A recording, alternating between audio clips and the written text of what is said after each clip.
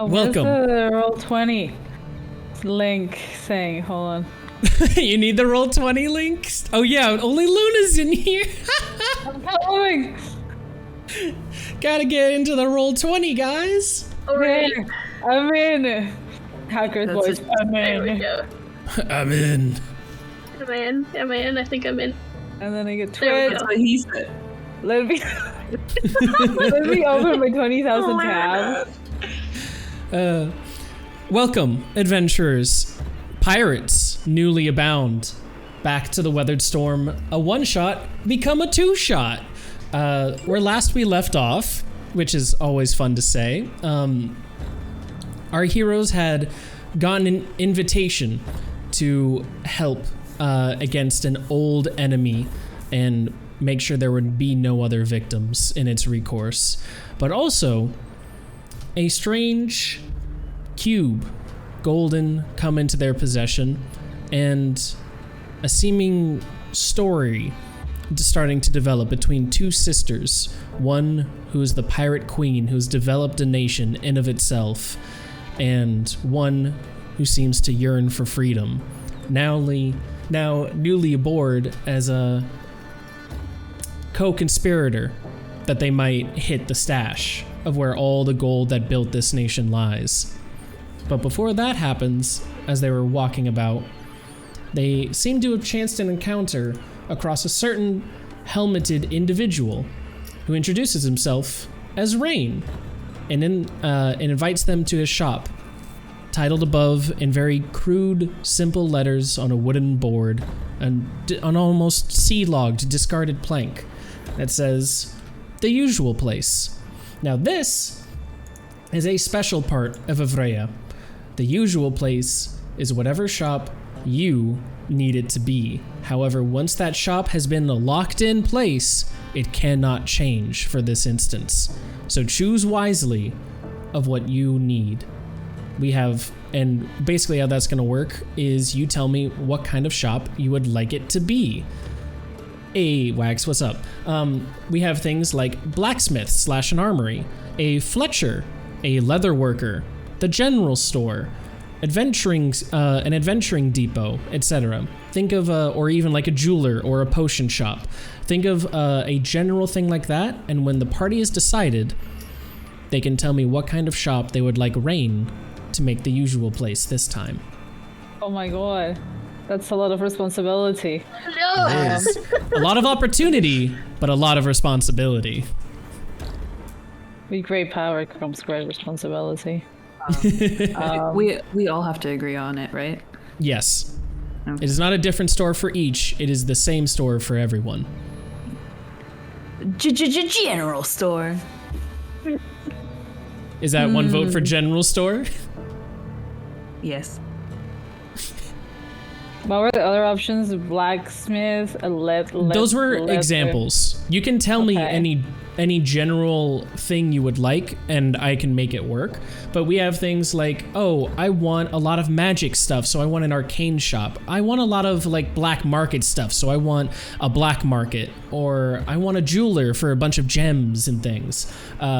Basically, like those kinds of generalities you can tell me. So Luna saying that she would like a general store would be more civilian-based things, like, oh, you could get an abacus. You might buy a lantern. You might get like a mirror or some parchment. I've made a mistake. I made a mistake. I think a black market would be cool because, yeah, shady shit. But also with shady shit, you won't get normal like weapons and things if you wanted like weaponry. You would get, you know, the underhanded things like, ooh, some caltrops or some poison. Oh, that sounds hot. In character, he would never use poison, but I think it's cool. Me, the player, above table. Me, the not this player. Yes, yes. house. Not this Indeed. house. Naomi, what would you like? I don't know. I'm gonna put you in the spot. What would you like? No. What was?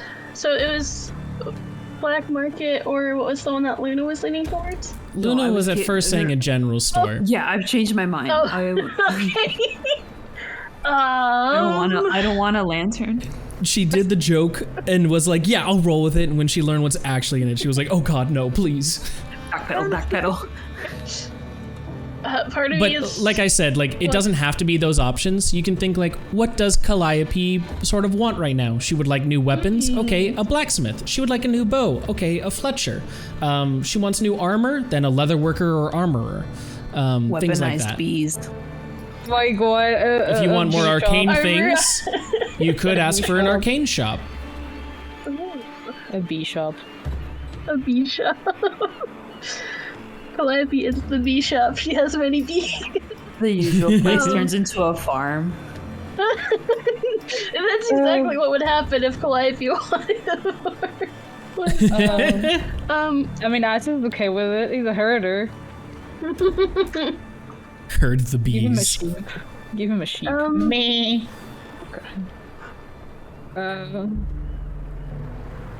Calliope would probably, I think, in the moment, since she's not quite sure what to do, since they're all headed to, like, you know, sneaky and steal stuff, I think maybe she'd actually lean towards, like, a black market or something, just, like, to, like, find stuff that could help them in being sneaky. Okay. So that would be 1 vote for a black market. 2 votes for the black market, because I think that'd be cool. Toto would like a black market. Okay. And is that the third locking vote for a black market? Yeah. Wait, I need to put on my Russian accent. Oh my god. Sorry, hold on. Put it back on your... like putting on a hat. Yeah. Yes. The 3 of you begin to walk into the usual place, and as Calliope utters, what kind of shop is this? A sudden reverberation of aether resounds in the air, and when it settles, you see aisles lined with all manner of black market dealings, caltrops hanging from the ceiling, and maybe a couple littered across the floor, poisons lining the walls in various shades of neon greens and acidic purples, and also a couple of disguises sitting off to the other side. When finally he turns around, Rain says, "Why? This is the black market, my dear. How can I help you today? What are you looking for?" I like the voice. I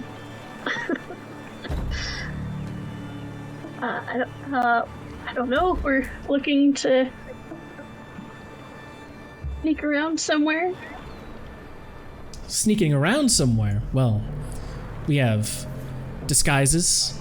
We have forgery kits to bank your way into things. Possibly some ways to break in to other situations if need be.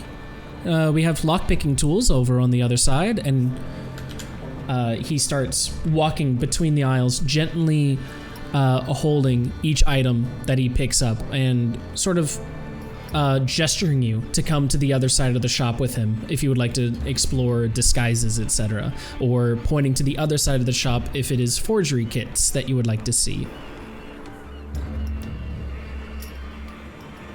But Now we before, can get the pirate outfit. Or the And- disguise. if you come along with him to the disguises, then he'll say, "Come over here then, dear, but do mind the merchandise. A lot of this was hard to acquire, difficult and rare." And as you come over, He very carefully makes over.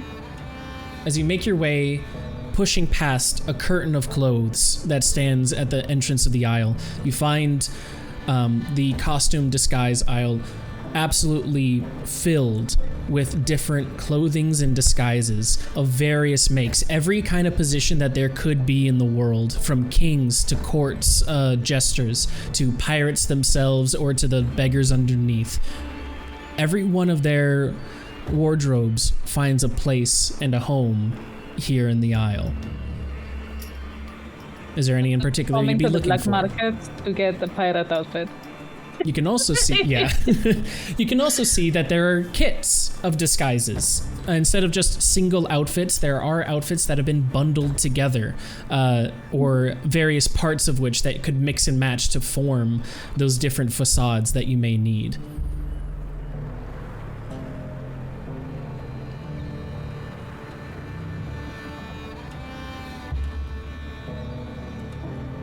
Think. Aw. How much is a disguise kit? A disguise kit, he points at 3 in particular. One is a small, about palm-sized briefcase that he says, this contains a miniaturized bag of holding. It does not hold too much, but it does belie its true nature and its size. It is able to acquire a couple of different disguises for you, all for the mere price of 1 gold. Over here, we have a larger package that would be able to still fit in your rucksack of sorts. Is that what you have there? It would be able to have a wider array of disguises for you to use, especially amongst those of the court nobles that have begun to appear themselves in these waters. This would be 3 gold. And over here is the largest disguise kit we have, though it does fold up in a matter of speaking. This is a rolled up package that disguises itself as a bedroll to attach to your adventuring self, and it can disguise itself as any disguise you may need of any court, of any position that catches your fancy. That, however, will be 7 gold. This is pretty cool. All of these obtained really cool. from a dragon's hoard. Oh, fancy. Oh, have you Yes. met the dragon? I have. All of these, how should we put them? Treasures. All come from that dragon's hoard. I used to be an adventurer, working myself to the bone to make ends meet before. Oh, and I shot 2. We got a tip of one of the last dragons to exist. We banded ourselves together and made ourselves forward to where was it now? And as he thinks, you see him hold his hurt shoulder. He winces in the pain, and you can hear a belabored breathing underneath his mask before he finally rights himself and says, I believe it was to the north. Yes, the far north, where we finally made ourselves to the dragon's den Oh, dude, you're fucking and worked lame. ourselves Come on. through the dragon's treasure. After we had finally slayed and fell the beast, we helped ourselves to its treasures, and I set up the usual place. All of these trinkets you see around you, all of the treasures that are here, all come from that worm's lair. How far up north? That I'm sorry, I can't seem to remember. It doesn't recall to memory right now. Oh. Well, you see, I come from the north as well. So, that's why I was asking. I have never seen a dragon in my life, of course, but Ah, yes. it would be very cool. It might have been before your time, but I have heard that accent before. It is quite familiar. You, miss, are you looking for anything? And he's gonna point to Awa Awa as he waits for Calliope to make a decision on which, sorry. As he makes a decision on what gear Calliope would like. So, Awa Awa has been staring at him, and when he winced, she kind of perked up.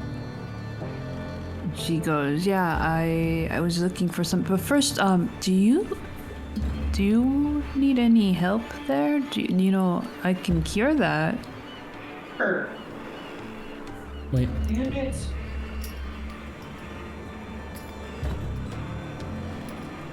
Uh-oh. Hmm? I think my voice mod just crashed. Oh no. Just a second. I'm gonna restart my voice mod. You won't hear me be able to speak for a little bit, but I'll be back shortly. Okie We can talk amongst ourselves. Oh, you broke him. Oh no! Hair Got the flip. dragon. That is pretty You're welcome. cool. Task manager said it wasn't responding for a second too. Oh no. He did for the dragon. That is pretty cool. That's pretty cool. Everyone send your good vibes to Zurg. May your computer not need a restart. Hail the IT gods, I'll pray. Best of luck. You got the Zurg's computer. This is. Oh my god, Rage is simping over Mr. Man. Daddy? Sorry. Hello. I might be back. You're back. Hey. Okay. He holds his shoulder and states, no, trust me. I've tried all manner of magics. This does not seem to be able to be healed as of now. I cope with what I can, however, and it is a pain I must endure. And that's from the dragon, correct? It is from...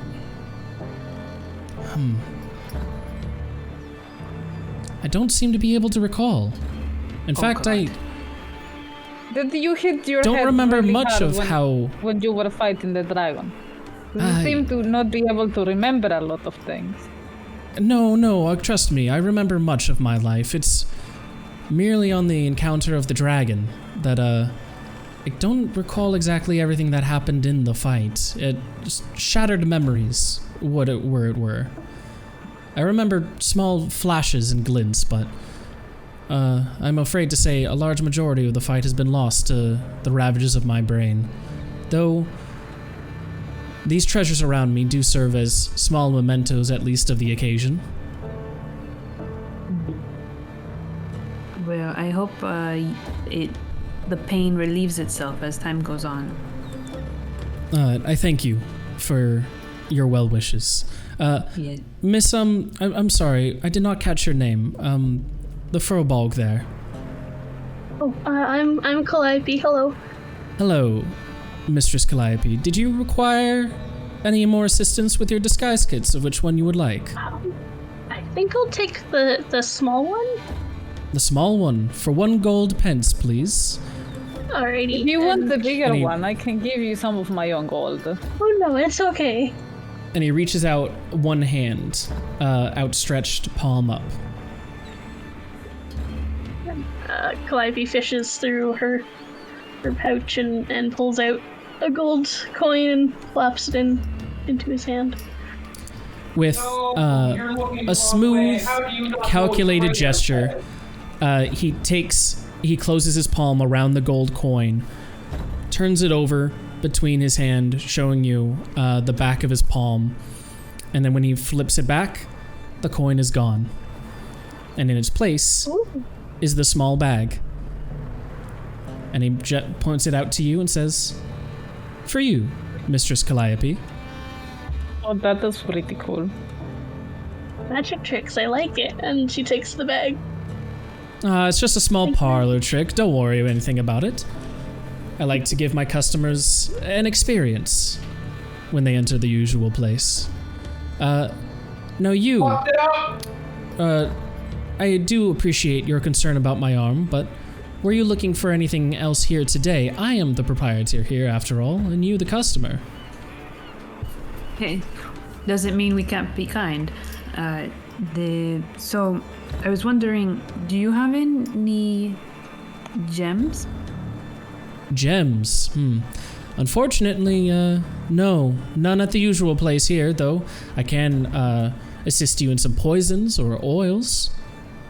Quite unlike gems, but once refined through various processes, they may become gems.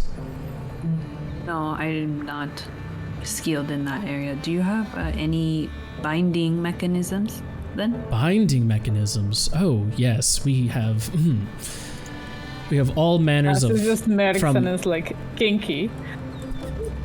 we have You know all me. manners, from manacles to ropes to caltrop laden wires that can all be availed So here. glad you guys have no fucking trouble finding matches of people worse than Do you. you have anything similar to a belt? I'm sorry, one more time? Do you have anything similar to a belt? A belt. A belt with pouches I have, a belt laden with utility, but as for a plain belt, no. You could find those at Trash. perhaps a more legal establishment.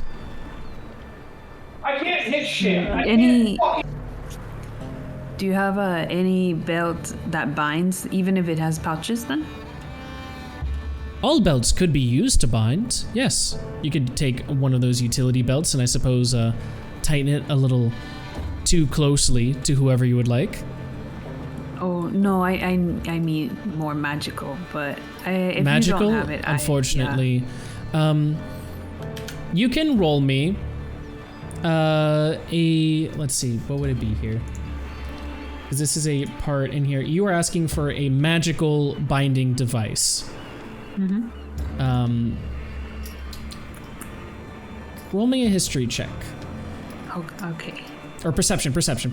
Okay. I was gonna do history for like a different way to go about it, but Oh my no. god. Unfortunately, there are none magical belts to be had.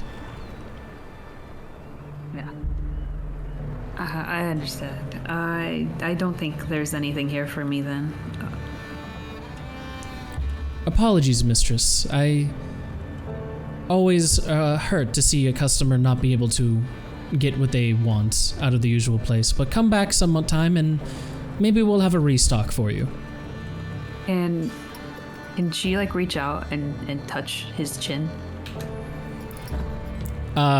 He does not have a chin to touch as he is encased in that helmet. The very edge of the helmet, and then say, I usually like pain, but not to see you like this. You would need to do a sleight of hand check. Oh, really? Yes. 3. 18. Oh, 18. 3. Well, You're I've gotten able- 2 3s in a row. With a practiced expertise, you're able to reach out your hand quickly enough before he stammers backwards, trying to get out of the way of your hand, and unfortunately is unable to escape your grasp as you hold Holy fuck. the edge of his helmet firmly in your hand. And as you say that, he goes, "Thank you, mistress, but do not touch the mask. Please, if you could leave your hand."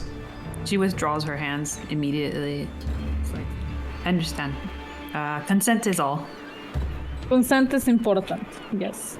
Yes, appreciate it, and the understanding of it. The mask is a sore point, you see, and though masks may be abound in this world, I hide my face for other reasons than just power. Now you, mister, what could I help you with today? Asius. My name is Asius. Asias, Monsieur Asias. Do you happen to have something that can pretend to be something else?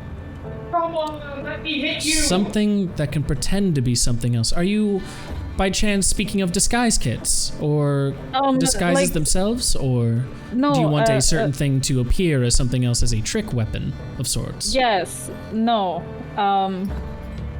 Like an object that can pretend to be another one. Yes. If you follow me here, we have a couple of different things that I might be able to offer, though feel free to wander along the shelves themselves and see if you can find anything that does catch your eye.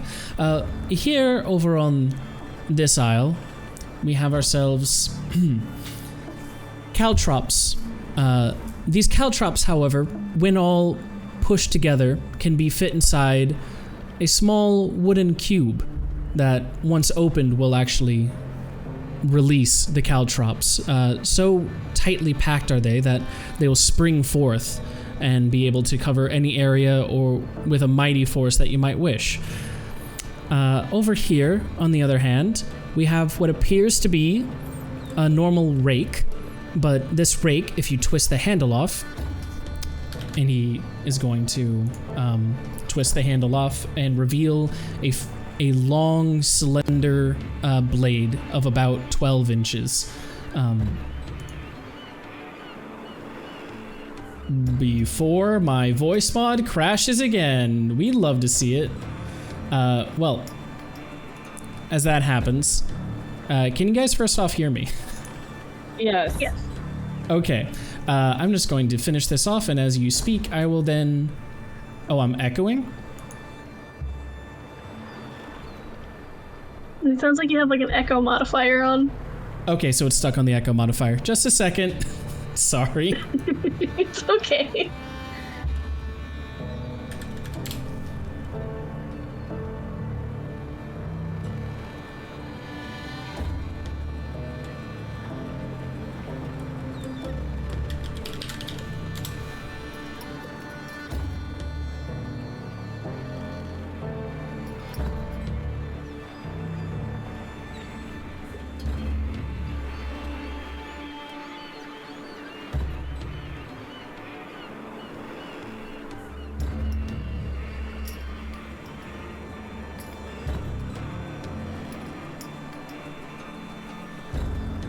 And we're back. By chance, can you guys hear me now?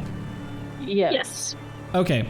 You can't hear any voice mod 2. Oh, wait. Could you guys hear that in Twitch chat from the beginning? Or have I been just sounding just like a normal person this whole time to you guys? No, I've been hearing the voice mod. Yeah. But you've been hearing the voice mod, but I'm wondering if chat has been able to. Oh. Normal person on stream. Okay, I've changed the input. And just a second. I'm gonna do a quick voice mod test. Okay. Hello, I'm speaking in my reverberated helmet. Can you guys in Discord hear the voice mod? Yes. And Twitch Yes. chat. Hopefully, you should be hearing a little bit of reverb to my voice. A little bit of a modulation. Hey, there we go. Okay, perfect. Okay, good to know. Thank you. This blade here is of Zurungton make. It hides itself in many a farmer's tool. We have different forms for it to take, whether it be a rake, a mop, over here actually we have ourselves what seems to be at first a mop that actually all of the endings of which can be changed into or drawn out to be one singular rope when needed. But any extension that you would like added onto this blade, it can hold to disguise itself. Where's my before abilities? This is really needed. Game. I was thinking more like, say we have a box, maybe another box that I can make look like our box. Could I see this box? If you wished it to look like Oh, so the box you come already on. have, it would do better if I'm able to see it. I do not have it on me. Roll me a deception. I mean, I do not have it on me. Roll a deception. No, that's, we still wait, get that's your the wrong intent. one. That's the wrong one. Okay. He pauses there for a second and says, A shame. However, you are free to peruse around, and if you can find a box of similar make to what you've seen before, you are more than welcome to purchase it. Everything here is available for purchase. The Everything. Wink wink. are you available for? Everything, not everyone, I'm afraid. Oh, that is I fair. am My bad. unavailable. His helmet. I'm not. No, he said to not touch it. I'm going to respect that. Touch it, but do not purchase it. Motherfucker.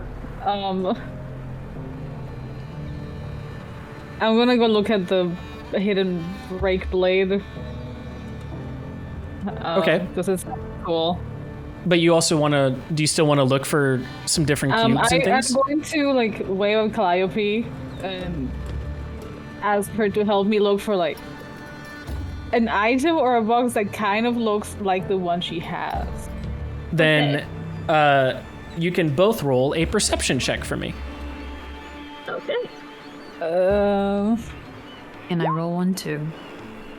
No, because she specifically asked Calliope to help her. Okay. But a 20 will, as you are. Sorry, what? He. Oh, sorry. Wait, what? Calliope. No, but you. What did I say? You said she asked. It's he. Oh, my bad, Blit. Calliope, as you were looking for the door, or you were looking for the boxes, you first off find a row of various pouched boxes in various different natures of different materials with different arcane etchings on all of them. All of them seem to be ways to hold illegal devices around everything. And in particular, you do notice a golden one. In the shimmering glint and reflection of the golden cube, however, you see a reflection. And in that reflection... Oh wait, am I being reverberated somewhere? No, I cannot hear it. I swear I was hearing my own voice for a second. Okay.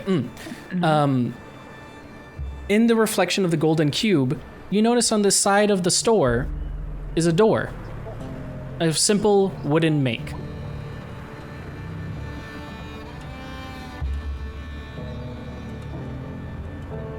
Wait, so I'm looking at the gold cube and then the reflection, and there's a door. You are seeing the reflection of a simple wooden door on the reflection of the golden cube. Okay. Calliope at first will kind of be looking at the golden cube, kind of like catching on the gist of what Asius is trying to do, and is like being like, oh, maybe that could work. But then, of course, she catches the door and gets distracted by that, so she turns around and looks towards the door. Okay, wait, I'm sorry. I'm totally hearing an echo as you were speaking, and with myself. Is one of us echoing? Am I going insane? Echo. Echo. Echo. I don't know. Wait, I saw Toto's light. Toto, are you on headphones by chance? Yeah. Weird. Okay, I'm just insane. You see this simple wooden door before you. Do you have your stream open? I do not have my stream open. I have the chat open. But you see this wooden door, and Rain notices that you see it as he says, Are you interested in perhaps what lies beyond, Mistress Calliope? I am. Is it like just a back room, or what is it? A back room of sorts. It is a way for me to procure more elements when needed. Okay. However, it seems I have been unable to correctly fulfill your needs, and it is a small suggestion, or a small consolence that I provide here, but if you would so like, I would grant you access through the store. Do you want to go see what's behind that door? Because I'm kind of curious. I am. Could always go see what's behind it. Can I bring the others with me through the door, or is it just like a one-person thing, or what is? I'm afraid in this instance, the invitation extends but to one. And though you may be interested, this invitation will be personally inviting Awa Awa. Though, should they wish to distill it to one of you two, I'd be more than happy to open the door for either. Awa Awa leans over to Asya. I thought that was like a bedroom invitation or something. No, I do not think we're that lucky. Have you seen you? Yeah, I saw myself this morning in the mirror. I look pretty good, if you ask me. Do you think you look good? Yeah. Okay. Look pretty good yourself, too. Yeah, I know. Of course you do. You look at yourself every day, right? Yes? Yeah, I have to live with this face. It's a beautiful face. We go back to Calliope. Rain is literally just standing there, blank face, as he watches you. You can see almost no movement from beneath that mask. But we can sense him rolling his eyes. Wait. Can I sense him rolling his eyes? No, you can't. He seems like a statue to you. Sad. Well, if you're the one going, I try to whisper to Awa Awa, but it is me. I do not whisper that word. I was thinking maybe if we can find a cube like the one we have to fool people with it if they try to take our cube from us, like the cube that we got. That's a good idea. To which, Thank Calliope, you. you might remember that what you saw the reflection in the first place is a golden cube. I'll But instead of the world's etchings, it has arcane runes etched across it. I'll point over to the little gold box and be like, this is kind of close. It's the wrong little marks on it, but it's close. Here, let me. And Awa Awa kind of stands back and squints. Yeah, it looks the same to me. As it goes over to the other golden cube and say, how much for this cube? Oh, that cube. Just a moment. And you will see him look over to the register's desk. And over there is an open book of a ledger of inventory. In front of all of your eyes, what seems to be almost a perceptive illusion is that he waves his hand across from where the book is. And when it crosses, it's no longer there. But instead, he flips his hand around, and the book is now in his hands. He looks through it, flipping a couple of pages, before finally resting on one and saying, That's a quite unnatural item from the Horde. That cube would go for about 4 gold. But I must warn you that what it is able to do is that it can act as a bag of holding. It is a cube that leads to another dimension and should at least be able to fit through there, which, trust me, most things end up being able to fit through there. Then you can retrieve it later on. If I may, please hand the cube over and I can give a demonstration. I hand the cube over. I like a performance. you can see him lock his fingers in an unnatural posing as he quickly shifts the bottom of the cube, the top of the cube, and the right-hand side to align some of these ruins. And the top of the cube pops open with a lid, and a small shimmering glitter seems to be rising from within. He goes over back to his desk and he grabs a small bag of coins. Bags that look like it's bigger than what the cube actually is, but he places it above the cube and he lets it drop. The cube expands in order to encompass and swallow the bag of coins as it falls in. He then reaches his arm towards it, where it is able to enlarge itself just a small bit, but barely enough to fit in his hand, not the rest of his arm, but just his hand, as he reaches his hand in, and almost as if he was just sitting on a shallow surface of a bed, he picks it right back up and shows that the bag of coins unharmed before tossing them back on the desk with a clink. He then shuffles the arcane runes back to their original position before handing it back and saying, That is how it would perform. If you would like, That is pretty cool. 4 gold. I looked through my You want me to pockets. flip you an extra coin? If you would not mind, I will pay you back when I have the other piece of gold. Okay. I will give Asius an extra coin for the. Oh! Has a deal I been would brokered like- then? Yes, I hand him the 4 gold coins. and just as before, 4 gold coins, one by one, plop, plunk, and kerplunk into his hand, and he grasps it tightly before doing the same motion as before and showing that the cube that was in his left hand is now in his right. And he's good. Extends it out He to is, him. he's pretty good.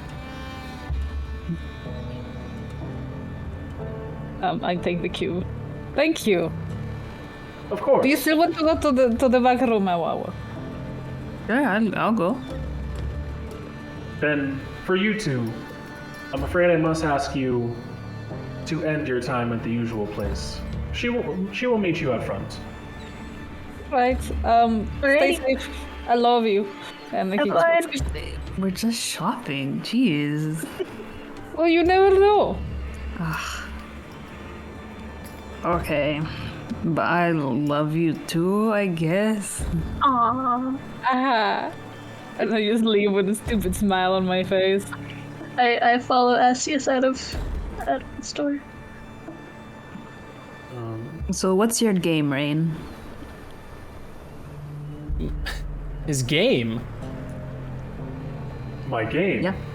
By what do you mean of that? So were you like a card dealer before? Were you some wizard? Like how are you doing this, the whole disappearing thing? The disappearing acts, that's but a parlor trick.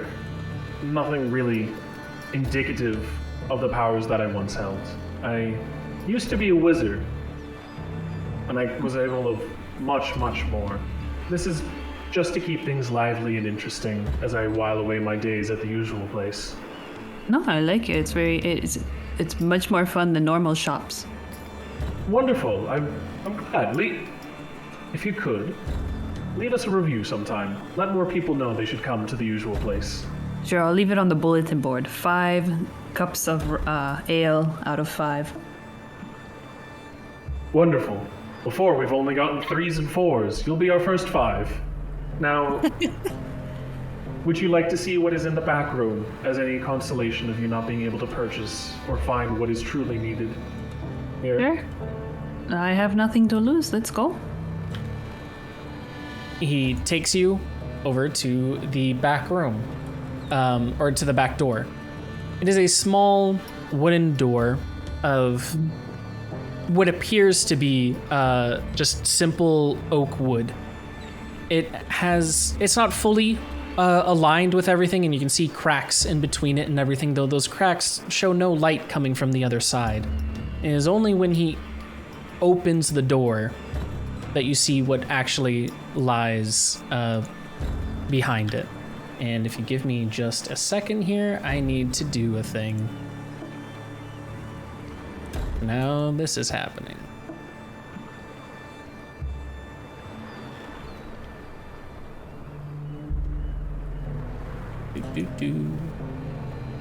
Oh God. Jesus. Well, okay, you're looking at the stream. My roll 20 wasn't syncing, so.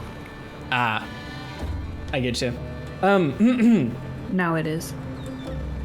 And if I can go here to the left. I need to change the song.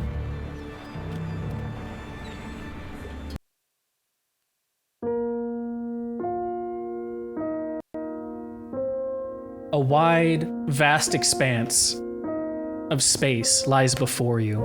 A glass, shimmering floor that seems almost imperceptible to walk upon. Below it are the vast expanses of a fire raging deep within. They seem to extend beyond onwards as the galaxies and cosmos swirl around in a chaotic, tumultuous battle ongoing for neon centuries, if not millennia. And in the middle stands a silhouette with dark, swirling energies. You're not exactly able to tell.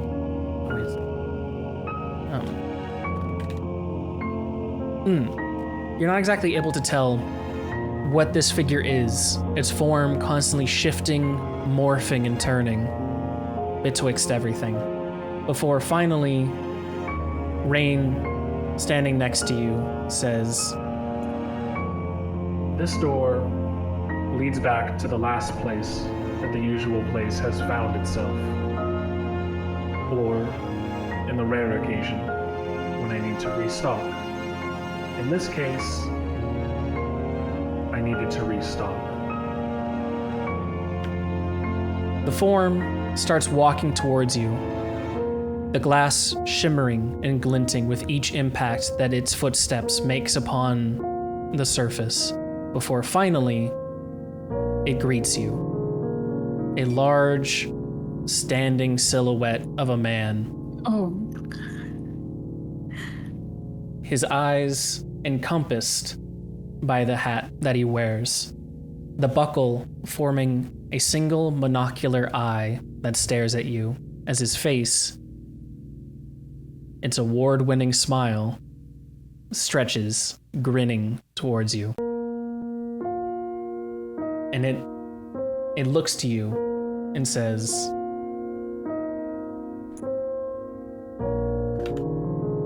no, wait, I can't find it. Just a second. Rain, who is this you've brought before me? To which Rain replies, A customer, requiring reconciliation that I was not able to gain the item that she actually needed in the shop. I thought this might be something else that would be able to avail her efforts.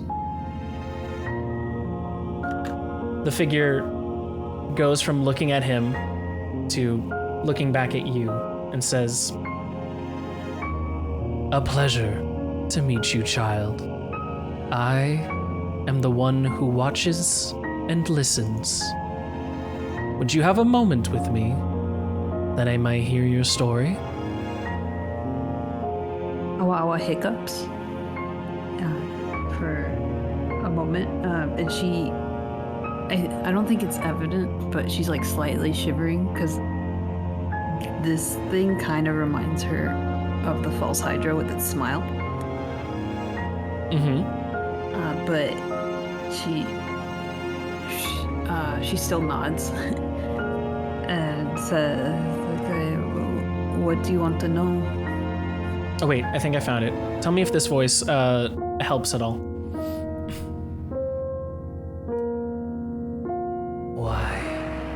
your story. I stand here watching the vast expanse of everything. The stories that people tell, the lives that they have lived. And I am the one who watches that none may die in the darkness alone. For you, child, you have been given a great opportunity that I may hear yours directly. Walk with me, if you would. And you see Rain is holding the doorknob of the door, ready to close it if you walk with him.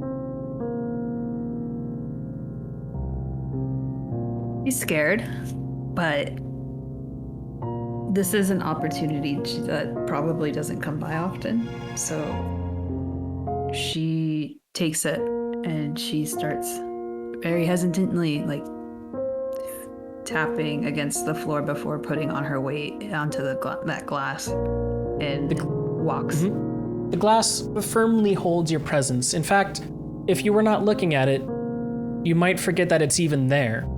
It seems as if you're walking on nothingness. The only glint of what actually holds you aloft, illuminated by the fire raging deep below. As you walk along, you see galaxies birth themselves, crash into one another, die within instants, and repeat the process again. Chaotic bolts of lightning and energy spark themselves throughout the universe, and in a flash, planets are born, withered, and die. You walk across all of this as the one who listens and watches and listens, continues walking forward with a simple gait, as if all of these stories have happened before and will happen again. He looks to you and he says,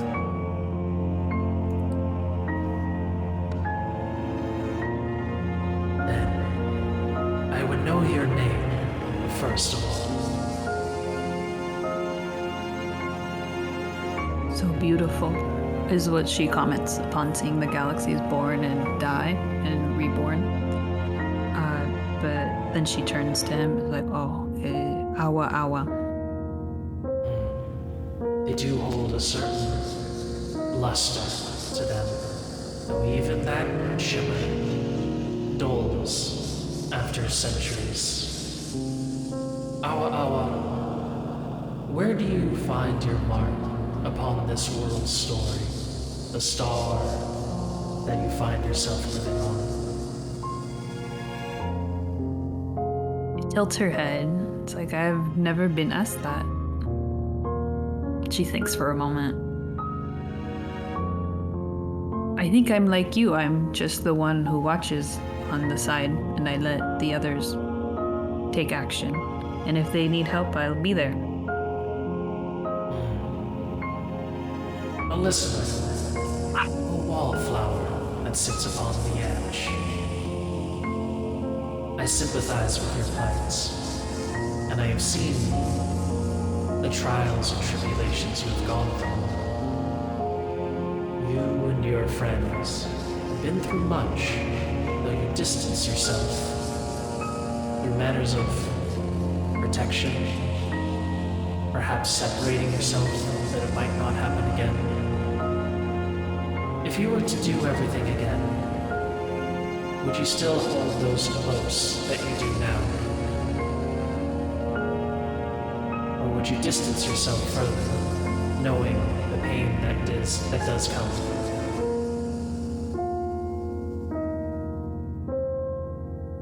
I don't know. I can't say unless I was put in that situation again. Would you like to? To experience it again and again? To watch the fires of fate crumble everything that you've witnessed before? Would I have the knowledge I have now? And the knowledge of what happens after, and the knowledge of what happens again. But as you said before, when they needed help, and you can step in and aid. That is the one sacrifice that those who truly watch and listen must take. They are no longer able to act. You may only watch and listen. To distance yourself from everything, but be aware of all that transpires. That is what I do here. It is the punishment I was given, the duty that I take hold of. I sit here alone, and I have, ever since everything happened in the world your star was formed. I can no longer take action upon things, but can watch and listen. Talks with exceptional adventurers like you are my daily meal, in a way, the sustenance that drives me forward from the monotony of the chaos I witness. However, you could take my place if you truly wish to be a wallflower, to witness everything that has happened, that will happen again, to see it all unfold once more. You can repeat that loop ad nauseum if you wish. I'm so sorry. You must have, this definitely does sound like a punishment because it is so much more worth it, even with the consequences, even with all the bad stuff, to be living it and be closer than just watching from afar without it being able to act. You value your action. I value my opportunity for action.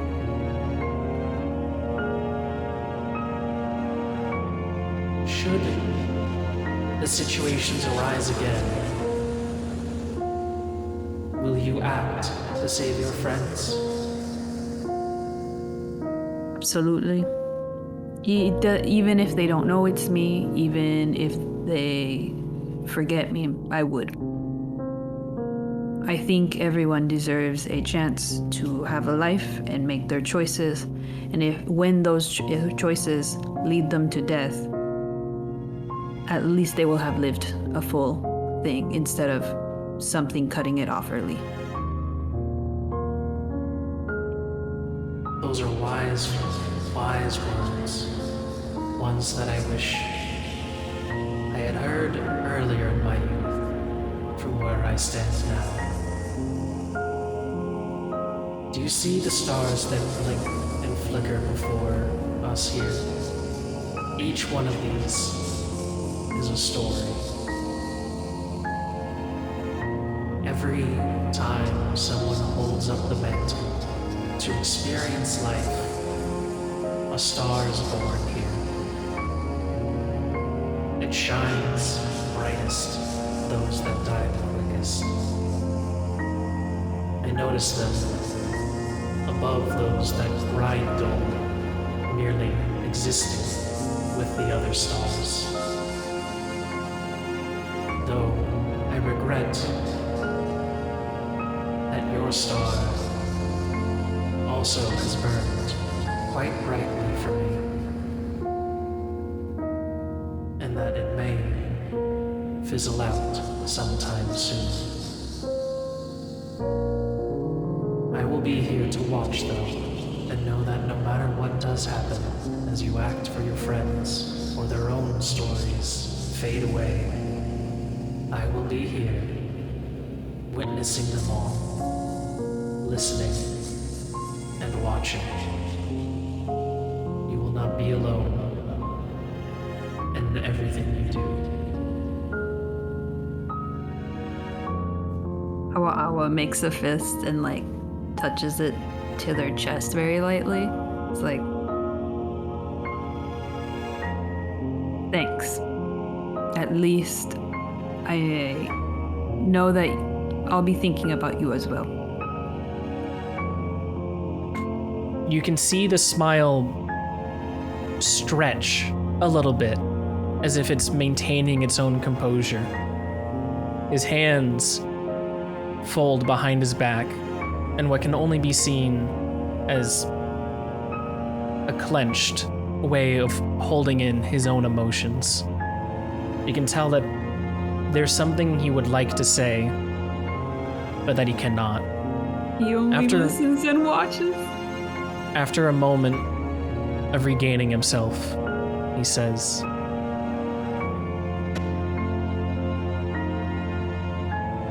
Those are words I have not heard before.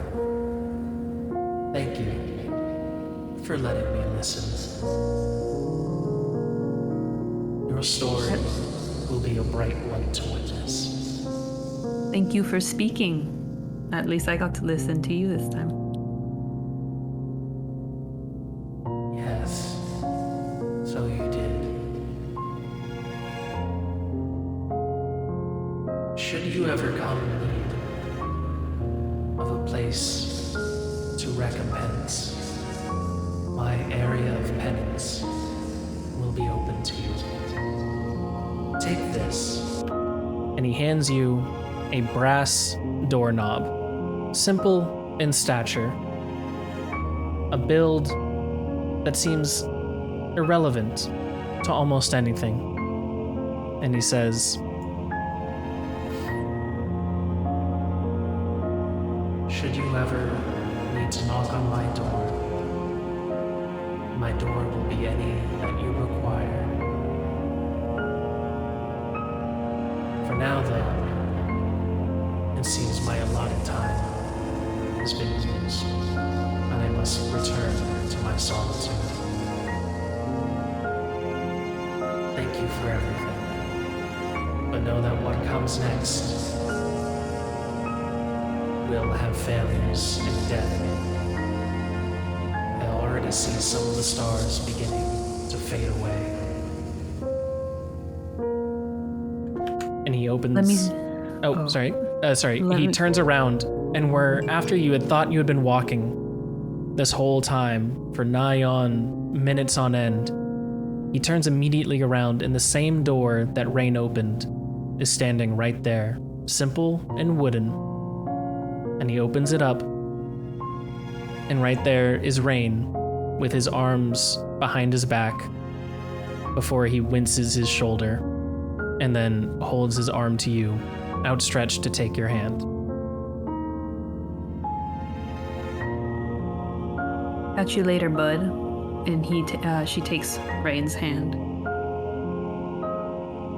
As Rain takes your hand and pulls you through, you take a look back before you, and that face that smiled and greeted you slowly turns around, the forms of shadows wisping across it, already becoming a formless gesture in the winds of the cosmos, as it takes less and less shape and becomes more of a thing than a being. The glass gently fades away from your sight, and the fires seem to consume the very stars themselves, when finally the door is closed and you find yourself back in the usual place. Rain looks to you and says, I hope that was of at least some import for you, that I was able to provide some value. He nods. It's like, that was unforgettable, for sure. An experience unforgettable is an experience well earned. I'm glad that I was able to provide this service for you, and should you ever need anything, please come back to the usual place. With that, ma'am, it seems our time here has come to a close, and I must be locking up shop. It is late at night, after all. Tell your friends that they have my well wishes from me, and that whatever you were proceed on your adventures with. May the rain follow you. Thanks, Rain. Keep it light. Of course. And with a small chuckle, he guides you back to the front door and closes it. And when you look back, after seeing all your friends and saying hi to them, you look back and you notice that well-worn sign that said the usual place is no longer etched there, but blank. All of the open shops and aisles that were once sprawled out between everything is now an abandoned storefront. It seems that it has been for years. Cobwebs line the shelves, and nothing else. But the door remains. Awa tucks the doorknob in her pocket and then goes over to Asayas and Calliope.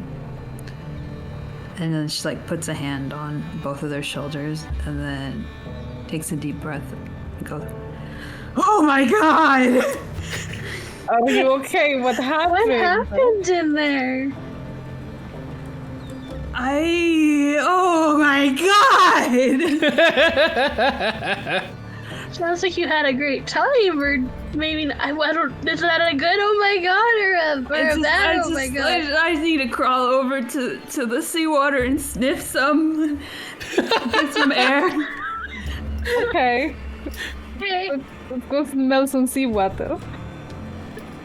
You go over to the seawater and the salty air already overpowers your senses before you've even reached the water itself. When you finally look down, the smell of the salt and the brine overtakes everything that there is as the waves gently lap against the pier. You could also smell Jimbo. He's an octopus. Oh, that. Maybe yeah. he smells like, he smells like octopus. He smells Smells like Jimbo. It smells like Salty. Salty? Yeah. Oh my god, was Jimbo with me throughout the whole thing? Yes. Okay. she puts Jimbo down and it's like, oh my god, what a trip, buddy, right? As you're putting him down, you notice that Jimbo is tightly wrapped around your arm, refusing to let go. His eyes are bloodshot and wide as he's looking everywhere oh my, what was that? Where were we? There was no water there. Yeah, she lays down on the thing and flops on her back and looks up at the night sky oh my god, he's up there. Do you want me to carry you so you can keep looking at the sky? No, I'm good. The sky will always be with me. Okay. I mean, yes. And she slaps herself really hard. Okay, well, let's get this. What were we doing? What were we doing? stealing boats. Leaving around, leaving scars. Yeah, okay. Yes. So you guys, currently your plan was that you wanted to steal boats before, correct me if I'm wrong, because a tentative or a watchful viewer corrected me that my pronunciation was wrong. Malaya. Before Malaya comes to the rest of you, that you wanted to steal the boats themselves and sort of leave without her. That was Awawa, what Awawa suggested. Is that what you guys are continuing to go with? I was always intoxicated too. Yeah, she was drunk. What I suggested was to let them go steal the small boats and we try to find a big boat for us. So we have big boat. Okay. Is that what the party is doing? Wait, I was still asked them, so what were we doing again? We had to do something in an hour, right? We're stealing boat. We're stealing boats, okay. You want to steal a big boat or a little boat? Oh, everything's little in comparison. Existential crisis, Allah. God. I am here. Okay. What did you guys want to do? I think Asius is leaning towards letting the other guys take the little boats and then we spring for the big one. And so we kind of have like a bargaining chip to be like, hey, we have this for you. We found this. Do what? Well, they want our help Strike a for the little. bargain. They want us our help though, right? For the little ones. Yes. Yeah. For all of them, really. I'm Yeah. okay. Well, yeah. Yeah, I can go along and steal a little boat, and if you guys and then whenever you guys have an opportunity, I'll distract. Do you think we can take on a big boat by Has yourselves? anybody sailed a boat before? Because I do not know how to drive boat. Honestly, I don't know how to either. Maybe we should just stick it out and take the little ones with the others. Because, I mean, I don't think any of us know how to sail a boat. Honestly, we have more experience with the skipper than any other thing. That is true. But, we didn't even fly that. We almost got hit by it. What I said still stands. I mean, it is an experience. It is not It's not the experience we hands-on need. experience, but- but it's more like a crash course, you know? Oh my gosh. Whatever gets them two together, I think I suggested having them wipe each other out, right? Yes, and think if we so. have little boat or something, we can just swim away. We could, yeah. Okay, let's go little boat then. Okay, let's go little boat. I wonder if this get a little box boat. will fit little boat. So you would like to steal a small boat before Malaya and her crew are meant to meet you guys in an hour to go steal a boat. Well, aren't we stealing the boats with them? Yeah, Are you? Or are you Yeah. stealing one before them? I thought we were already with them. And Yeah, let's with them. With them. Okay, so you're gonna make your way back then to the dark part of the city where Malaya is there to greet you. And she says, "Hi, it's been an hour. You've decided what kind of place you'd like to go? Here." And she's going to go over to her good friend over here and say, where was it? Haldrig, I believe that these fine gents here said that they wanted to steal some of the skippers for everything. It seems we won't be going on the large boat today. And Haldrig goes, "Hi, that's fine. We don't need to be sailing those waters in a big old tugboat like that anyhow. Now, you three, have you ever been in a skipper before?" We almost got hit by one. We had a crash course on a skipper this morning. I've seen them up close and personal. Well, Very, very up close and personal. being up close and personal ain't the same thing as riding one across those tumultuous waters, especially with It Tori and her can be. pirate lords guarding the bay. So, Getting that will be the close and first thing we personal have to can look be out the for. Same as riding someone. Anyway, sorry. No, I'm sorry, what'd you say? I spoke over you. I said being up close and personal can be the same as riding someone. But anyway, boats. Aye, yes. You see, over here, Tori and her pirate crew guard the bay against any outsiders, but also to make sure that anyone leaving is under their check. We'll have to get past them and their barricade if we mean to make it to open water.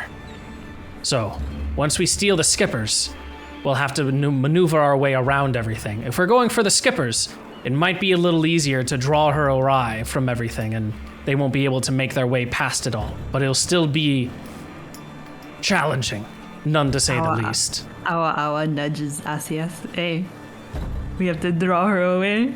Eh? Are you up for it?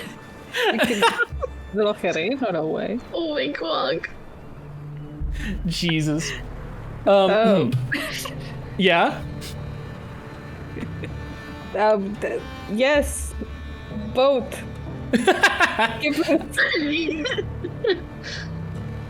Malaya looks to you and goes, "Now we won't be as fool enough to have you playing the role of the, shall I say, distraction amongst everything, especially when you have the cube. I do not mean to aim to take it away from you, but merely to advise where it should be kept and how we should act with it. That cube is the crux of this entire heist and plan, and you're way too important, so I will be personally guarding you with one of my skippers, while Haldrig and the rest of the crew that we've scrounged up in the last about 2 hours or so will sail with us. We have a crew of about 10, I'd say, and they should be able to provide the distractions for us. Some of them I paid them just to be the distraction and then go about on their merry way, and whoever is on my skipper will definitely break through, she says as she unveils a small wooden mask painted with red etched lines across the grains of the surface.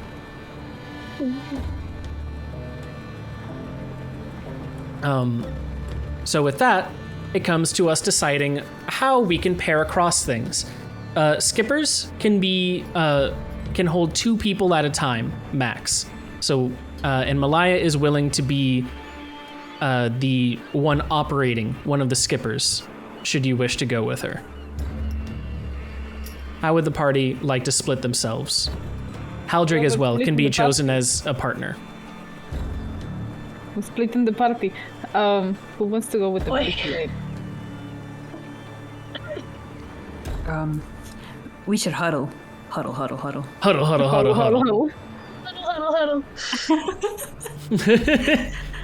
It's like, okay.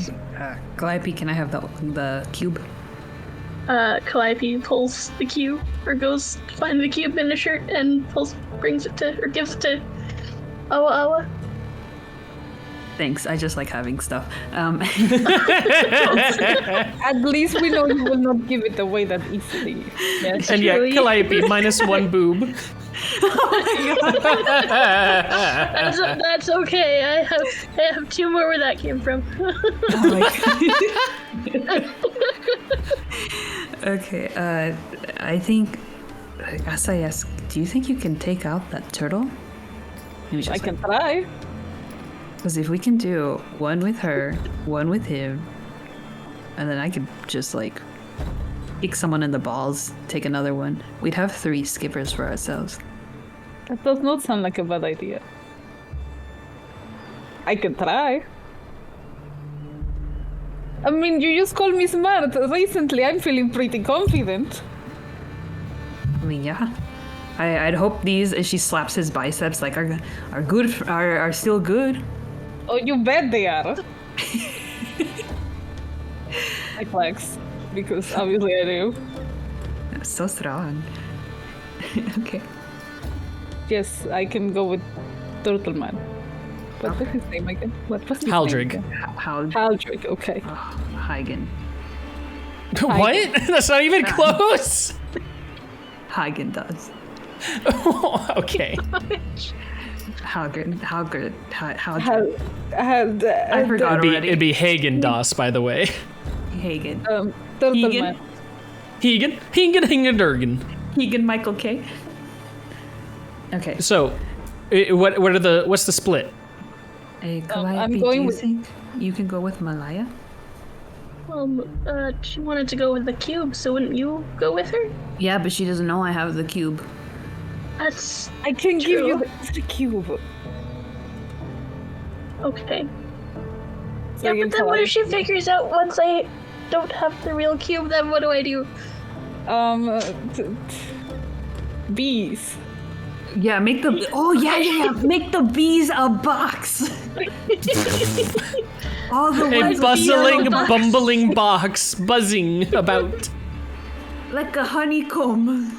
The box can like hide stuff in it, right? Maybe we could hide the bees in the box. Yes, the box can hide things in it. You can have this. I give her the other box. Yeah. Oh yeah. And then she's like, "Give me the cube." You give her the cube, and it just spits out bees. Which.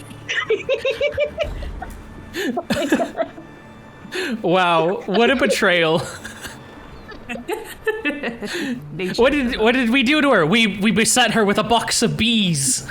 I don't even know what this box does. Nope, you have no idea what it does. Let me try it. All right. We gotta stuff that cube down her Calliope shirt. Right.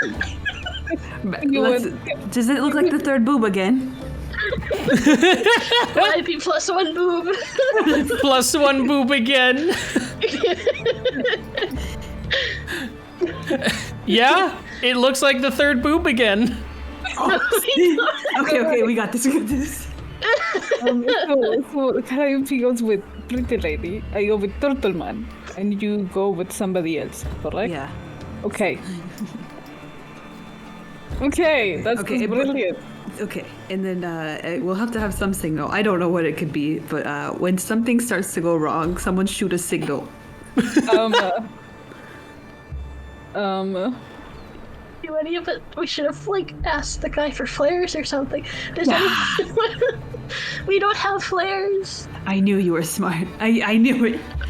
I knew it. Hindsight is 2020. Do you have a flare of which we could use? Yeah, we pop our heads out of the huddle. Who are you saying this to? What are we saying this to? Yeah, who are you saying this to? I was asking if Awa had flare. And Awa lifted her head out and looked at Malaya and Haldrig, so... Okay, and then she goes back in the huddle. I don't know. We'd have to ask them. Should we our huddle? Otherwise, spell. You find a light or something. I don't know. I think I'll know what your sign is. Destruction. I can make loud noises. Okay, cool. Okay. Yeah. I have bees. I guess the bees will do something. And I'll shoot a spell in the air. Okay. Okay, break. Okay. All right. Malaya looks at you all sort of a little confused and going, did you decide whose ships you're going with? Yeah. I gently shove Calliope over to the Pretty Lady. Well then, miss, you'll be riding with me tonight, eh? You have the cube? I do. Wonderful. I pat my chest where it's hidden. And then she looks at the rest and goes, and where will you be riding tonight? If Mr. What's his name again? Haldrig. Haldrig. Sir, if you would not mind some company, I'm pretty sure I can be of use. Aye? Sure, I'll be taking any of you with me. Right, then it is you and me, friend. And he holds his long, sort of stubby, scaly arm out to you. You can see that it's rippling with muscle around it. And he holds it out going, aye then, to a good sailing. Yes, aye. And he grips your hand and holds it close, and you can feel the firm grip and his smile sort of stretch across his face as he goes, ha ha ha ha! Oh, we'll weather these hands to the seas quite quickly. Oh, that's fine. I can take care of sheep, and Jack, I can take care of sea and sheep. To tame the sea is quite different from taming a wee little sheep, but aye, we'll see what happens.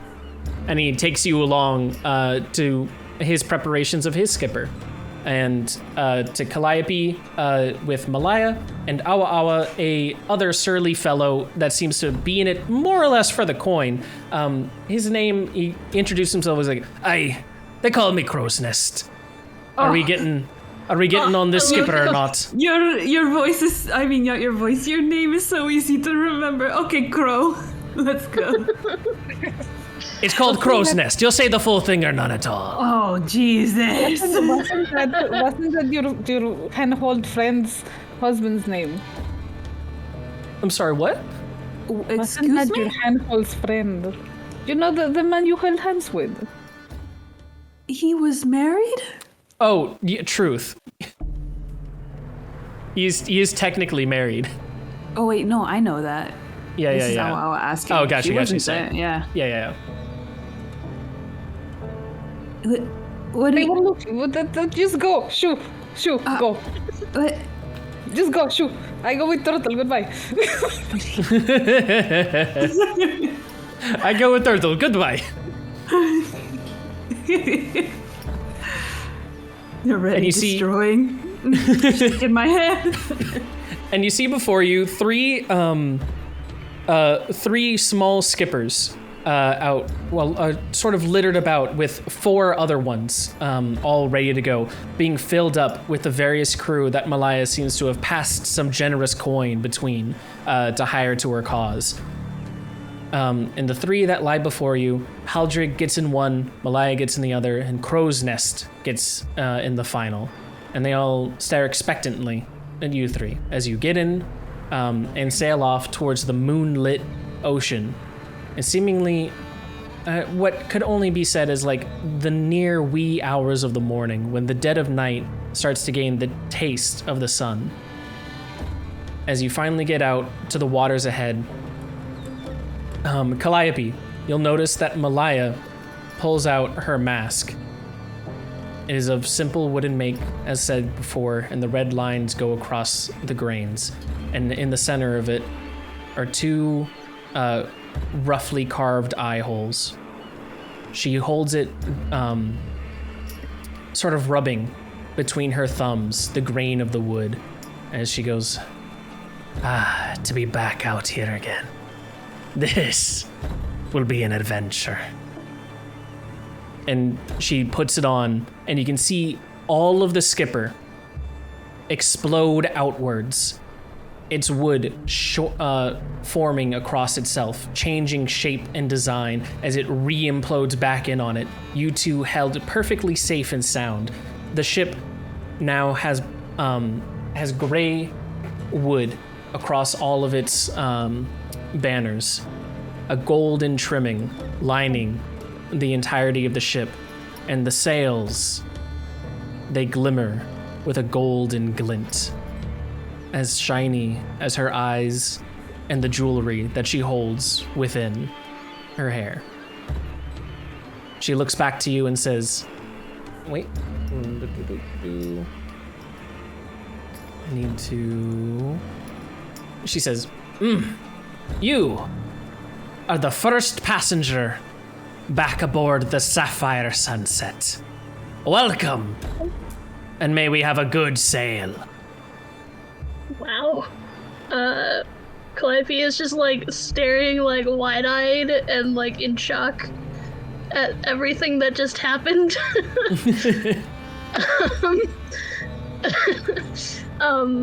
And she's just like, you have, ow, that's impressive. Any ship that I board can become my ship. The Sapphire Sunset very cool. Lays not within any package of timber and lumber, but within my heart. And as long as I have this mask, it can manifest itself across any ship that I board. Oh wow. That is so cool. That's really cool. Meanwhile, on one of the other ships, Asias, you see this sort of like little shimmering gold start glinting from the sails, and you notice that the skipper has suddenly changed shape and color and grown a little bit more agile and lean in its form. And Haldrig sort of chuckles to himself in front of you and goes, ha ha ha, that's the sight I've been waiting so long to see. Years since the Sapphire Sunset sailed across these waters. That's really cool. Was that the name of your guys' ship? Aye, though what she sails right now is but a pale shadow, a shade of what the true Sapphire Sunset was, as it sailed across these waters and braved the ocean waves that lay before us. That Sapphire Sunset has perhaps seen its last horizon. But so long as we have this, Malaya sails again, and we aim to help her out. You could get a new Sapphire Sunset, a better one. Nay, we do not aim for better. We aim for what was. What that thing was almost like its own person. When it has come to rest, you have to come and accept it. Malaya, unfortunately, is still dealing with the grievances of such. And though we have this shade here, she will soon learn that that ship has passed on to the great ocean beyond. Losing someone or something, it takes time. I understand. Absolutely. And trust me, Malaya has been given nothing but time in recent years. We'll see what happens with her as we sail across these waters. The best prison, ha, ha, that was funny. He looks to you and goes, "What was that now?" I tell him about the best guy. The best guy. That wanted the best and kept her in the best prison. And we brought her out of the best prison. And it was hilarious. And I had bought the guy twice. You met Maxime. You met Maxime. Yeah. That fool of a governor wouldn't be able to tie his own 2 shoes if he didn't have a guard there to help him out. I'm surprised that he was able to even run a dungeon long enough to keep her held in there. It's good that you were able to break her out when you did, though. It was not very hard. Trust He me, was right on the wall. the hardest thing was truly tracking her down. That dungeon, you said it was... Did Maxime ever mention how recently it was made? Did he? Yes. Okay, would I Like a day. do I need a history check or something? It was very new, I think. It was very, very I do not new. remember. He said it was new. He did not mention how new. A little bit of a... remember. A little bit of a stronger wave laps itself against the boat, gently rocking it. And as it settles, Haldrick looks you in the eye and goes, "The only way that they were able to keep her under lock and key for so long was that they built new prisons all across the city every couple of months or so. Else we would have busted her out nigh within a fortnight of her capture. The only way that she remained locked up was them hiding her from us, and that we couldn't find the prison itself. The fact that you were able to stumble upon it was but fool's luck, but fool's luck is what runs the sea these days, and I'm grateful for it. But that sentimentality aside, we have some waters to brave.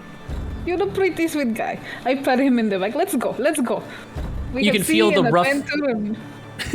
You feel the rough leathery hide that he holds on his shell.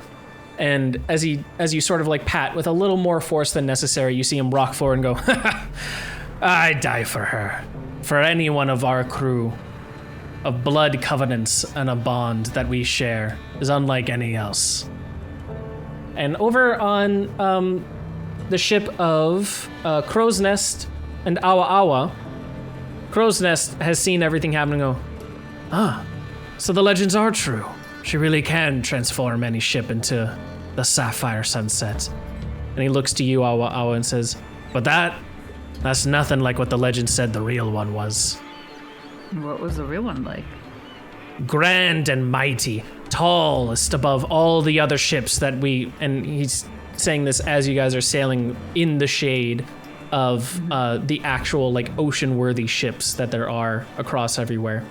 Taller than any of these. Bigger, wider, able to hold an entire country's wealth within it as it sailed back to port to truly build the nation of what is Alernok these days. Myths say that Tori wasn't even the one who really built this nation. It was upon the sapphire sunset that the true wealths of the stash came to be. Then how did Tori get all the reputation? That is a story I don't know. You'd have to ask her. I'm just a hired hand for this trip. Damn. Well, I guess... Yeah? I mean, I didn't take you for someone who had their ear to the stories, Crowsfoot. Crow's Nest, but yes, sort of a part of being on the Crow's Nest is that I can look out and I see what's happening out on these waters. Yeah, I mean, I'm glad you told me Crow speak. I mean, like, I would have never known. You can see that he grabs the oars a little more tightly as he shifts them forward, and the splashes are have a little more force than before. He goes, "You take a nickname so people can't forget what you're called. You decide to change it all, and they still fucking can't say a fucking 2 words. Well, that's crow's feather? He goes, nothing. What was your name again? Asia? Asa. Sassas, of course, sassafras. Well, let's be going on now, shall we? She's not getting a kick out of this guy. And you guys finally come to the waters that are of the bay itself. Amongst all of you, you can see 7 skippers aligned, all forming themselves. And what stands before you are not 1, but 6 ships, tall and mighty, standing towering before the ocean waves, the waves barely able to rock the boats that are so callously shifting where you stand in these waters. Their sails all of different colors, but the sails all having different insignias, but all resting on a bed of black. Before you stands the Black Fleet of Torre de Clisson. And now begins the actual fight as you attempt to get your way past everything. What I need to do now is bring us over here. Oh my god. Oh wait, nope, that's the wrong one. That's the ship chase. Where are you? There was one that we had prepped for everything. Should be this one. Hey, there we go. I just need to add some ships since you guys decided to go for the skipper route.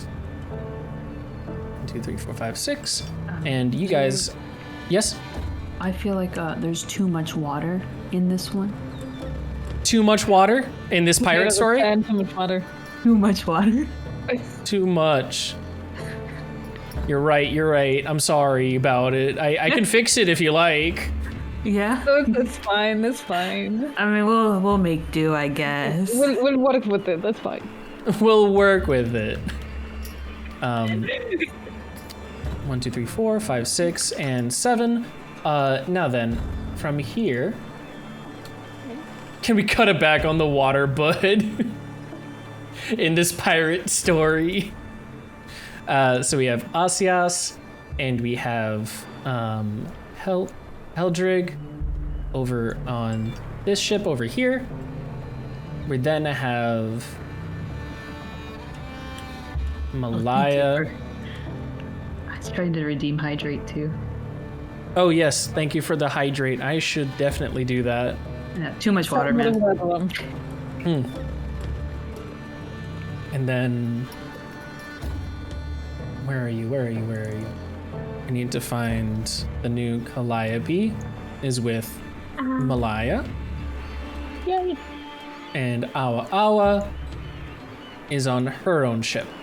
So now that we have all of these, I'm going to go to the token here, and I'm going to give, I'm sort of just gonna like shift control of the ships to you guys. Because I can't make you guys all like sort of control both at the same time.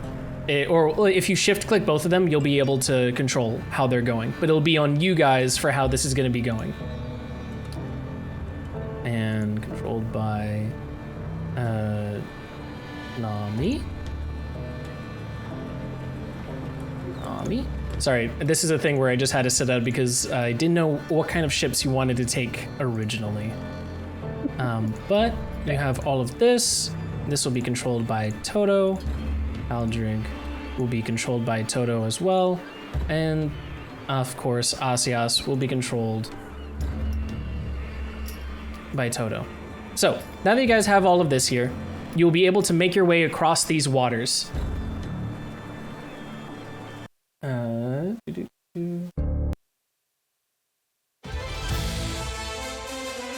As the true battle begins.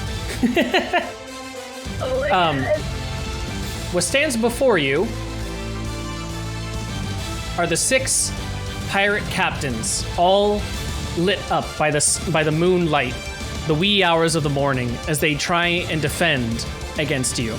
What you have to do is make your way to the other side without being captured by any of these captains. It is on you for each of your turns for how you will decide to move. You can all move together. It will not be like a turn-by-turn basis. It will be your turn, then my turn, your turn, then my turn. And that is how we will continue for this encounter here. And what am I missing here? We'll start with you guys, though. As it stands here, they're all on this other side, and you are on the bottom right. How many spaces can we move per turn? Oh, yes, sorry. Per turn, you are able to move 2 spaces. So it's like 1, 2. Yep. Like that? Yep. However, you can decide to sprint and then use up your action. Normally, I'm saying 2 as in like you could then fire off some cannons that these are lightly outfitted with. They won't do much, but they might be able to gain aggro of a ship. And if you don't want to do your action, then you can sprint, and you'll be able to move 4 spaces in total. Though, what that will do for anything is up to you, because these ships that are against you are able to move 4 spaces normally, do an action of bombarding cannon fire, and can sprint for 6. Oh my god. OP.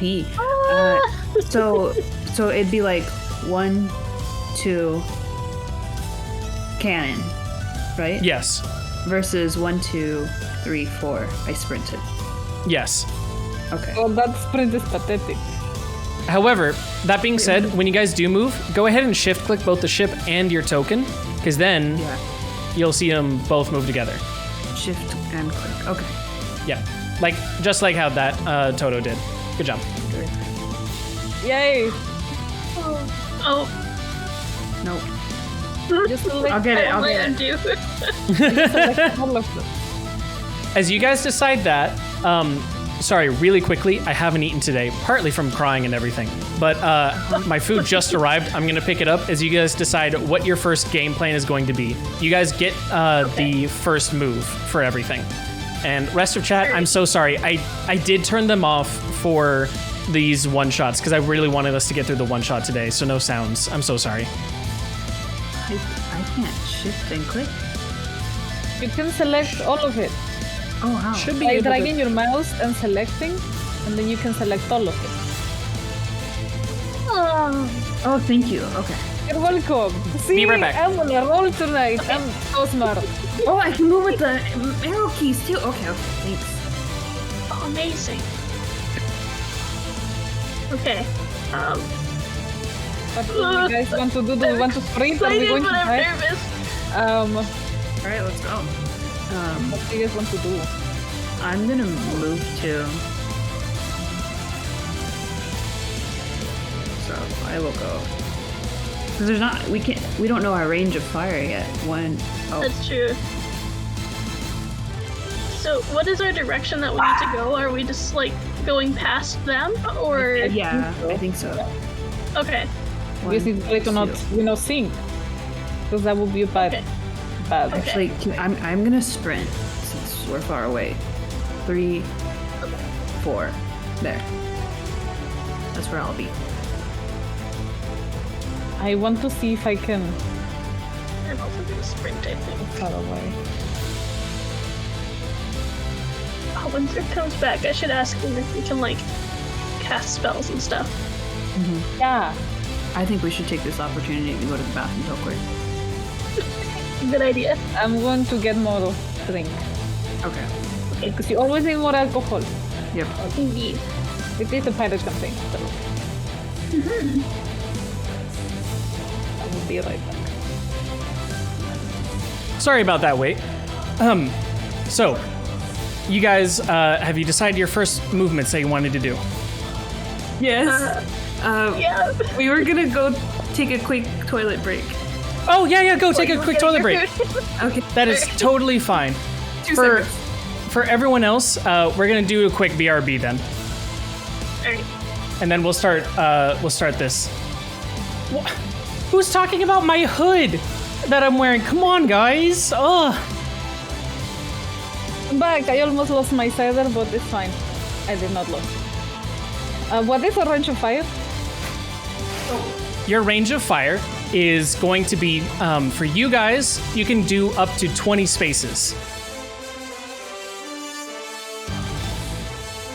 Their range of fire will be up to 10 spaces. Oh, that feels a bit better. You weren't supposed to see that, Zurg? It's literally in my chat. If I'm taking feedback, are my fashion choices as a DM with a hood really that bad? You should add a pirate hat to every sprite. Oh my god. Lick it and stick it. Do you guys move already? Wait a second, I do need to see. So Tori is here. Edward Teague is here. Florence is here. Do we get all the other captain names? Oh yes, all the captains have names. Do they have art as well? They do. Oh. That's why I said if you met Tori, you could have gone and met them and talked to them, but you didn't. So We can still meet them, just in different circumstances. exactly, Yeah. different circumstances. Yeah. We tie them to the mast and keep them in our pocket. Oh wait. Actually, this ship is not here. Blunk. Makes things a little easier for you.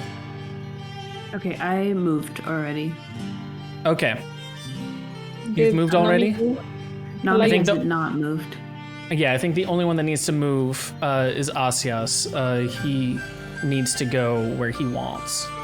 There. Did Nami move already? Okay. I sprinted, I moved 4 spaces. That's it. That's all I can do. Okay, perfect. Then you'll see these ships. This isn't battle music, just a second. It's a nice little sailing adventure. Yeah. Do. This one looks I didn't good. know we had a bard on here. It's in another ship. It's in another ship. Oh, man, this has that- like an intro and everything. No. We don't do that. We don't do that. We have like a background music bard playing one of the ships because Malaya likes to show off Here, and we be can do extra. this one. We'll do some classics. Ah, yes, good shit. Yeah. Yeah. As you sail forward, you see what seems to be just bare glimmers of shades across each of the hulls. As they spot you, they decide to move forward.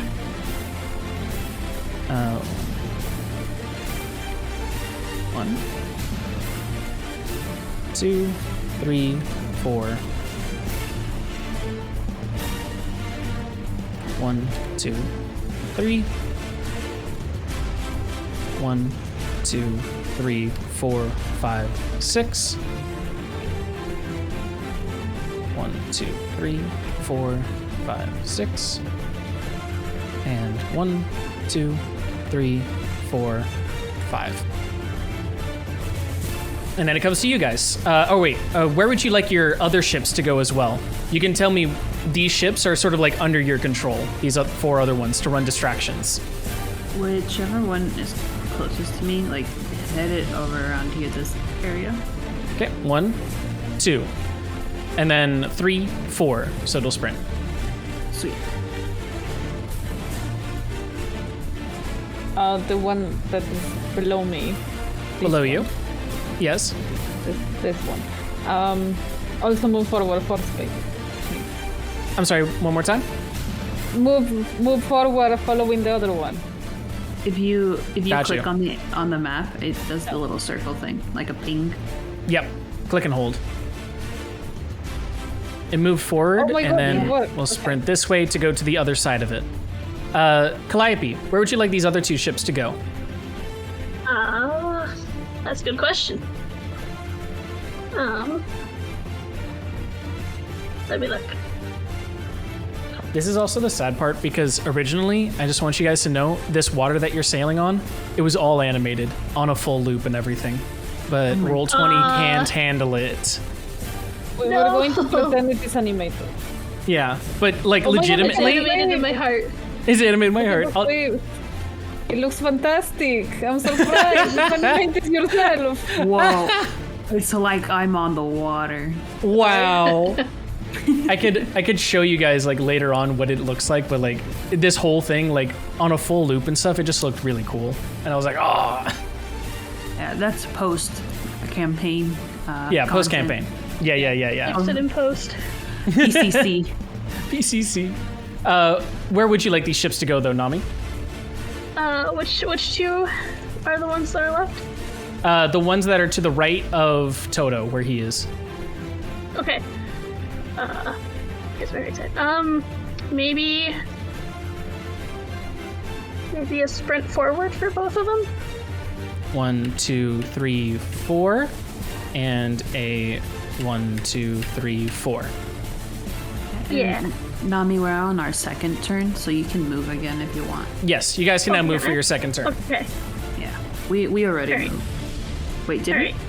No, You guys we did not have move. Moved. we? Oh, okay. It just came back to you. We moved the other ship. Okay. I lost track already. I'm gonna sprint. 1, 2, 3, 4. Okay.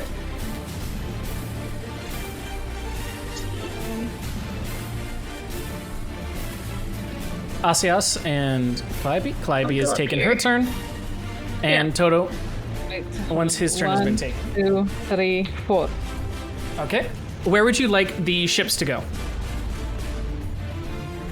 Your mine over here. 1. Oh, sorry. 1, 2, 3, 4. And Toto? Wait, there. 1, 2, 3, 4. Calliope, where would you like your 2 to go? Maybe up here. 1, 2, 3, 4. And then Yeah. the other one just behind it? Yeah. There we go. And then these ships will continue their turn as they go 1, 2, 3, 4, 5, 6. I feel like I'm playing a Fire Emblem game. Yeah. And Love over Battleship. to-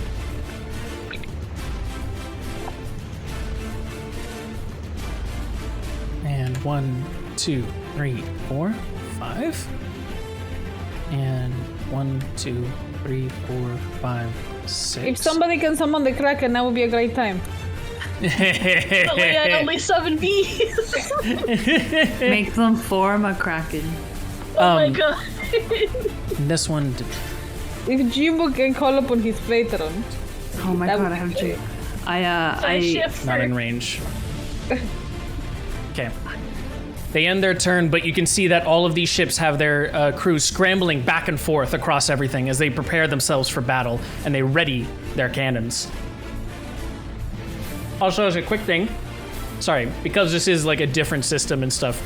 Actually, Toto, you got it sort of on the head. I was playing some Fire Emblem and was like, ooh, I want to do something like this. These, your ships all have 2 hits before they sink because you chose the lighter, faster ships. Oh gosh. Oh god.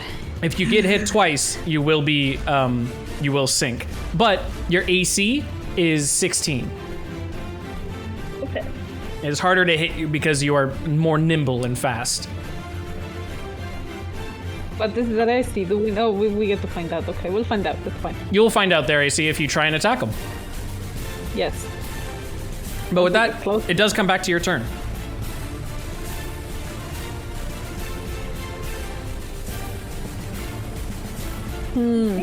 Make their ship do a barrel roll. Oh my goodness. Oh, are we able to cast spells Yes, and stuff? you absolutely Okay. can. Amazing. Keeping that for future reference. It'll all be done in your group team phase turn. Okay. Yeah. Instead of like all of us rolling initiatives and stuff, it's just like, what do you guys want to do? And then I'll do my thing. What do you guys want to do? Then I'll do my thing. And those can be individual spells. It can be moving as a team, etc., etc. Okay.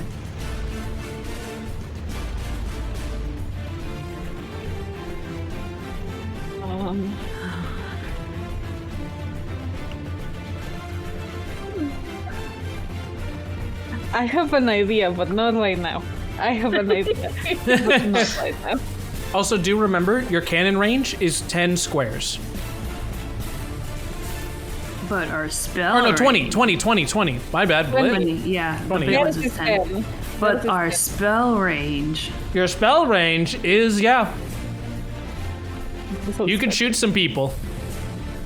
I could.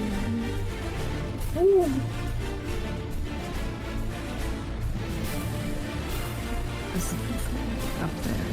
Okay. Just checking how much is 10 squares. Okay. What are you using? Ruler? The ruler. Yeah, the ruler. Yeah, the room. Eh. Okay. Okay, that's not too bad. I would like to pull out my gun. Okay. And I would like to use Firebolt Okay. on this one. Wait, oh, I'm not pinging. This one. Aha. On the closest ship to you, you pull out your 6-shooter and cast Firebolt.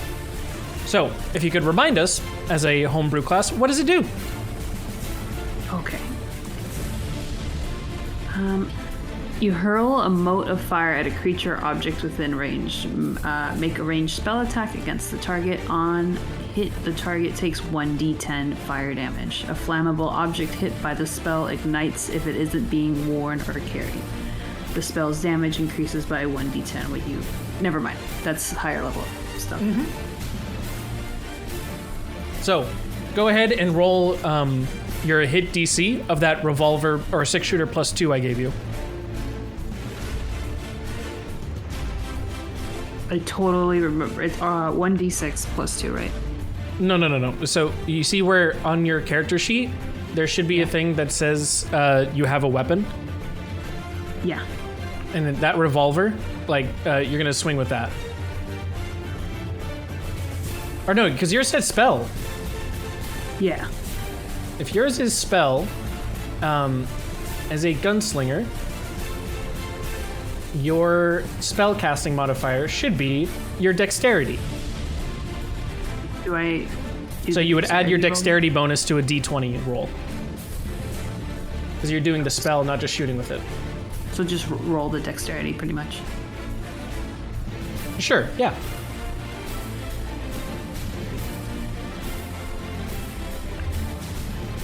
Oh, let's try that again. Unnatural. Oh wait, it's a 19. Okay. Oh, sorry, it like hit twice, but yeah, they're All they're good. both good Unfortunately, we don't get to take the crit, but that's okay. First combat roll of the one shot is a 19. That's pretty Nice. good. Yeah. Go ahead and roll for damage.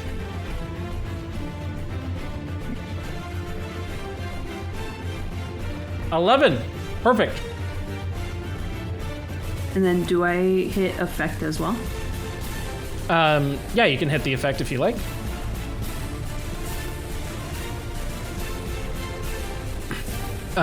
So, with that being said, they're going to take that 11 damage. I notice that it says, like, there's the rolling damage thing afterwards, but because you're playing that homebrew class, things are a little janken how they interact in here. It's taking a different spell save with your rolls and stuff. Okay. So, what we should do in this case, bear with me as we're going through this.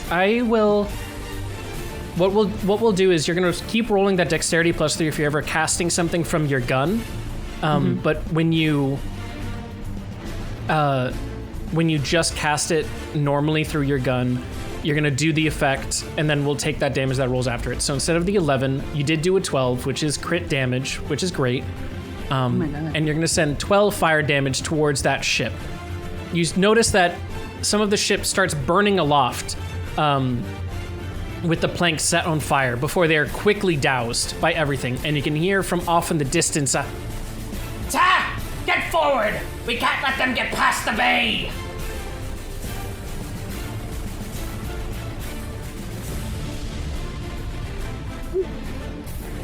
is there anyone else who'd like to do their stuff on their turns? Oh, really quickly, Awa blows like the little smoke residue from her gun and is like, see, crow's feather, we're fine. He looks at you and goes, "Hey, all you did was just draw their attention. We already had their attention. We could have slipped by while the rest sank." Well, the rest, like, No worries, bro. We'll have that gold at the end. I sprinted forward. You sprinted forward. Got you. Asias, where would you like to go? there, I moved. Would you like to do any attacks? Hold on. I don't think I can reach yet. No, not Okay. yet. Not No yet. worries. Soon. Soon. Soon. Where would you guys like your ships to go? Yeah, over here. 1, 2, 3, 4. Asias, where would you like yours to go?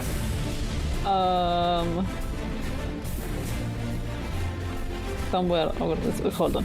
That is the wrong thing. Okay. 1, 2, 3, 4. And Calliope, where would you like your ships to go?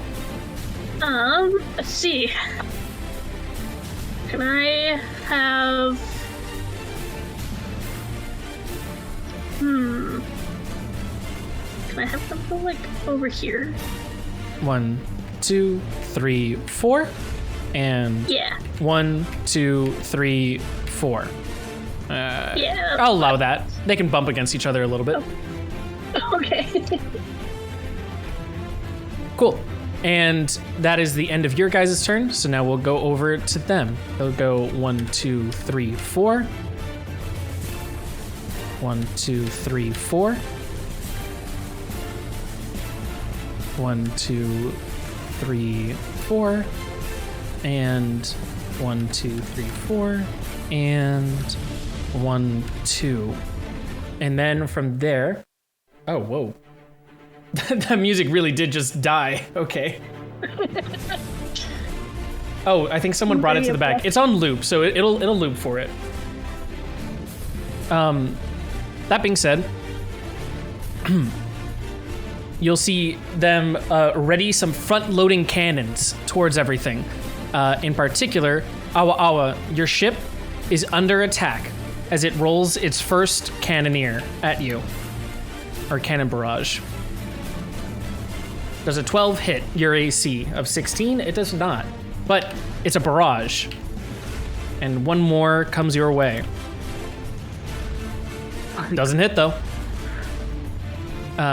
Then you'll hear the ship firing the cannons, and you'll see a small live figure of a tabaxi on board as he goes, Brewbad! Help me out here! Take out that one! They've dared set me alight! and the one that is behind him goes, In due time. Meanwhile, over on one of the other ships, I need to do a quick thing. They are 55 feet away, and you are 90 feet away, so they will attack those dummy ones. You'll see a tall, regal, well-collected fawn actually start going across her ship's crew, going, I want to see that ship at the bottom of the bay. Now get to it. And you can see, I'm sorry, what? Oh no, she's pretty. And you can see that she takes a twig off of one of her horns and uses it to set alight one of the cannons as a fuse. And what we're gonna do is I'm gonna do 1d20 plus 2 again, but it's another barrage, so it's gonna happen twice. That's a natural fail. We love to see that. Oh, We do. I just zoomed 250% into her face. /R. I did that too, it's okay. I think she's pretty. 14 will still not hit. Let's have her hostage. I agree. I agree. Right. And then over on one of the other ships, you'll see a tall, wiry figure dressed in regal Commodore's clothing, and holding a vulture on his arm as he looks out towards the rest and he goes, "None will sail by Edward Teague today." And he fires his cannons over, apparently, as I exit the game. What the hell did Roll20 just do? I scrolled out and it was like, no, we're throwing you out of the game. I'm back. Has anyone seen our DM? He's gone. I think Have you seen my DM? He's gone overboard. He's gone overboard. The idiots. A boat took him. Oh no! We need to get you a shirt that says, if lost, please return to the idiots. We are ready. A 9 goes towards Calliope's ship, not hitting. But a 19 does. No. And unfortunately, a racketeer of cannon fire barrages his way into the Scarlet Sunfire. Malaya, on the helm of the ship, goes, "Not today!" And she gets ready to fire her own back, empowering whatever your next spell will be. Oh my Or god, cannon oh my barrage. god. I have a question. Yes? Does because she's with Malaya, does she go down in different amount of hits? Like, we go down in 2 because we're skippers, but Hers is 2 for now, as far as you for know. now. Okay, as far as we know. Yep, which could totally mean it is just 2. This isn't me being like cute. This is like, you don't know if it's more than 2 or not. You have not seen what the Scarlet Sunset can do. I got that. Okay.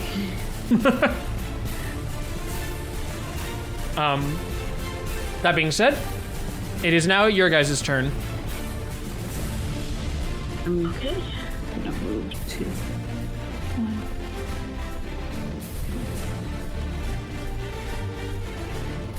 Yes, Sapphire Sunset. I misspoke. Sorry about that, Ghost.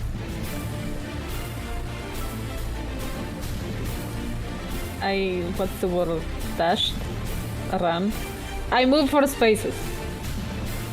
Okay, you move 4 spaces. Awa Awa and Calliope. Okay. Let's see. Can we do bonus actions as well? Yes, you can. Okay. Woohoo. How far did you say the cannon shot? The cannon shot 10 squares. 10 squares, hang on. Oh no, 20, 10. The ships fire 10. Bleh, sorry, my mind. Oh, the ships fire 10. The ships fire 10, your skippers can fire 20.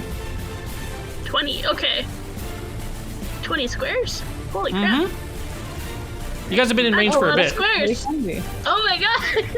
Okay, well, in that case, can I use my bonus action beforehand? Because I have a thingy I want to try. In any order you like. Amazing. Okay. I'm going to try and cast Hunter's Mark on this ship here. How do I do that? Where is the thingy?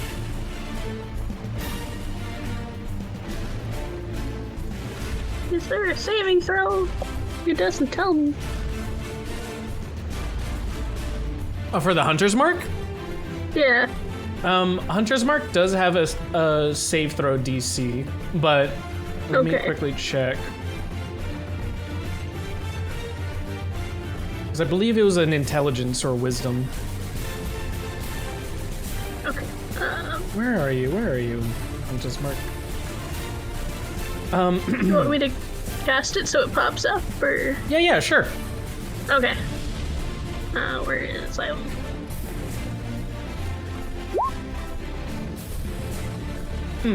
Nope, doesn't say that there is. but you deal an extra So- 1d6 weapon damage to the target. Amazing. So yeah, after marking the ship with Hunter's Mark, then I'm going to attack with the cannon. Okay, go ahead and fire your cannon. That'll be just a Okay. straight up d20. All right.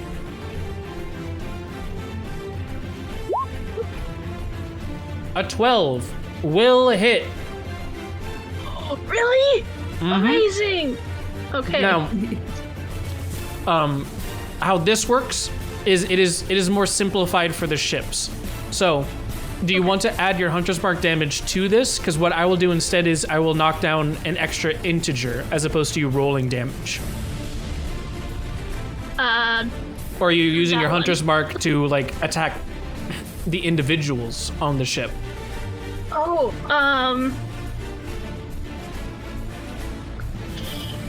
sure, let's attack the individuals, because then they can't shoot. Okay. So, then you will roll your damage for me. Your cannon will deal 1d20 plus your 6. Okay.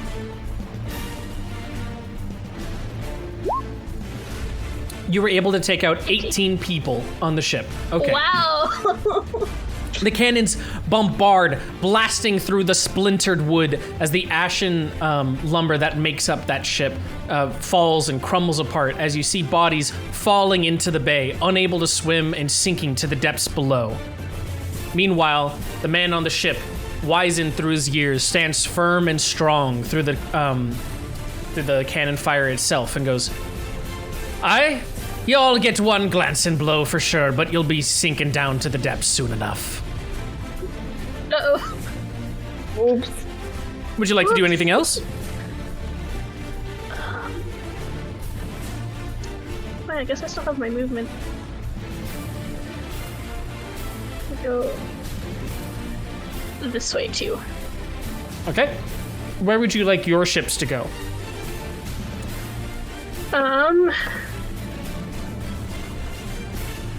That's a good question. Or you know what? You know what would make this so much easier? What? If I just let you control them. Oh, that'll work. Yeah.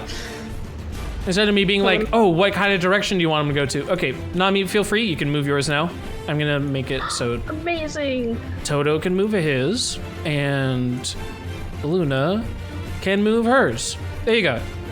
You should be able to move them now. Can these ships attack too, or are they just moving? They can all attack. Moving around? Really? Okay, cool. So I'm gonna have this duder, this up front ship attack.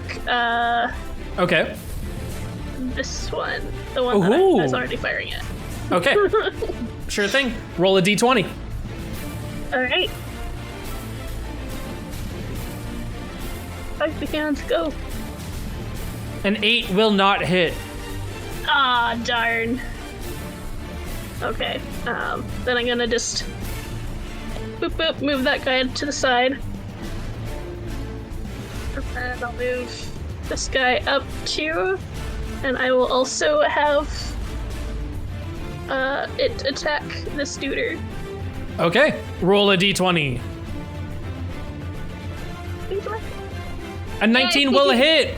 Are you attacking the broad side of the ship or the people on board? The broadside of the ship. Okay. Then I will knock down one of the integers for it. Perfectly. Amazing. Noted.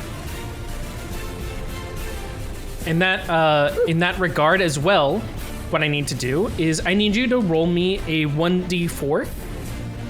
Okay. 1. Okay. Now that multiple ships have attacked this, the aggro number is 1. You currently hold it as you were the first to fire back, but you've now had some other ships fire at it, and one successfully strike. Let's see if that aggro shifts. If you can roll me another d4, if it matches it at a 1, the ship will now be aggroed to that dummy ship instead. Okay. A 1! Perfect! We love the crit fails this time! Heck yeah. So, as the cannon barrages into the side of the ship, you can see water start to sink inwards to the ship, and the captain on board eyes that certain skipper with a menacing glare as the ship sets its sights on a new target. Asias, what do you want to do? I sprinted. Wait, is it their turn again? Yeah, you sprinted, but you didn't move your ship. Did you want to move your other ship? Yes, hold on. I'm going to make this ship, my ship, shoot at this hoe, at the cat. At the I do cats. not like cats. I do not like cats. I hate cats. I hate cats. Down with the cats. Okay. What do I roll? 1d20. What was the command again? Just /R 1d20.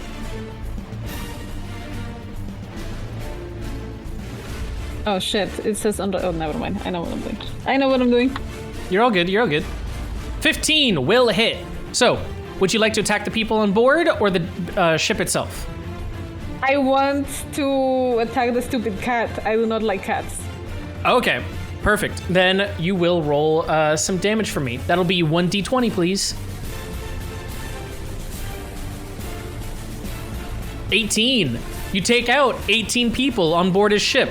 As, again, just as before, one of the cannonballs now wrecks into his ship, splintering everything that there is. Ashen wood falls to the depths of the waters below as the waves raucously cover everything. You can see the tabaxi scatter on board as he climbs further up the main mast, up to the crow's nest itself, shouting down at his sailors going, "All of you! Get to your stations! Don't let any of this get you down! We're gonna be taking them out today, and tonight, none of them will see the sunrise. That says slim chance." As just laughs in the background, pats the turtle in the back, and he's like, I do not like cats. I do not like cats. Awa, did you move already? Can I move? No, this is like still from the last turn. You just didn't tell me if you wanted to attack with your Azasia, so I wanted to ask. Wait, I think I did move, but I did want to attack as well. Did you move your other ship as well? Yes. Okay, just wanted to make sure. This one is mine. Okay. 14. Okay. So this one's already like wrong. Let's see if this one might be good music. Fix it up. This one's going down, right? I'm sorry, which one's going down? The cat. The cat is currently going towards you guys. Downwards, Okay. yes. Not the down I like. Anyway, so I attack. 1d20. Okay. Let's go. Dex. Gosh dang it, why are you lagging? Oh, sorry. Are you doing a spell at it? Yeah, that's what I was gonna do. Oh, which spell? Fire bolt again? Firebolt again? Okay. A 5 will not hit. Yeah. So then my dummy, or not my dummy ship, this ship will blast cannons. Mm-hmm. That's a 1d20, right? 1d20.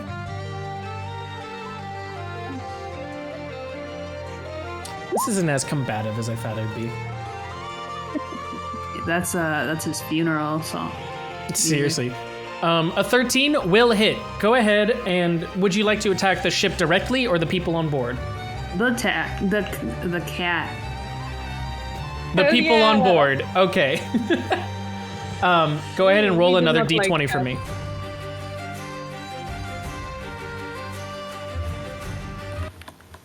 I think this one could work. 7. You take down 7 people on board the ship. Screams are heard from on deck itself as people go flying. Meanwhile, the tabaxi on top says, "Why is it always slim chance? Why is it always me that loses the crew first? I'm always the one they throw on board. But no, I don't get any of the benefits afterwards. That's fine. Oh my god, he uses Slim Chance. Yes. That is the like- Pirate Lord Slim Chance. Oh my god. And a lord for much Amazing. longer. Okay, that should be everyone's turns taken care of. So now, this one will go 1, 2, 3, 4, 5, 6. Sprinting towards. Barely. This guy will go 1, 2. 1, 2, 3, 4. 5, 6. Okay. And now with that being said, we're gonna start the bottom sprinted so he can't do anything. But meanwhile, Slim Chance, yelling at the remainder of what his crew has, will fire at the one that drew his aggro first and has yet to be switched. So which will be Awa's ship. Can he reach? He should be 10 squares away. No, he's 12. Is he 12? He has not Yeah. moved then, so he will go 1, 2. And he did move though. he did not. Oh, I thought you did. Brewbad and the rest, everyone else did. He was staying in place because I thought he was already in range. If he has not, then there's your 2 for you. And he's got it to spare as well. 15 will not hit your 16. But it's a barrage. And an 8 will also still not hit. Not hit. Sheesh. But Slim Chance, being a pirate lord himself, has more than just the cannons. And instead, he will try and attack you directly, Awa. And you will see him ready his own pistol at you as he fires a shot. Gosh. Does an 18 hit you, Awa? Yeah. Yeah. Yeah. 1d10 plus 3, dealing 9 damage to you. Oh boy. Oh boy. Okay. And then the Brewbad sprinted, he cannot attack. Our fawn aboard the ship takes off yet another splintered horn and lights it alight with a fire as she takes aim at... I gotta roll a dice for this because she hasn't drawn anyone's aggro. No one's drawn her aggro, really. 1 will mean that she is attacking Toto and his ship. Let's do a natural crit. Oh, that does hit, yes. Yes. Unfortunately, We think. it does not sink. Oh wait, yeah. Because it's a crit, it's supposed to count as more, but with these ships fighting against each other, what did I have written down for in case of crit? In this case, it is not applicable, is what it's saying. So, is this your first hit on your ship? Yes. Okay, then you have just taken one of your hits. Crits in this one don't count because you had so little HP to begin with. That is your first hit. She will not do anything else other than firmly rest her hands behind her back, the small of her back, and stand firmly upright, commending her soldiers and her fellow pirates for a job well done, but to continue the press. Meanwhile, our old wizened man here will... Can I use Tama to read that she's pretty? Wait, what'd you use? Wait, no, I'm not even in range. Never mind. It's Okay. I cannot even tell her she's pretty. Oh no! Sad. This boy hasn't moved, but where are you? You should be 60 feet away. 60 feet. He cannot do anything back to you. So instead, he will sit there and sort of just mourn himself. Same with Tori's ship over on the other side. And it will come back to you guys.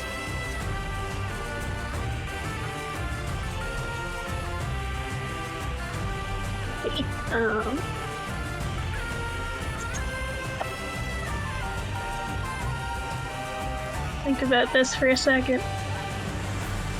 Feel free to move yourselves as you see fit. You guys are all moving as a team anyways. And you can move your ships.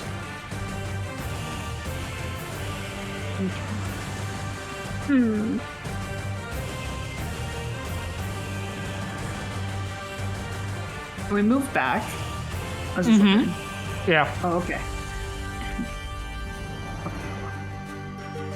One. Normally we would say that you have to like turn around and everything, but since it's an engagement like this, you're fine.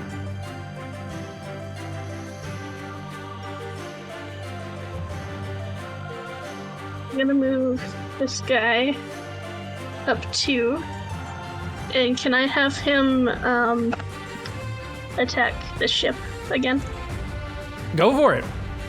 Okay. Roll a d20.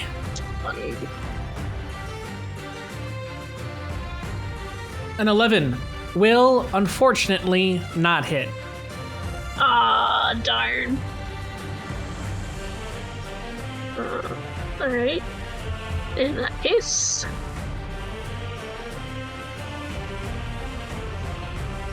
I'm going to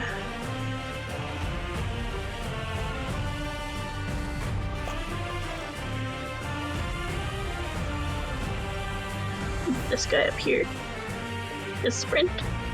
Oh, Yeah. right up in their ranks, ready to break through the line. Yeah, gonna try. Would you like to move yours forward at all? I'm thinking about where I want to go. Okay, I'm gonna move up 2. And then I will. Hang on. You're all good. You're all good. Trying to look to see what I can do. Meanwhile, for Asias and Awa, feel free to move your ships as you need.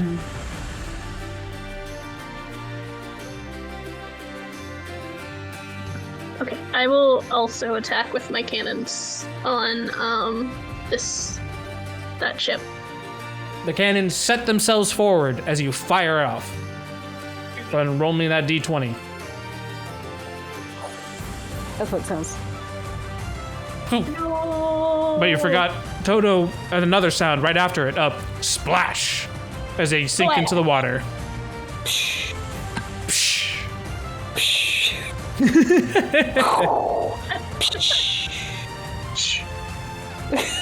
Meanwhile, on board, one of the pirates runs up to the man you were firing and goes, Commodore, it seems that they've missed. And he goes, aye, they're inexperienced upon these waves. We'll be having them sink soon enough.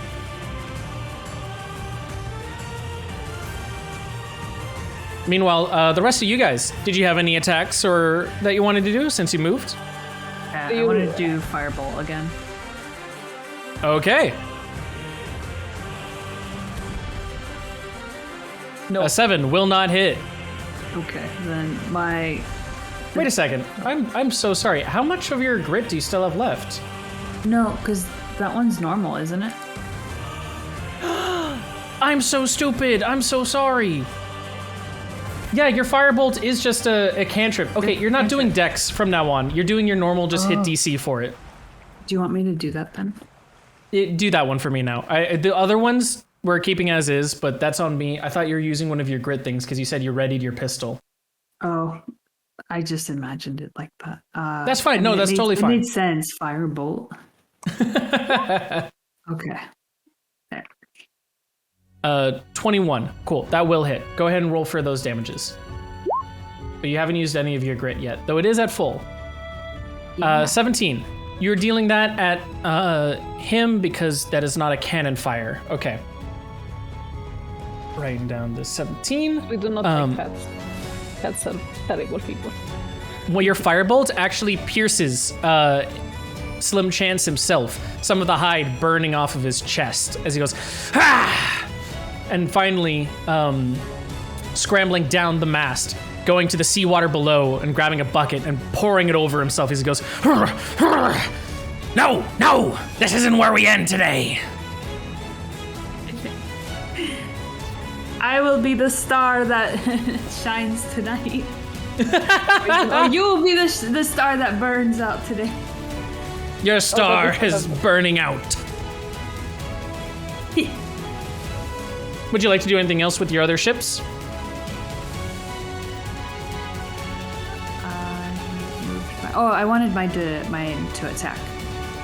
Go for it. Roll a d20. But is that yeah. is that a human or a tiefling on the other ship? On this one, Yeah, this. that is a human. Okay.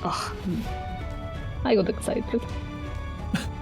Humans can still be exciting. I mean, I know, but I'm a human. You're exciting. But I just thought they looked like horns, and I was like, hey, it's another one of me. Anyway, continue. A 7 does not hit. Yeah. Asias, what would you like to do with your turn? Oh my god, okay.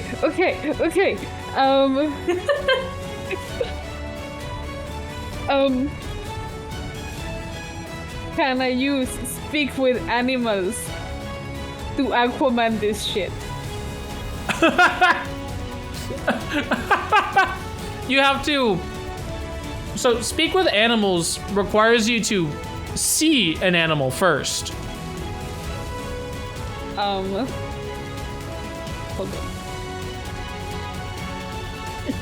I need animals. Take your head off the ship. Stick it into the ocean.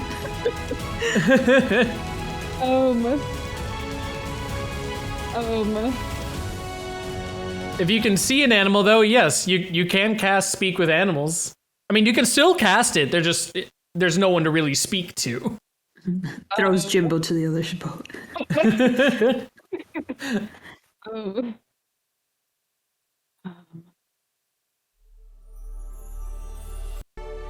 Can I just like dip my head into the water?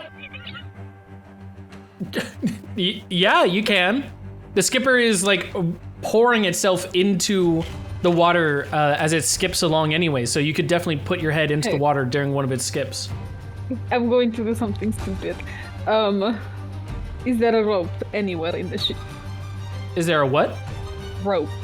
Rope. Yeah, there's rope. Okay. I tie one end of the rope to the mast. Oh my god. Uh-huh. God. The other end to myself.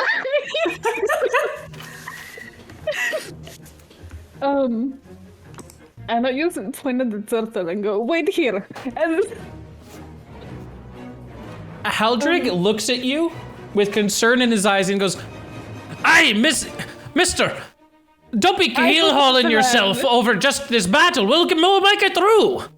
I have a plan.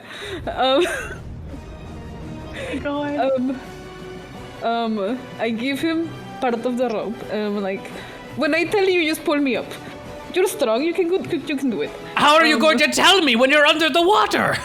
Then you will just hear my voice. It'll be fine. Because I have thaumaturgy.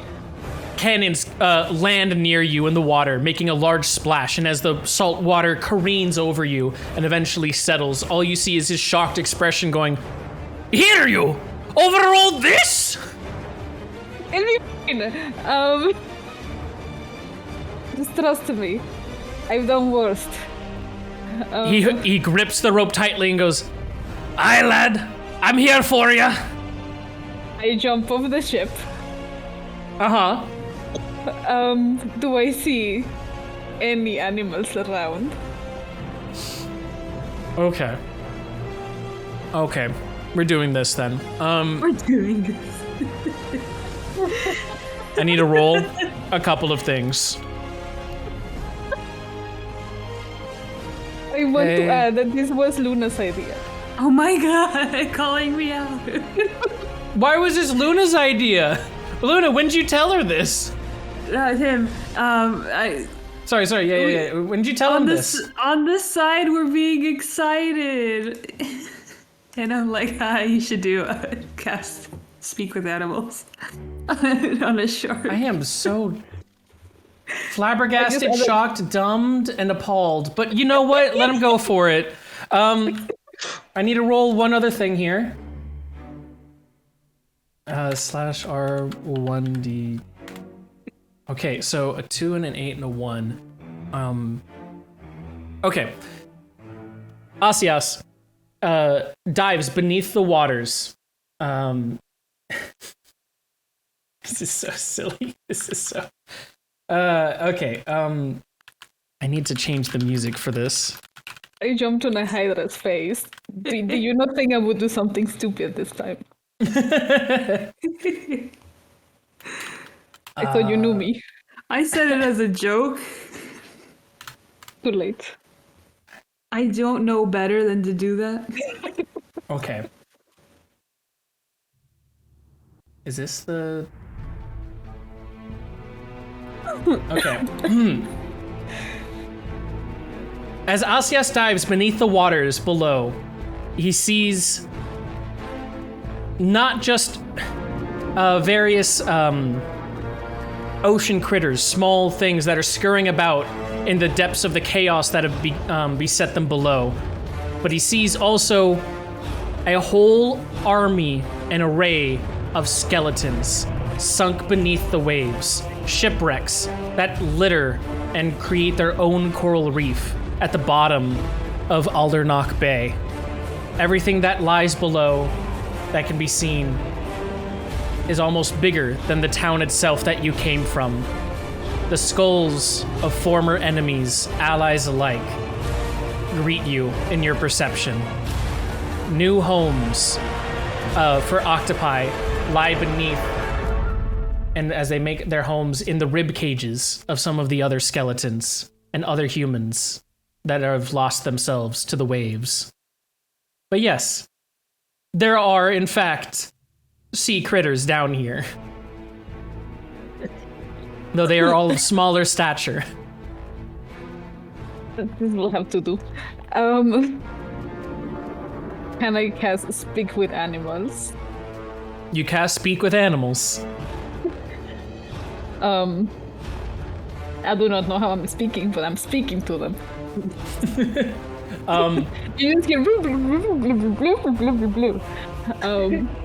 Translate to. there are some assholes making noise. Do you want to go get them? Make me a persuasion roll.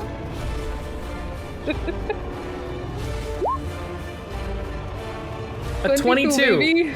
Oh my god. Okay. Okay. So what I need to do now then is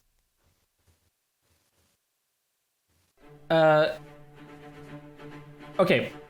I need to make what specifically, what animals do you want to come to you? 22 lets you have the choice.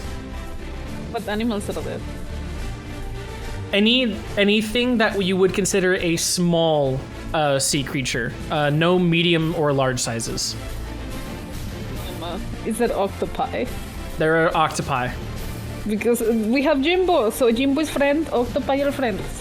Okay, so a couple, 3 octopi, or no wait, actually, I saw a thing that said like literally the actual term is octopuses. Well, octopuses. Three octopuses. 3 octopuses come to you, and they look at you going, basically saying, you know the ones making all of this racket? They're ruining our homes down there, shattering the bones.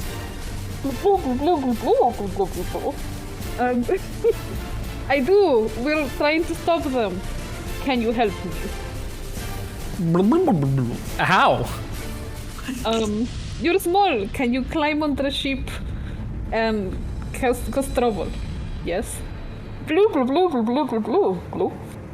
With a sort of a half-hearted, they start swimming over to the other side of where you point at the other ships, and it will take 2 turns, but they will be able to get on board one of the ships that you pointed them at. Only one. I adore this so much. So chaotic. It'll take them 2 turns. They can get on board one ship, and they can push themselves for 8 turns before they decide to give up and go back under the water. That's fine. Which ship would you like them to go for? Actually, no, you can tell me that No, tell me that now, because you told them now, so it's not like you can make the decision later on if things change. Which ship do you want them going for? Which one? I'm thinking. Any gotcha. ship. Any. Slim chance. Okay. Oh wait, No, that was me. not That was me. That was me. I was asking any ship. Like any I'm of like, the ones. hint. It can't be any ship. You have to have pointed them at one ship. No, but like any of the ones we can pick from. Yes. Yes. You can pick from any of them, any of those ones. Oh, because the cat is going down anyway. Oh, okay. Anyway, I'm going to send them to the phone. Okay. They'll be going to the fawn in 2 turns. To cause some ruckus. That being said, is there anything else you'd like to do with your turn? Do I have enough to like pop my head out of the water? And then use Samatori to like make my voice boom 3 times as loud and be like, get me up! You would not be able to make your voice boom loud. Wait, where's your thaumaturgy? You don't even have that in your spell list. I do, I have it. It's in Traits and Features. Oh, that's why. Right. Yep. I am a tiefling, I'll have you know. So silly that they don't like just put that in the spells to be like, hey, they can still do this. Right. But okay.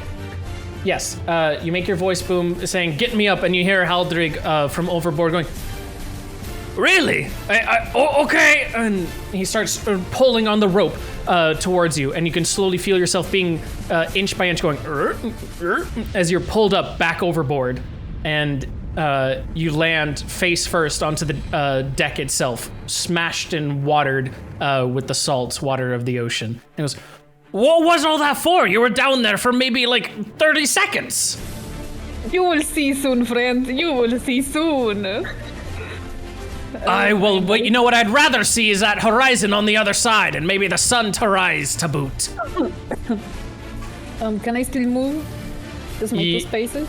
Have you already moved before, right? No, I have not moved. Then move. I jumped off the ship. Okay. With that being done, Awa, you've already attacked, correct? This turn? Yeah, I never already moved. Cool. And I still then have my tiny ship. You haven't moved your tiny ship? Move your tiny ship. I haven't moved my tiny ship. Oh, have your tiny ship attack. Yeah, that's what I'm going to do. 1, 2. Oh, you didn't even have to move it to attack. But okay. I know, but I wanted to move.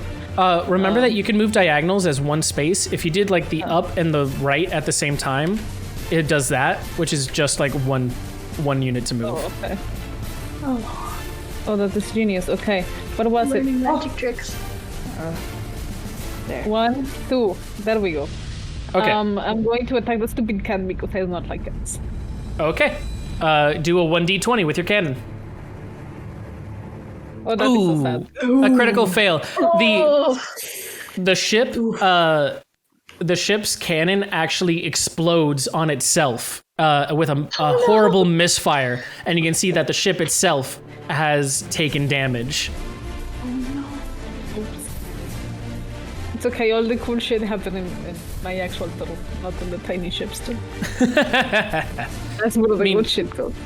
Meanwhile, it'll come to the others' turns, and we'll get 1, 2, 1,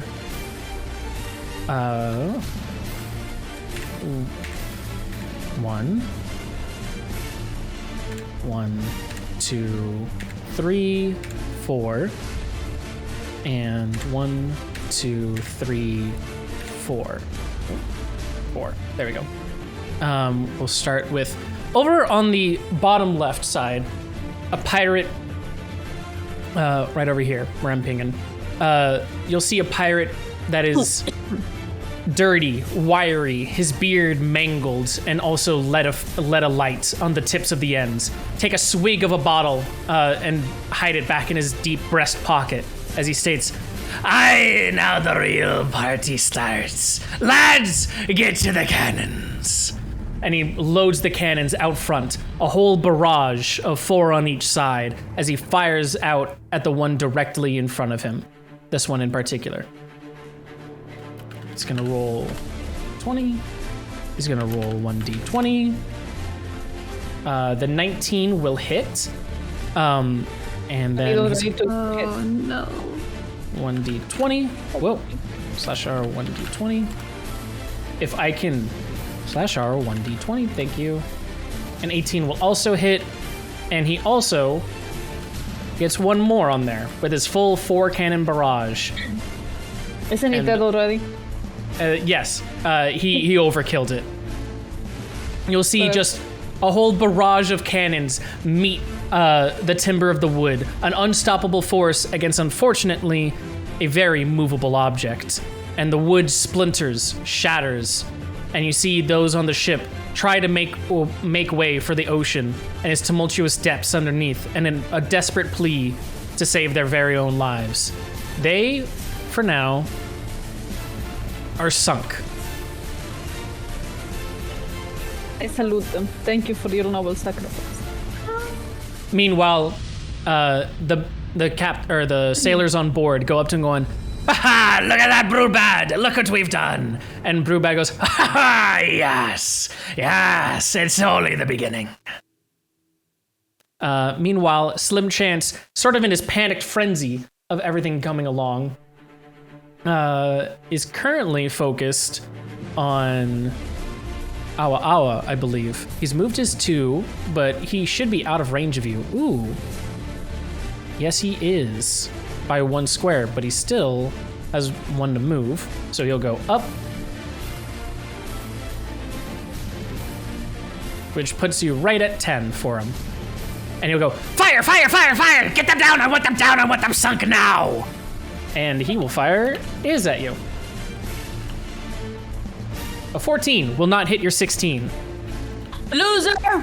But he gets 1 more. And a 21 does hit. Never mind. Loser! He shouts back as he crawls along the or slinks along the main staff, coiling himself around it and laughing and guffawing as he sees a cannon strike the very hull that you're on. You've taken one of your first hits, and unfortunately, Crow's Nest has never been more panicked than this, going, "Why did you get his attention? Why'd you get his attention? Why'd you get his attention?" Calm down. I can't think with you panicking. I can't think when I'm sinking! And then don't sink. Meanwhile, over here, the fawn stands at the ready, saying, "As I said before, none cross the line. Sink them to the bay below." And they'll be attacking this ship, as their aggro has shifted. /R 1d20. A 3 will not hit. And a 13 will also not hit. Yes. They're right in front of them. That's embarrassing.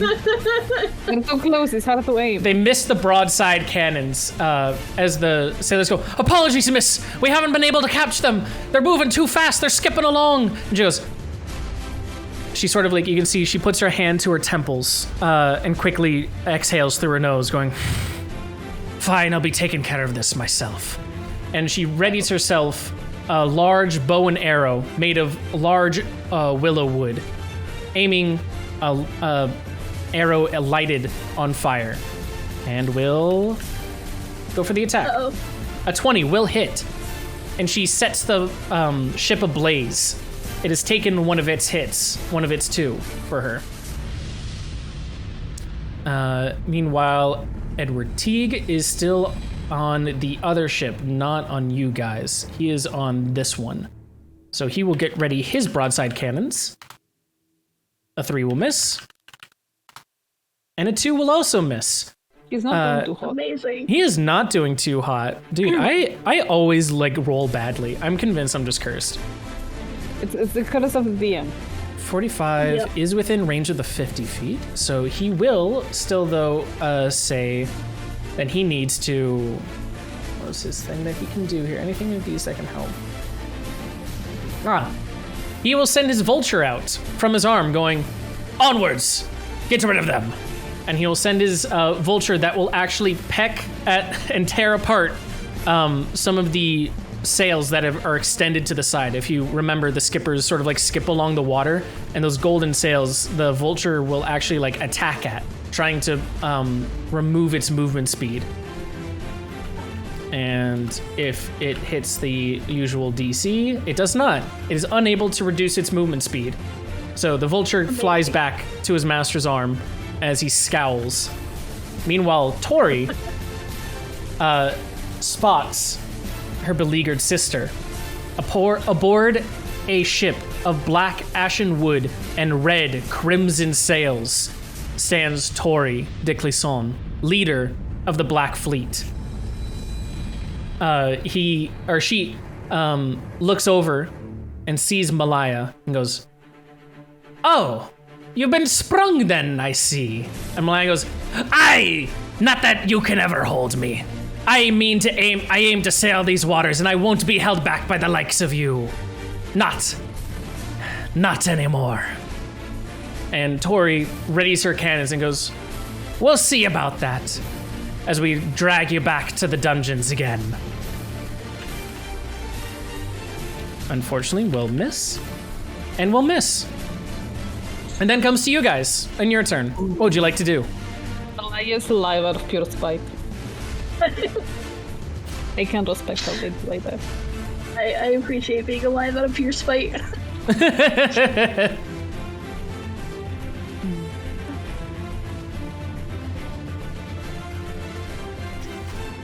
All the rumors going. Go for it. Get through.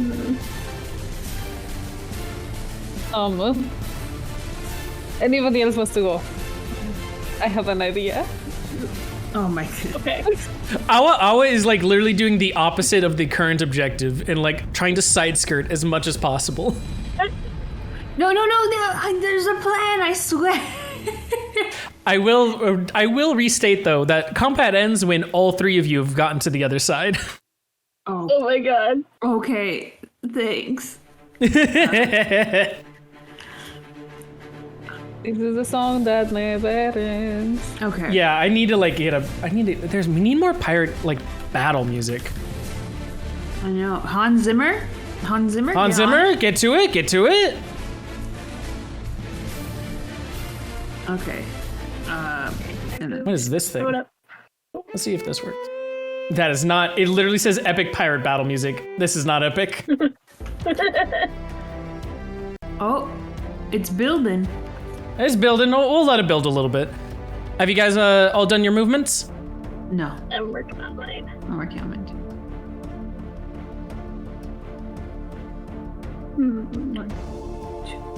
Okay. I am Ghost. I'm Googling epic pirate battle music, and it gives me these. This one was titled epic pirate battle music, and I'm like, this ain't epic. Honestly, we could just do awesome battle music. Could I suggest Captain Harlock's original soundtrack? Captain, can you spell that for me? I will just write it in the... In the what? In the In chat. the Weatherstone. Yeah. Oh, the Discord. Okay, I don't... Captain Harlock OST. It has to be 2013, because that's the newest one. He is a pirate. He's a space pirate, but he's a pirate. Oh my god. I mean, you could just do Goron Lagan. They're pirates too, right? This for a pirate battle music? Okay. Oh, it was no, it was 2013. Okay, hold on. Wait, I could just do while they're D&D battle music. Oh my Ocean. I'll just do that. Oh, you guys move your ships and stuff. Oh yeah, I moved. I'd like to attack. You'd like to attack? Which one are you attacking? The cat. Okay, go for it. Are you attacking with your cannons or with your... With the cannon. This is the small one. This. Okay. Oh, fuck. You're attacking with your other ship. Yeah. Okay, Nope. This one says world's most epic pirate music mix. So we'll see if it's true.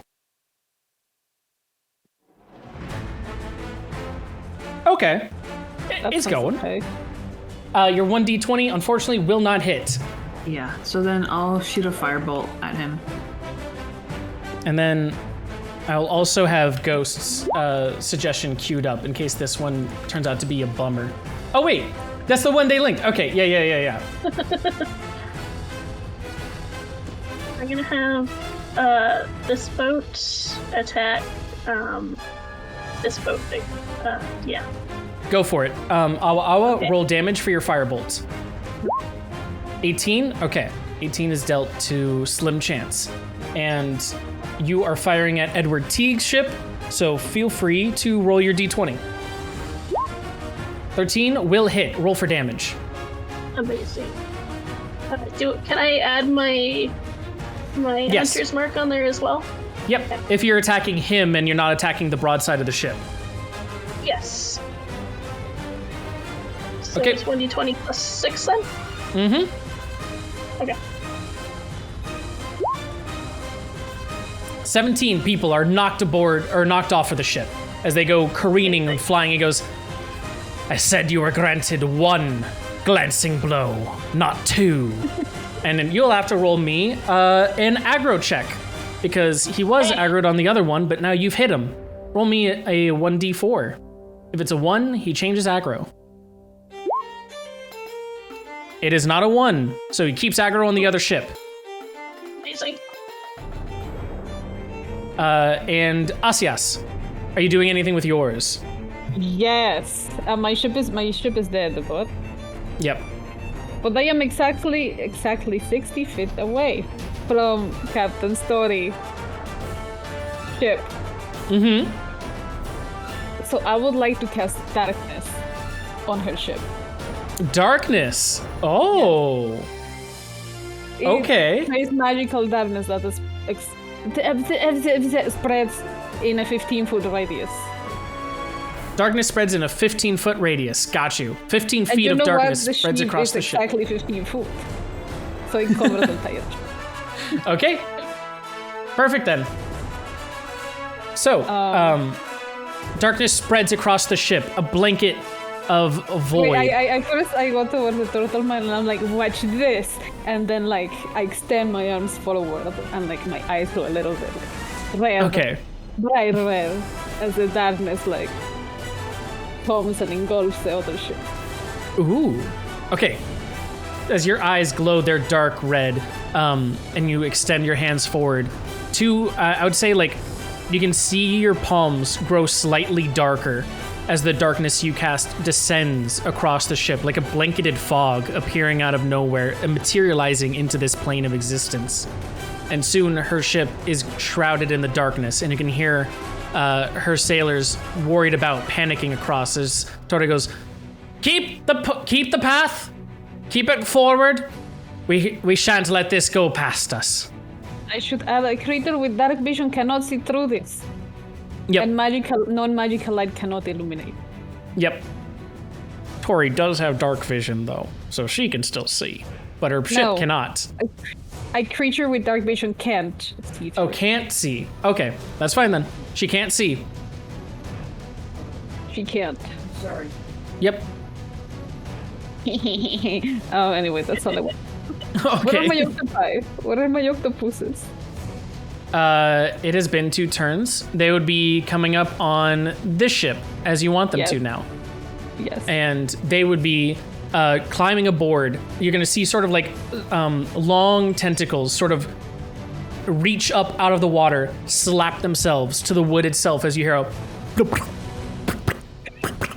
as they climb aboard, scurrying them on, and the rest of the pirates on board going, What is this? What's going on here? And the fawn going, stand down. It's just local fauna. We can be dealing with this. And you're going to see that she turns to them as she starts speaking to them. And goes, Not them. blub, blub, blub, blub. And That was a mistake. unfortunately, you did it to the one that also has speak with animals. But she sees, you see them like starting to parlay, but not before they started to wreck parts of the ship and distracted her, if nothing else. She is unable to fire for the next turn, as she is either negotiating to stop the damage of her ship or trying to get them off of her ship. Negotiating with octopuses. Nice. And then, did you want to do anything else with your turn? No. Can I see this? Probably not, but I still think it's hilarious. You can see parts of it. Oh my god, I'm laughing. Okay. Have you moved your ship? Oh no, I have not. Hold on. No shit.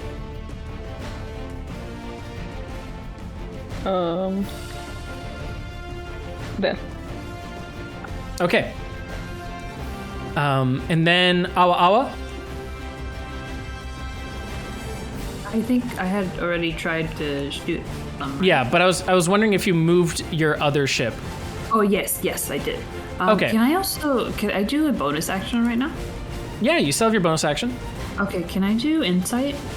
Yes. What would you like to insight? See if the cat's ship, how much more does it, or is that perception? No, that's insight. Okay, to see how much more health that thing has. Okay. 13. The cat's broadside has been barely scratched, though it is missing some crew. But the ship itself doing absolutely fine. Okay. I should have incited him. Okay. Yep. You've been attacking him, but then you inspected the ship. The ship itself, I know. sailing perfectly afloat. Ugh. God dang it. Bobby. Meanwhile, Okay. on their turn, Brewbad, or unless, sorry, one quick thing. Calliope, you already had your turn, correct? Yeah. I moved Cool. my boats. Then we're gonna be starting with Brewbad as he drops anchor, saying, "This is where we make our final stand, boys. Ready the cannons one more time." And another barrage comes to attack the ship, ready to send another one down to the depths. I'm gonna just do 4d20, and then all of these are gonna have a +2 to them. And so that will be 2 that hit, No wonder so. sinking this ship. Rip. No. Wait, but you didn't even roll the DC to see if it hit. The Yeah, DC if you is already roll set. 4d20. Oh. The DC 16. Two of Yeah, them hit. DC 16. Yeah, but like, you didn't roll it to see if it hit. I did. I rolled 4d20 just now. Oh, okay. So only one hit. 2 hit. Okay. 2 so hit. yeah, it's dead. Yes.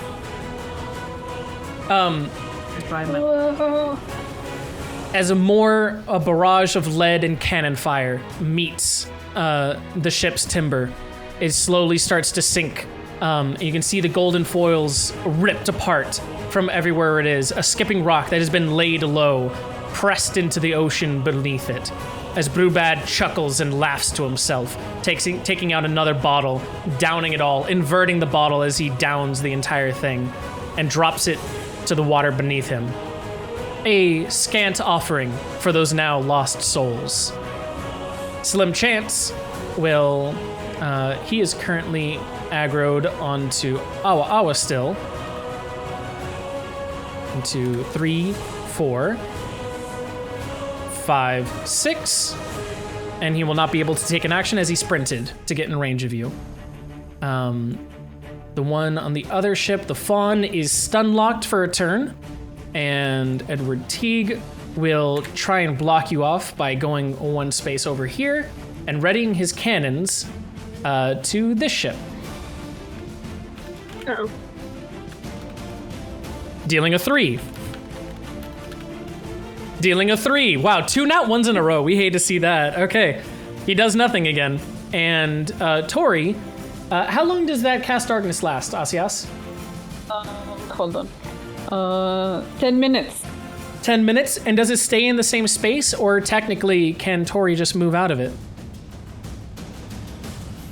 If the point you chose is an object, it's an object that darkness emanates from the object and moves with it. Ah, so you probably pointed it at the ship then. So it's going to be going with the Yes. ship. Yes. So instead, what I will do is I will roll a d4 and we'll see which direction she moves in. 3. So northeast, southwest. That is, she is going to be moving south. 1. If I can get this, there we go. 1, 2, 3, 4. Unable to see, there's a chance she might just crash into your ships. And with that, it comes back to your guys' turns. Or she will not see where we're coming from and we can take her down. True. I can dream. I can dream. I can dream, Harold. So now it comes to your guys' turn to move and attack. 2 ships have unfortunately been lost, but 2 still remain, as well as you guys as well. What would you like to do? We're gonna move.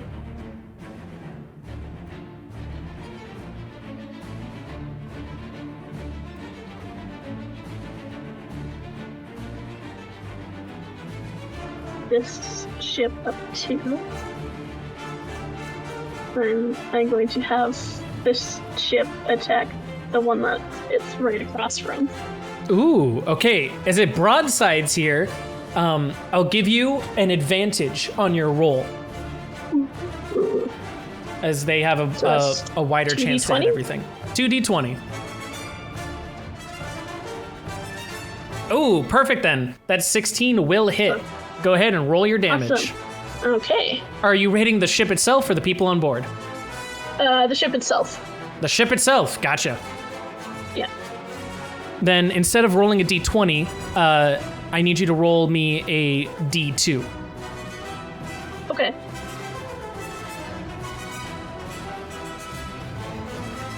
One, okay. So 1 integer will be taken off from it then, from the broadsiding. Okay.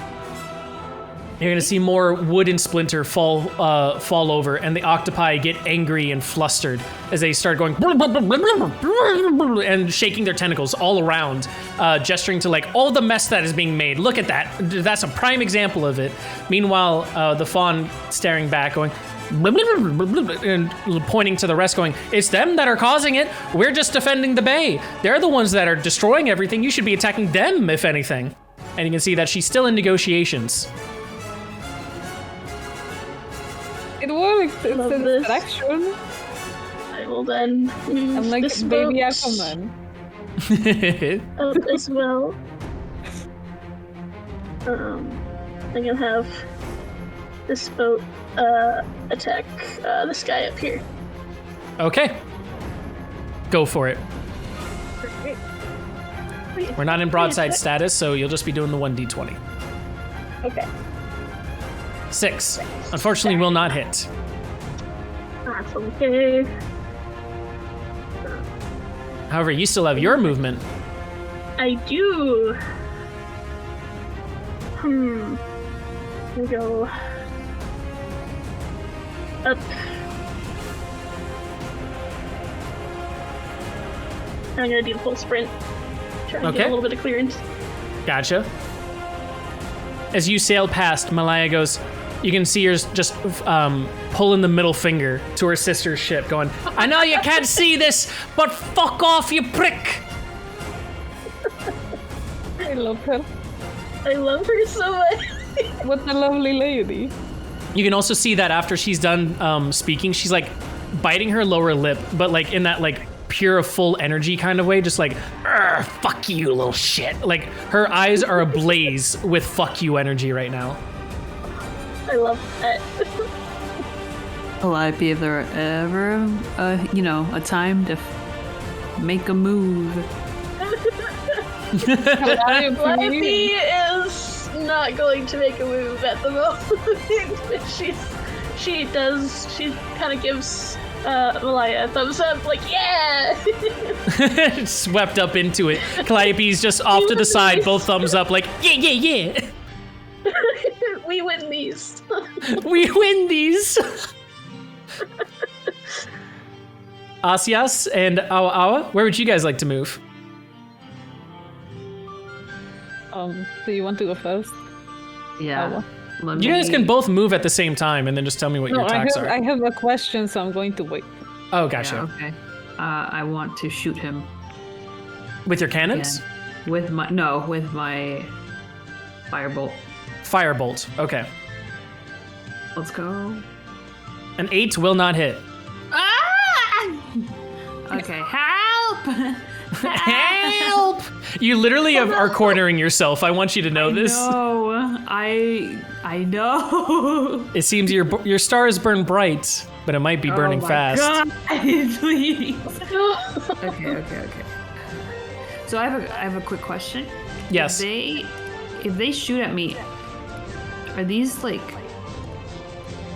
these ones up here? Are they up? You know, like do they have to? No, you can sail past them. Oh no. They're considered dangerous terrain right now. Okay, so but if he shoots at me, does he have to shoot through them? Pretty much, yeah. But they're sinking, so it's pretty easy to. Okay. Can I do a bonus action? Yes. It will be sanctuary. Sanctuary. Yeah. I'm warding me and Crow's Foot. I mean Crow's Nest. Dude, you can't even remember Crow's Nest as a name. I know. I did it to troll him first, and now it's real. So I'm providing sanctuary to our ship. Cool. So, as a quick reminder, just for anyone else in the audience, as well as myself, because remembering spells is hard, Sanctuary is warding a creature within range against attack. Until the spell ends, any creature who targets the warded creature with an attack or a harmful spell must first make a wisdom saving throw. On a failed save, the creature must choose a new target or lose the attacker spell. Spell doesn't protect the warded creature from area effects such as the explosion of a fireball. And if the warded creature makes an attack, casts a spell that affects an enemy, or deals damage, the spell ends. So you're warding Crow's Nest, correct? Yeah, I'm gonna keep you alive, buddy. Okay. Towards him. Well, actually, like Crow's Nest, like, can you help out here?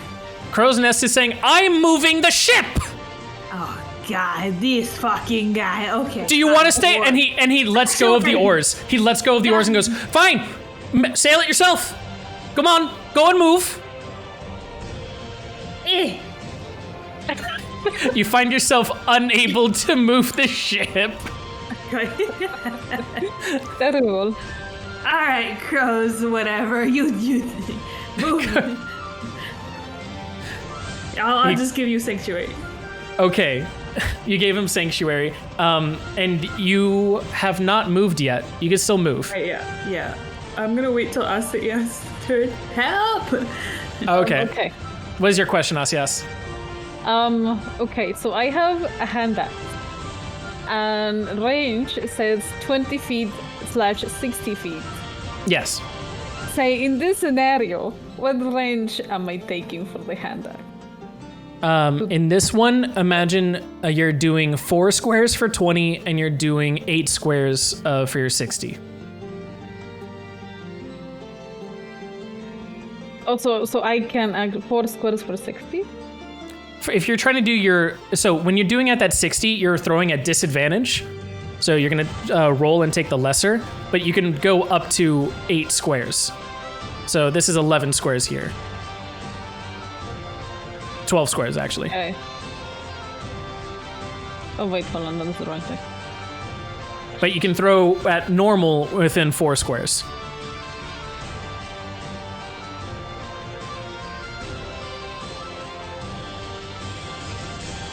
I can't believe I'm doing this. First of all, Yeah. as a bonus action, I would like to rage, please. You may rage. Thank you. That's very kind of you. I would like to grab my hand axe. I'm like playing with it in my hand. I looked at Awa with cornered because she's so smart. I look over at the turtle and go, you know what? I would also die for my friends. And I'm going to, if I do a reckless attack, would it counter the disadvantage? Yes, it would be a disadvantage because you're with your 8 squares, correct? Yes, but reckless attack gives me advantage. Reckless attack gives you advantage on melee weapon attack rolls using right, strength. Right, okay. What am I using to throw my hand axe? You're just rolling to throw it. Okay, I'm gonna try it. I don't give a shit. I already took 2 octopi today. I'm going to try and attack the cat. You're attacking the cat directly. Okay, yes. Then Yes. go for that roll. Because you're probably using your athletics to aim it, correct? So Yes. I will balance out your advantage and disadvantage like you said. Yes, you can just do a straight roll. Okay. So just 1d20. 1d20. Alright, come on. Does 12 hit? A 12 does hit. Yes! So you can feel the muscles tense in your arm, bulging forth with everything that you have as you reel back your hand, and through the rocking of the waves, you see the perfect alignment. You go with the tempo of the waves, a little and whip your arm across faster than Heldrig had ever seen. This tortoise has seen this old tiefling wheel back and just throw the axe directly at it. Slim Chance, moving across all over the deck, is bounding about when he finally looks to his east and sees an axe coming right at him, attacking his arm and chopping it off in one fell swoop, wow. embedding itself into the mast itself and holding the hairs of his arm. He screams in pain, Slim Chance going, "Ah!" and falling to the floor, writhing in pain. It seems that, for at least right now, he has more pressing matters to deal with. One way to declaw a cat. I look over to Turtleman and I go, I do not like cats. He looks up at you and goes, I have noticed. But now that you finished declawing that cat, how about we get to the other side, huh? Yes, I just had to help my friend. Bad luck to have a cat's paw on your tail. I look over at my tail. There is no cat. Okay. I already moved to get within 60 feet of the stupid cat, so that's all I'm going to do for my turn. Okay, and Awa, you still had something to do with your turn, correct? You wanted to wait till Asias finished his? Yeah, I just moved, so. Okay, cool. Then it'll come back to the others. Brubad, seeing what's going on, will be going, he'll actually be laughing in a fit of, joviality at his friend getting his arm tossed off, going, ah, now this is an excited one. This ain't no run-of-the-mill blockade anymore. And he'll be moving over 1, 2, 3, 4, 5, 6. As he goes, and you'll see him actually walk out onto the main mizzen mast on the front of the ship, striding forth, his hands plant on his hips, looking straight at you, Awa, as he goes, Aye, Missy, I'll be your new dance partner, it seems. Are you ready for this tango? I hope you know how to dance. Some say I have 2 left feet, but it won't be me that's hurting at the end of the dance. And with that, Slim is currently being treated by his other sailors and pirates, trying to stop the flow of blood pouring out of him, the gallons gushing out as he's being quickly medically wounded. And he will be out for a turn. Then You're welcome. Here Is it You're fun? welcome. rolled a 1, so she will have to spend one more turn. She is still conversing with the octopi, going blah, blah, blah, blah, blah, blah, blah. You could tell that she actually like is very intent on like diplomatic negotiations for this. As she's talking to them, you can see her smacking her hands and trying to show them the finer points of like, you guys, we gave you the underwater, but the top of the water is ours. And sometimes it's like a neighbor walking on top of your apartment, and you're gonna have to suffer through the noise, okay? That's just how life works. And the octopi going, but there's a limit to these things. You can't just be battling it out like that. When finally, it seems that they've come to an accord and that they'll give him a pass for this time for exchange of a couple of pearls aboard their ship. As she hands them to their tentacles, the octopi skitter off going back down the sides of the ship. And the other pirates just staring quizzically at their captain. Before one finally pipes up and says, Mistress Vesh, what was that? And she goes, it's nothing, it's just something from the past life. We're fine and we can deal with it now. Onwards, we don't let people pass the blockade. Aye? And it seems that next turn, they'll be back on it. Damn it, well, it worked. I'm a genius. Yeah, you got them out of commission for a couple of turns. Yes, he's so smart. I'm so smart. Now Wawa call me smart, so I'm really, really smart tonight. Edward Teague will do a cannon fire at that same ship. He'll miss 1. He'll miss 2. He is not going well tonight. Meanwhile, Tori has to decide which way she's going to sail. 4 will be west. 1, 2, 3, 4. As her ship crashes in to Edward Teague's. Amazing. In the darkness, they collide. A more cascade of timber falls into the depths below, annoying a couple of octopuses that seem to be swimming right underneath it on their way back to their homes. And Edward Teague is going, what are you doing? Mr. Stickley son, you just rammed my ship. And meanwhile, Tori going, do you think I bloody well can't see? I didn't know where you were. We're sailing about in the pits of darkness here thanks to my brat of a sister. And then one of the pirates will go, excuse me, miss, it's actually from the tiefling on the other one. She goes, you can't see it, but you hear a gunshot ring out from the decks below and a body fall overboard on the ship itself. Seemingly, she doesn't like to be talked back to. Oh my god. And then that will be their turn, as you guys have caused nigh on quite the ruckus here. What would you like to do for your next one? You're welcome. Good thing I was with you, yes? Oh yeah, Ghost, minus 1 person. I'll actually write that down. That's good to know. She did lose a person on her ship. Man, oh man. Listen, I have 3 spells. That is all I need. Oh wait, this one actually seems like it would be a good song. I want to try this one out. And a dream. That is all I need. Sea monster battle music.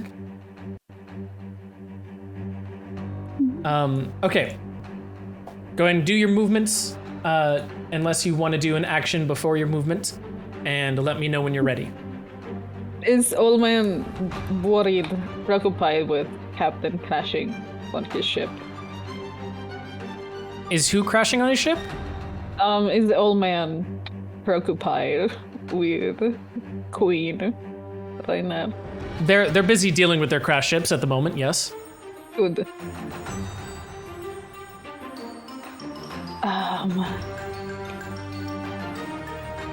Hold on. What is the roll? I'm gonna have my ship over here. Uh-huh. This one, while they're still distracted after the octopus Okay. stuff. You get broad fire status again, so you can roll with advantage. Alright. That's 2d20, right? Yep. A 32. The 17 will hit, and the 15 will hit, so you're fine. You can roll your d20 if you're attacking the people on board, or would you like to attack the ship itself? The ship itself. The ship itself. Roll me a D2. Yeah. Okay. A 1. Okay, so we'll take off 1 integer for it. You can see that the ship seems to be for the worse of wear.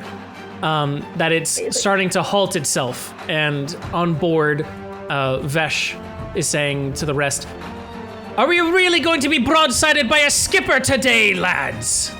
And the rest going, "No, Captain!" And they ready their own counterattack to be ready. But for now, that skipper's done work. I'm gonna move my skipper out of the way then.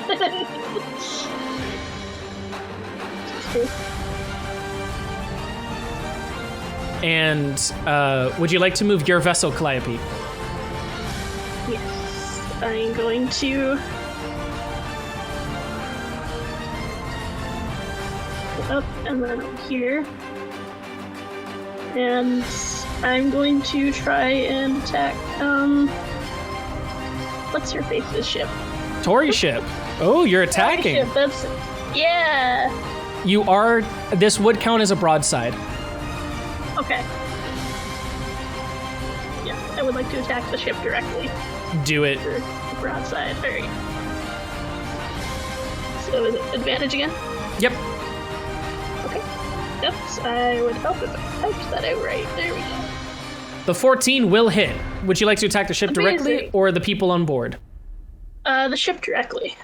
Okay. So 1d2.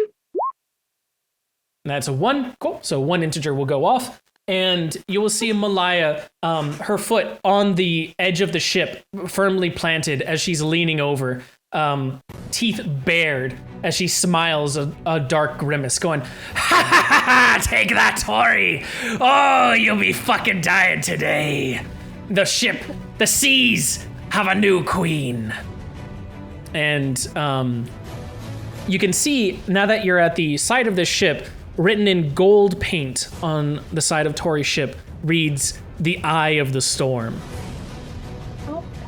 And from the darkness within, you hear a voice shout back, going, "Oh, Malaya, you've yet to learn how to truly traverse these waters." And you will hear storm clouds start to swirl about. Oh no. Rain starts to drizzle before it turns into a pour, before it starts hammering the ocean waves itself, and the ocean gets stronger. You can now all move at twice speed, but there is a risk if you decide to sprint.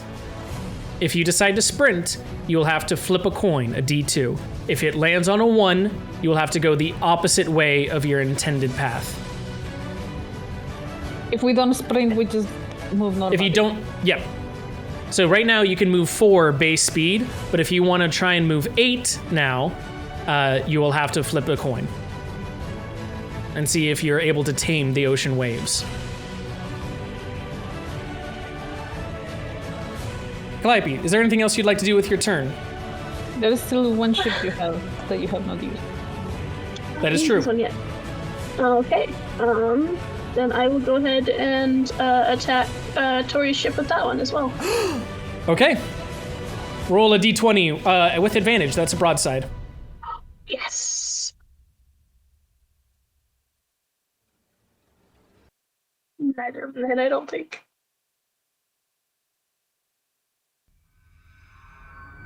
DM. 11 and 4. But sorry, I didn't see those like actually go through. I was like sitting there waiting. I'm like, they're not coming, and it just my brain just didn't register that they weren't the old ones. The 11 and 4 will unfortunately not hit. Ah, darn. That's it for me. Okay. Toto, have you moved your stuff? No, hold on. While he moves, Awa, if you would like to move as well, feel free to. I'm just moving normal speed. Yep.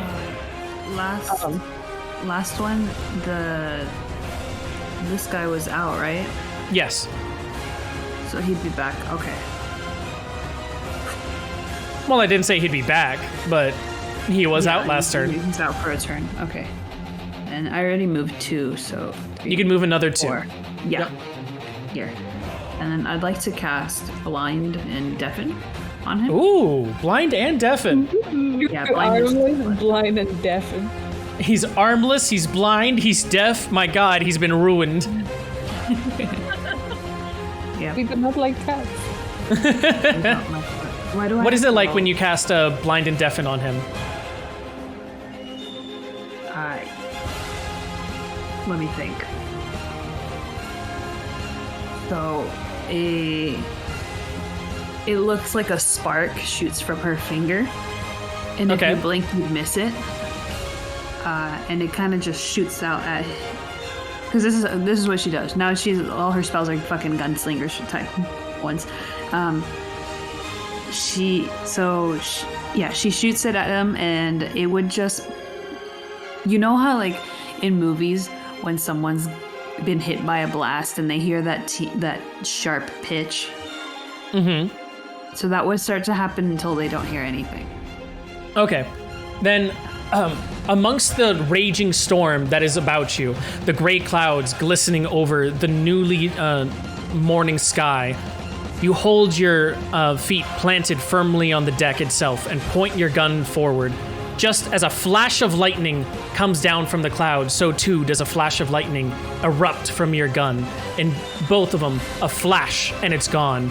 A bright burst of light, but this one finds its way towards Slim Chance and goes to him. When in this chance, it says you either blind or deafen. Which one would you like to do? Blind. Okay. And it has to make a Constitution saving throw.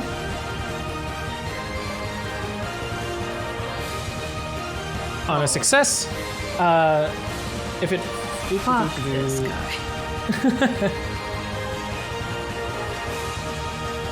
On a success, the spell ends. Cool. So he is not. Unfortunately, he has sailed these waters before. Just as the flash of lightning fades away, the high-pitched squealing rings him back to his senses, and his screaming from the arm lost quiets him as he looks around and realizes what is happening. He shouts to the rest as he holds his stump of an arm, quickly tying it together with what loose scrap he has, going, "The storm is here, lads! We sail! Get back to the rest of the fleet!" And the rest of the pirates scatter about. Yeah? Under her, it just says, fuck. Fuck. Can I do an insight? Yes, you can.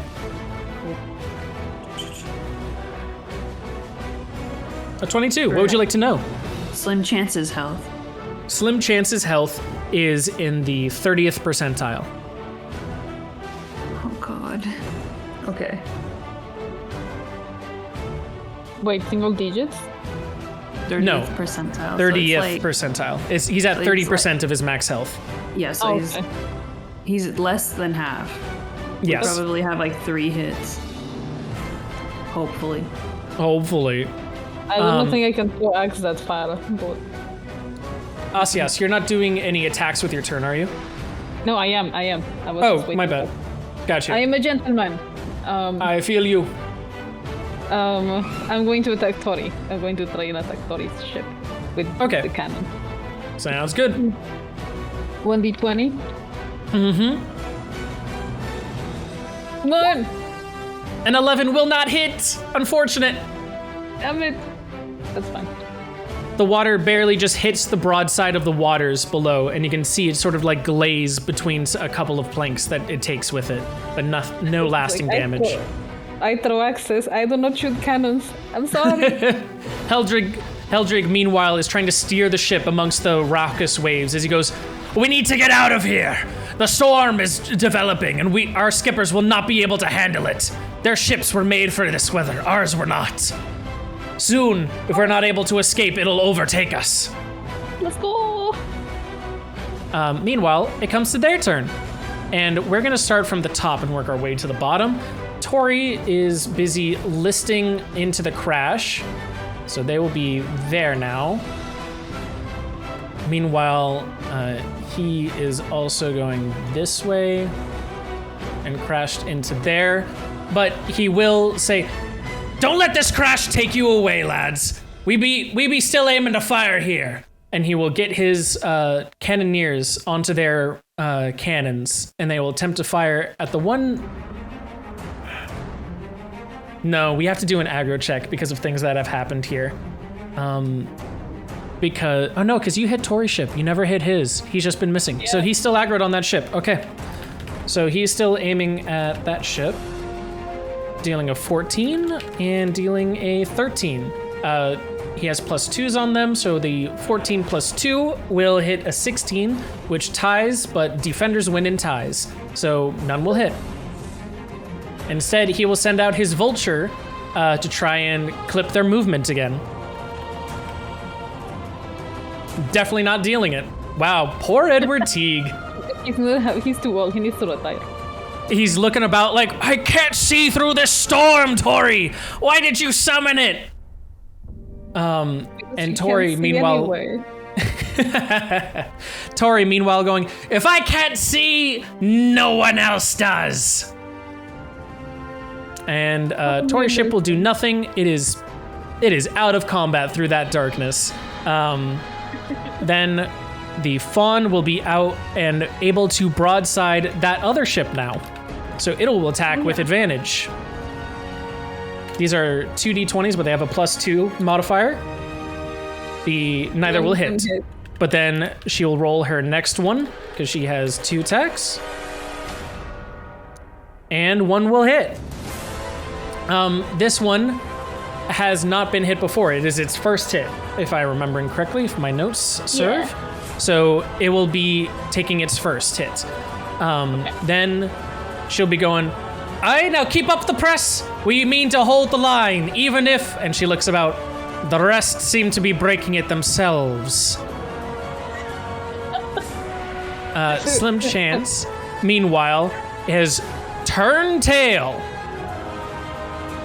and means to make a break for it through everything here. I need to turn him around just a second. I am befuddled, dumbfounded, and gasping. Why is that? Oh, I just thought I was gonna die. You're welcome. He's chopping off his arm. I love you. Meanwhile, though, off a man's head for you. As he gets to this ship, he will then fire his own broadside. Uh-oh. Didn't he use all... Oh, no, wait. His big ship. Never mind. He's a big ship. And 14 + 2 will be the 16. Defenders win. So both of those will still miss on the broadside. Amazing. He's busy. He's busy turning tail and going, get to the eye, to the eye. We have to make sure that we're free and escaped before it closes on all of us. Meanwhile, Brewbad makes his way 2, 3, 4, 5, 6, 7, 8, and goes, fine, if you want to turn tail and run, that be by it. I mean to surf these waters a little longer with my new dance partner. And instead, he will turn his way over here, and he will not do his 4 cannon barrage, but he will do his normal attack. Dealing a 15, which will not hit, and his other one, a 14, which will also not hit. 2 cannonballs sink to the waters below, onto the left and the right of your skipper, as he goes, you're lagging behind, miss. Keep up, or you'll be missing your friends. I am on the floor. Wheezy.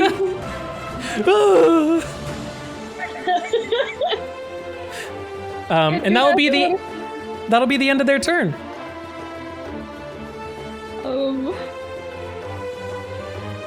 Yeah. What would you guys like to do next?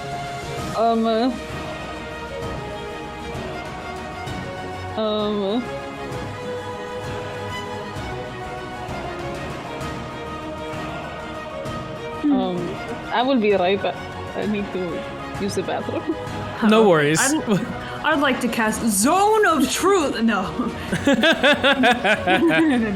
I will. You said we can move 4 now on a normal turn? Yep, you can move 4 now, or if you would like to flip a D2 and you are able to succeed, you can move up to 8. I've been rolling nothing but 1s in my D2s lately, so I'm not gonna chance that out. True.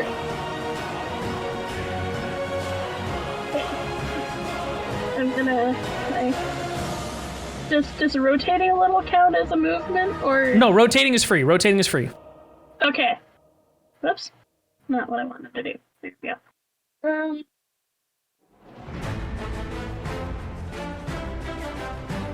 Not gonna do that. Okay. I'm going to try and broadside Tori's ship. Ooh, okay. Broadside it.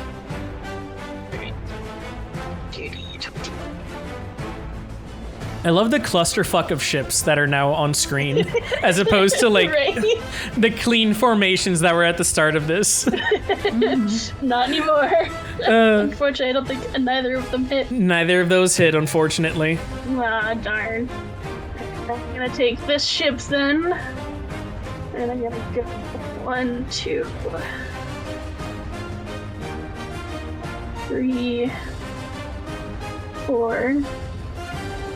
And I'm gonna rotate. I'm gonna fire on the fawn ship as well. Ooh, okay. Backside of the ship, you have 2 attacks at advantage. Oh. Okay. First one. Okay, that one will hit. So before we go on to the second Amazing. one, would you like to attack the ship or the people on board? The ship. Okay, roll me a D2. Alright. Okay, another integer has been taken off. The ship seems to be almost halted completely now. It seems like it's amazing. taking on water heavily, but it is still fighting forward. Okay. So can I roll my second one? Yes, you can. Alright. With advantage. Amazing. 17 plus 8. Okay, the 17 will hit. Would you like to hit the ship itself? Let's go with the ship itself again. Okay, you don't need to roll a D2 for this as its final hit has been reached. Amazing. The cannons broadside into the back, ruining the captain's quarters, splintering the glass at the backside. Wood and glass mix together in the ocean beneath as they all but sink to the depths below. The pirate ship itself still standing strong. After all, remember, it is a tall frigate of the immortal Black Fleet. But you have done enough damage to it to halt it completely and ruin its guns. It is out of service for the rest of combat. Heck yeah. Meanwhile, Ship was that? this one. Okay, thank you. Get the fawn. Meanwhile, the fawn runs to the backside. Well, yeah, we'll do it like here. It's whatever. As she looks over at the rest of the ship, cursing it out and throwing her hands up in the air before she starts trying to cast a runic ritual. The ship may not be able to move and the cannon's out of service, but she is definitely not down to go down without a fight. Uh-oh. They are pirate lords, after all. That's true. What But- did I mean? One of the ships got taken I out, stopped the ship. Nice. but the captain on board is still trying to defend what little remains. Oh, is that the pretty lady, the fawn? Yes. Yeah. The the bigger thing with this was that these ships are much bigger than yours and much more well fortified, so you can't like sink them like they can sink yours, but you can stall them and put them out of service basically, which is now what happened to that one. And then she's gonna go back to her other in the middle of the ship. Did you want to do anything with your other ships though, Calliope? Yes, I moved over here, and I'm going to try and broadside this one, this dude. Edward. Oh, the dude, the old man. Okay, go for it. Yeah. Okay. That's too far away. Why are you too far away, Awawa? I've always been like Neither hugging of the those are. backside. I'm sorry. 13. That'll be 7 and 6. 7, 6 will not hit. Darn. And that's all I got. Cool. Asias?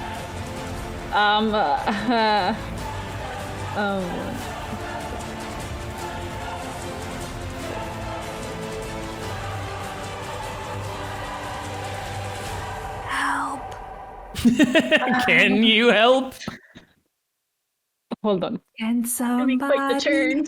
help? If you were not that far away, this would be so much I know. I have one thing, and can I? Okay, let me see if I can do this. Yeah, you still have your movement, right, Awa Awa? Yeah, can I sprint? Yes. So move your 4 Yeah. first. Oh, okay. My 4. You're in the storm. I thought we moved 8. You move 4. You can sprint 8, but you Hold have up, to I'm flip a breaking coin for things. that first. I have to. Ah! Hold on. Need my ruler. Okay, I have to rethink this. You're gonna move your 4 first, and then if you want to sprint, you flip a coin, and we see if that 4 continues you in the direction you want it or not. Okay. There. So, from there, where would you like your next 4 spaces to go? We know the direction first.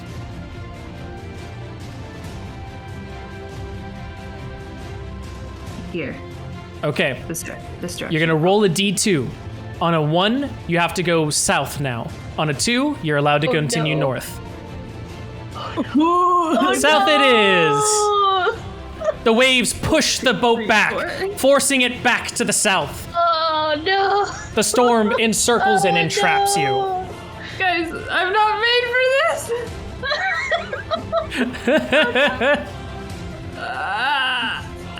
God damn it.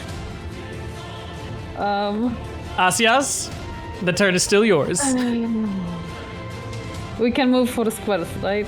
Yeah. Correct? You can move 4 for free. I needed these guys. I'm sorry, they died. It's okay, they died. Wait. If Asias had his axe, he could lasso the ship and drag it. Tie a rope to it, throw it to her ship, and be 2 like, "You're hand coming with me." I have 2 hand axes. Hey, you could do Ghost Plan if you want to. Oh my god. Crow's Nest, meanwhile, is at the helm of the ship, going, "Oh, please, someone!" Okay, she's He has sanctuary. He'll be fine. His advantage on saving throws. It doesn't defend him.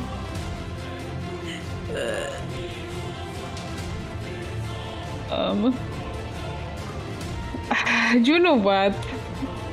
Yeah. I chopped the cat's arm off. I talked to octopuses.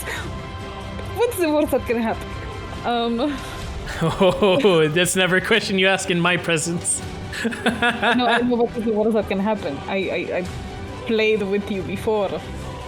I witnessed it firsthand. I witnessed it. What would you like to do? Okay. I have 2 hand axes on me. Yes. Are you ready to throw 1 Uh-huh. to the stupid cat? Would it be possible to tie 1 as like grapple hook and try to throw it at Awawa's ship and drag? So you will roll an athletics roll for me as you tie the rope together with the axe. Where's the end of the rope tied to? Are you holding it? Well,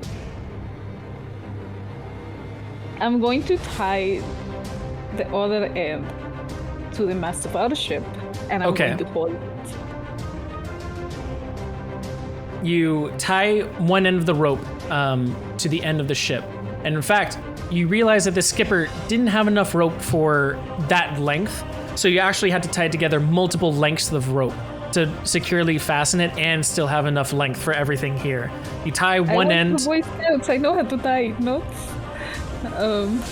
Okay, I would say No, you would. No, I don't. What? I do. You don't? I do. Okay. I do. You tie the axe to the other end of it, and you prepare yourself to throw. what you're gonna do is you're gonna roll an athletics roll, and then I am going to make some rolls further on to see how well that axe is embedded in and can drag along the other ship. If you are successful, for every square you move north, it will also pull her ship north for free.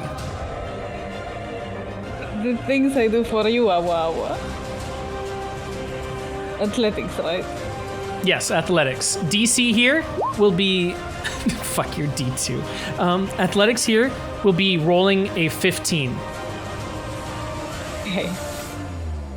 Okay. Oh, I'm so nervous. Okay, I'm going to try. What is the worst that's gonna happen? Don't answer one, ever. A critical fail. Okay. So, you asked the question of what's the worst that can happen. And on a natural 1, this is the worst that can happen.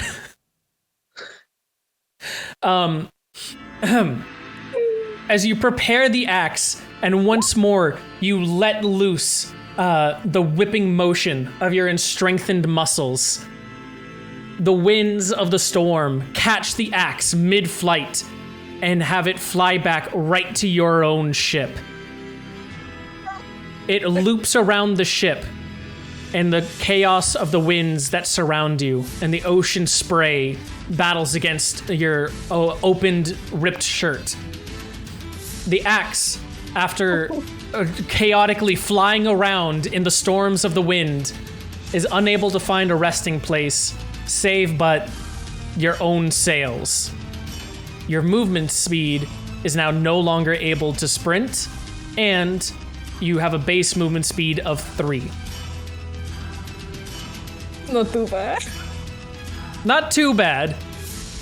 For now. It was either that or something bad was gonna happen to Haldrig, and I decided to take the lesser of two evils here. Thank you for not killing my turtle. I like this turtle. Meanwhile, Haldrig looks to you and goes, "What was all that?" I was trying to help my idiot friend over there. Let's worry about us getting past this blockade first, eh? You get behind, you get left behind. Okay. First rule of the Pirates Code. Could you rest over here, wow. Meanwhile, have you moved, Asias? Yes, I already moved. Okay, then it comes back to the others' turns. And we'll start with these two. Tori is still on her final turn of the crash as she goes here and to there. And he will go here and into there. However, he will still broadside that other ship that he's still on. Oh no, it won't be a broadside, it's just a normal attack. The 18 will hit. Oh no. And the 3 will not. This is this one's first hit as well now, so it has been struck and is at half health.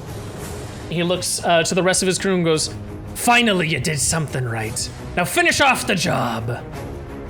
Meanwhile, Tori, still controlling the storm, will have it impede closer in. The waves start getting more raucous and rowdy as everything starts colliding once against one another. And she, you will see, casts Dispel Magic around her, finishing off the darkness, and is once again able to see. She will not be able to do anything else, but she can now act again. Damn it. And then Slim Chance will come over. 1, 2, 3, 4.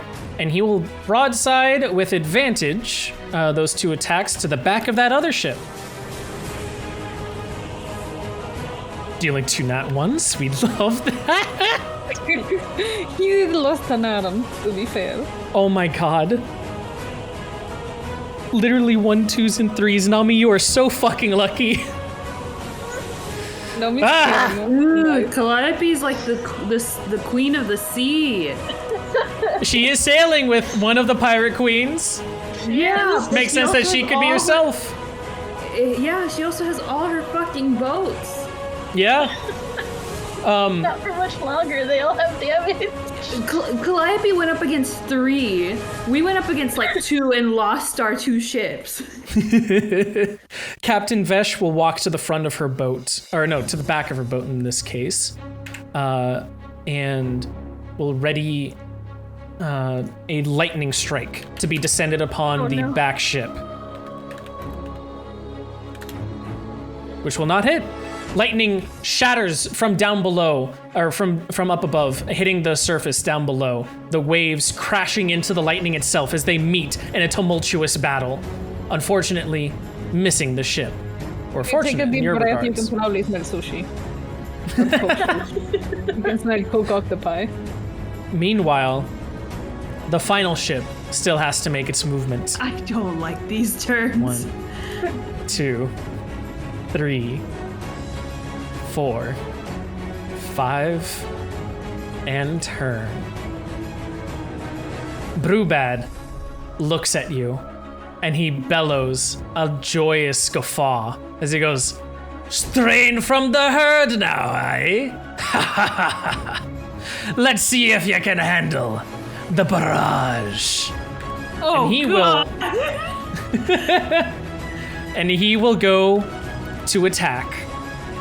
He will have no modifiers to this. It will just be 4 straight D20s. DC Watch is them all hit. 16. So and remember, 16s will be a tie, meaning you win.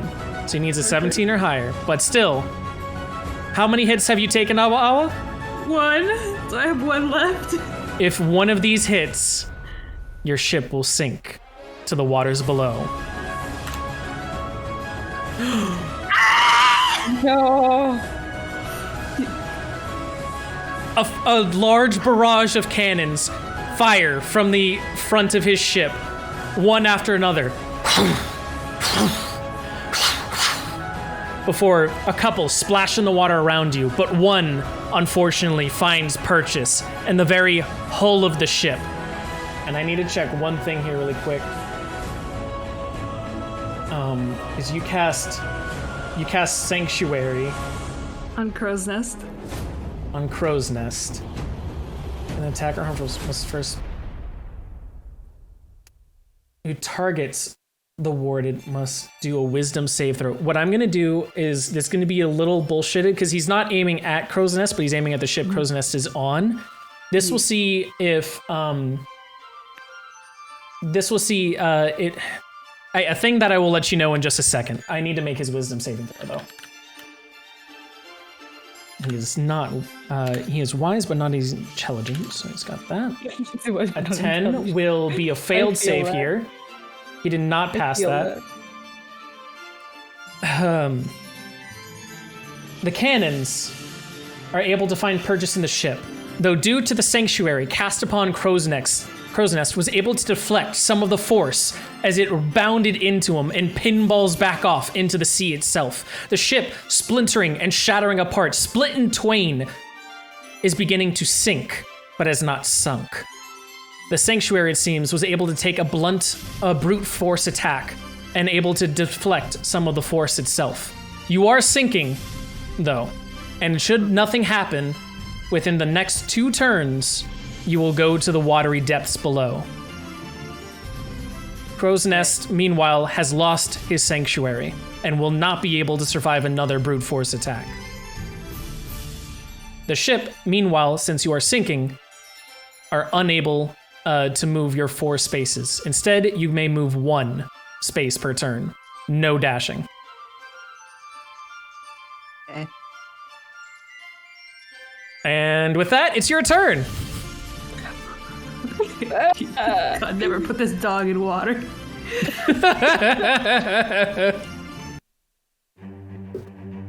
This is why dog stays with the pack. Yes. The dog moves. What? The dog. Wait, since you know, I mean, I can't do much. I'm gonna hit him with a ray of. Let me read this real quick. Sickness. Ray of sickness. Yeah, he's gonna get poisoned.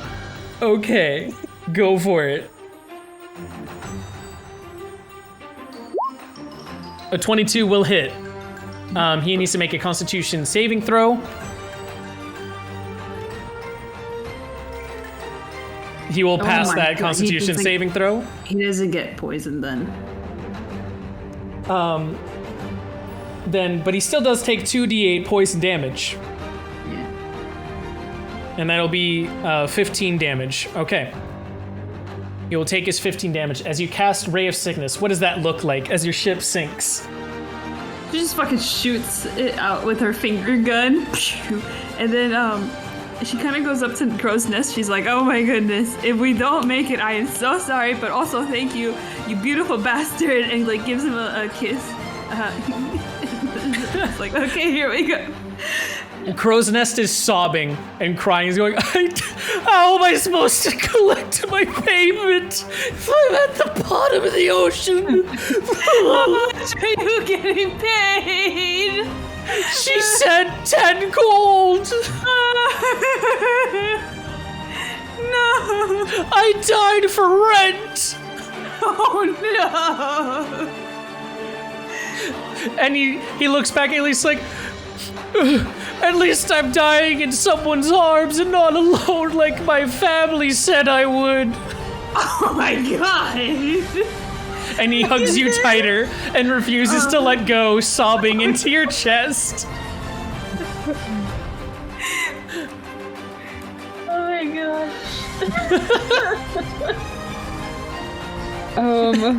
I need to find character art now for Crow's Nest. You've made him into a character.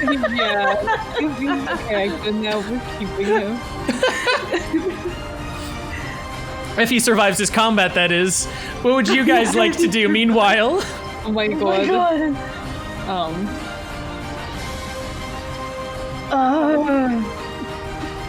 Darkness! Darkness! Hold on. I get it. Hey, he's 50 feet away. I can do this, but I can do this. What species is Crow's Nest? I can roll for that. I was just putting him as just a random human pirate at first. But if you want him to be a certain species, we can change that. Make the actual crow. Make him human too. Do you want him to be a Maybe he's a Kenku? dog. Kenkus can't talk normal human language, though. Maybe he's like a bird person, like a dove, and he just calls himself Crowness to sound intimidating. I wouldn't mind him just being a human. Or just, where's the people? Yeah. We'll just keep him as a person. Ghost is screaming on me to get a whale. I do not know if I can get a whale.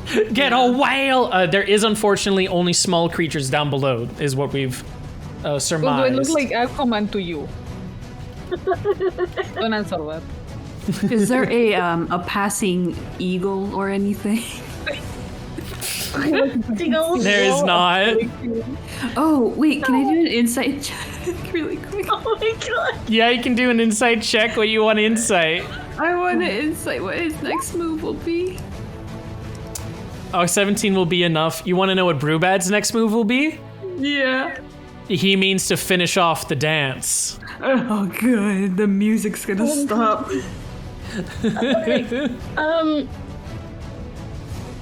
I'm going to summon my bees, and they only move 30 feet, but I was wondering if I could move them 30 feet towards Awa. Okay, sure thing. Wait, you're summoning your bees? Yeah. Okay, wait, To I go need pick a... up Awa. Did I have a bees token still? No, I need to get a bees token. Just a second. Uh-oh. You can do that. I can throw you a bee right now. Oh, can I toss Jimbo into the ocean? What? Jimbo, Jimbo, save yourself! If you want, sure. Jimbo, go! Oh, no, Are you actually doing this? Yeah, I'm trying to push him into the ocean. Like, save yourself, Jimbo! Wait, Otherwise, okay, if you're doing that, I need to roll a thing. Oh, good. 13. 13, he refuses to do what you say. And he holds himself tight against you, refusing. You can feel the tentacles tightly wrapped around your arm, refusing to let go. His eyes looking up at you going, I am not losing another one today. Oh, no! I don't think this is something CPR can help.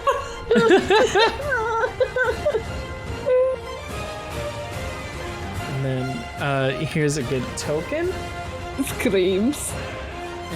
And here's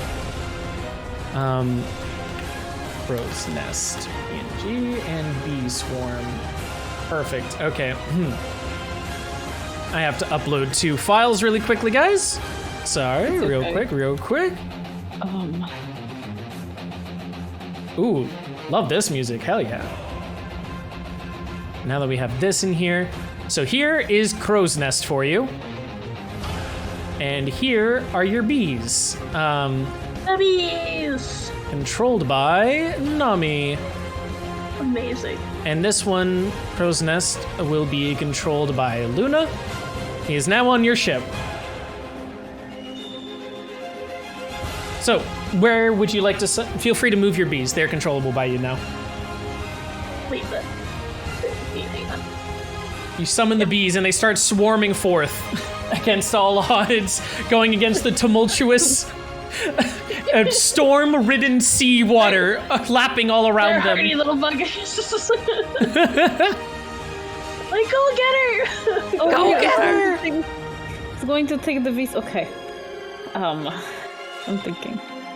Sure. Thinking. Yeah. As I'm thinking, you can see almost see smoke going out of Aziz's head as he's trying to think too.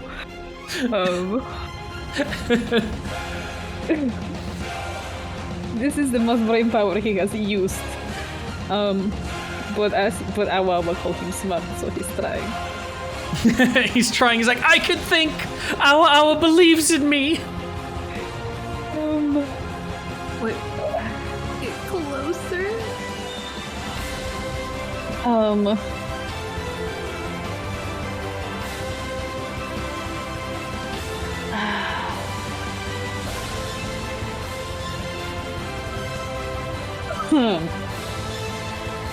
Okay, casting Speak with Animals is an action. Yes. Yes, it is. Speak with animals is in action.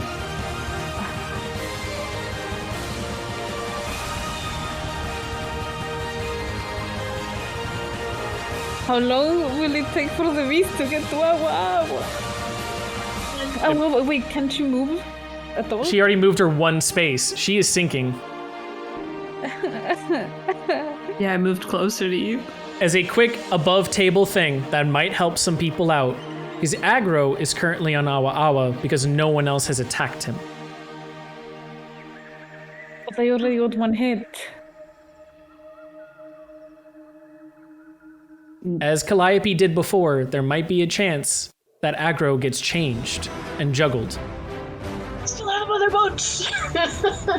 Yeah. My Just boat tell Oh was my god. I'm gonna get the boat. I'm gonna turn this boat around. I'm gonna turn this boat around! Oh my god, yeah. 1, 2, 3, 4. And I'm gonna attack the duder. This I'm guy. gonna help you out really quickly. Rotate it. Oh. Broadside with advantage. Ah, okay, here we go. Twice. The carry! Not The first will miss, but you have 1 more with advantage. Oh my god, come on. A natural grit! A 20! Yes! Awa, I need you to roll a d4. Please be. A 2. Calliope, you attacked from behind, which is a move most pirates absolutely hate and despise being put in. So your aggro has twice the chance of flipping. Roll a d4 with advantage. If it matches that 2, aggro will be changed.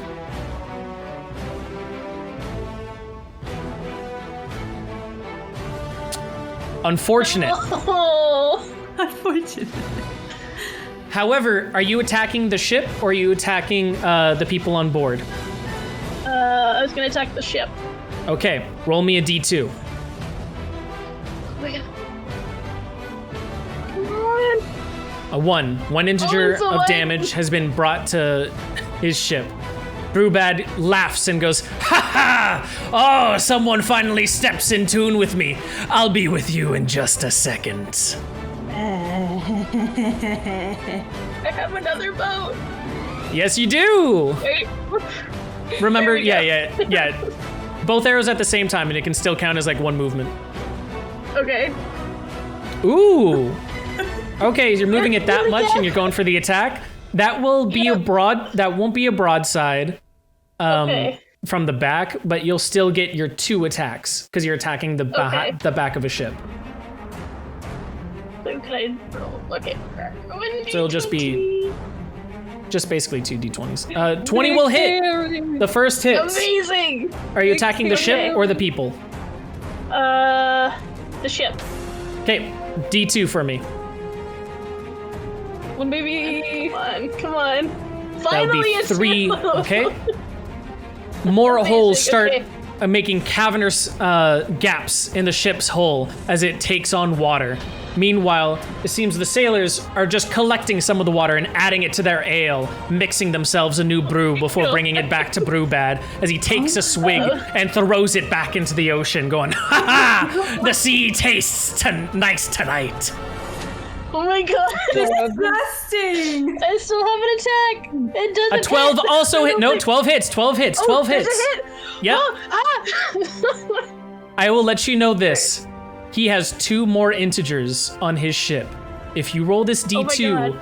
and if it's a 2, he will be Please, oh, please. unable to attack. RNG be on my side. Oh The barrage of cannon fire within 6 seconds has rendered this ship useless. You have taken out the cannons one by one, pounding steel into wood, pounding all of these cannonballs into the ship's hull and the deck itself.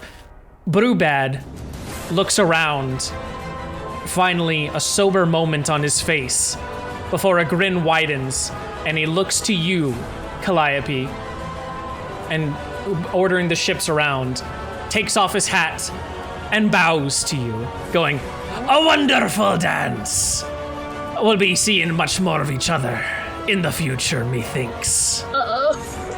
And he Dude, he strolls likes back below deck to order the rest of the ship to start doing repairs. He looks to the rest going, "Patch up the hull, mend the sails, and someone get me some rum."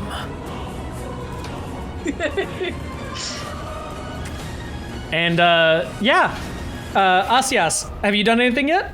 And Calliope, do you want to move your ship? I'm just. Yeah, I should probably move. I grab Turtle Man because I keep forgetting his name. I grab Turtle Man with one arm, like That's one okay. arm hug. His name is Him over. Heldrick. He's like, you see that? That is my friend. He looks back and goes, "Aye, and she be sailing with my friend. One reason why they're working so well together, methinks." Right? They're so great. I love them. She has the makings of a pirate queen herself one day. Aye. God. Yeah, she does. Definitely, she does. Maybe once all this false hydra stuff is over, she'll become a pirate. We're the presidents of your fan club. Presence of your Me. fan club. Me and Turtle Man. Oh my god, amazing. Okay, so really quickly, you've moved your way over there, and you are now looking at the back of his ship. Am I correct in assuming you would like to broadside? Oh, absolutely. Didn't she already attack? No, I She has haven't not attacked with her ship. No. Oh. So, you get 2 attacks with advantage. Amazing. An 18 will hit. Are you attacking the ship? Hey. Yes. D2. A 2. Yay. Roll your second attack. Please. Alright. Wait. Sorry, it's 2. There we go. Roll a D2. Oh my god. No miscaring.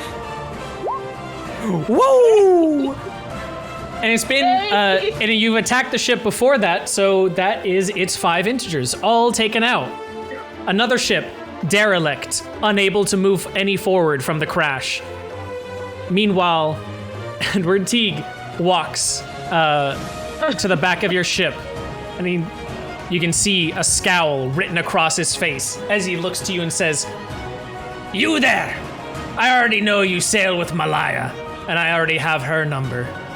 What is your name, that I might write it down in my book, knowing who I'll be gaining my vengeance upon?"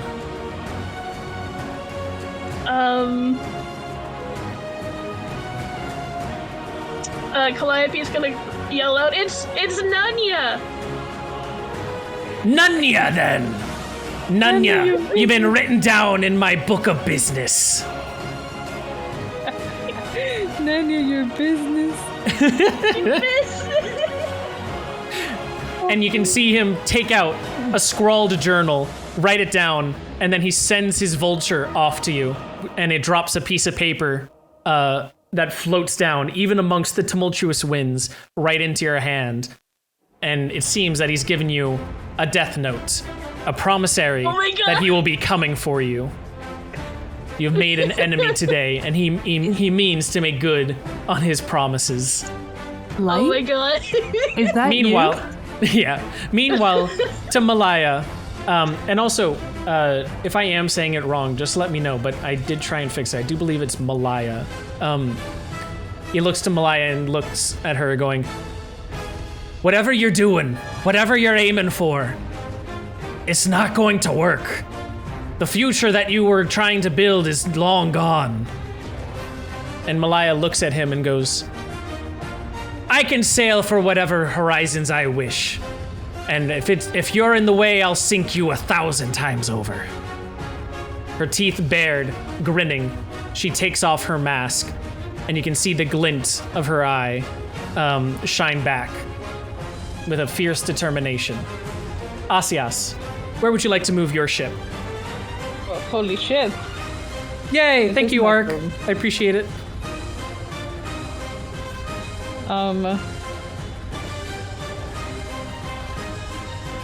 So, funny pirate man over there is no longer a threat to my friend.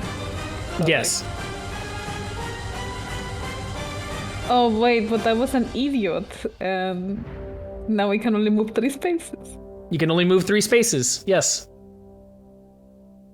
and I cannot sprint. So this is what I get for trying to save you. Wow. I love you.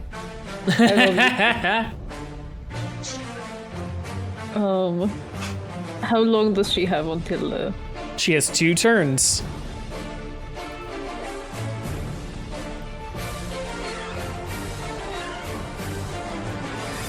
I don't think I'm gonna make it in 2 turns. Remember that you can turn your ship, and you, Asias, can also move aboard that ship. Oh yeah, you could throw inside it. I don't know. I want to grab a wawa. I do not want to shoot. No, because the skipper only holds 2 people, remember? All right. Yeah, I thought about it too.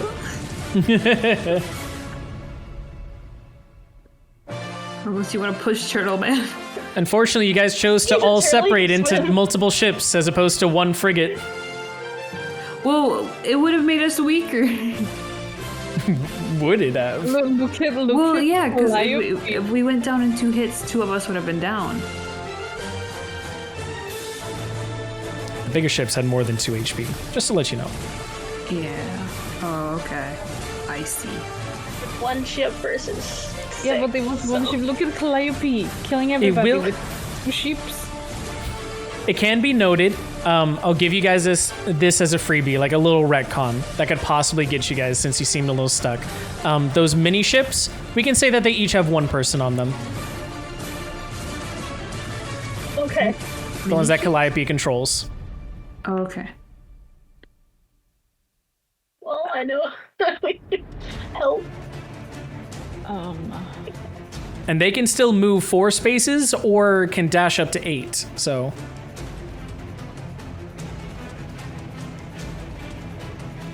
I will try. But Crow's Nest will die either way.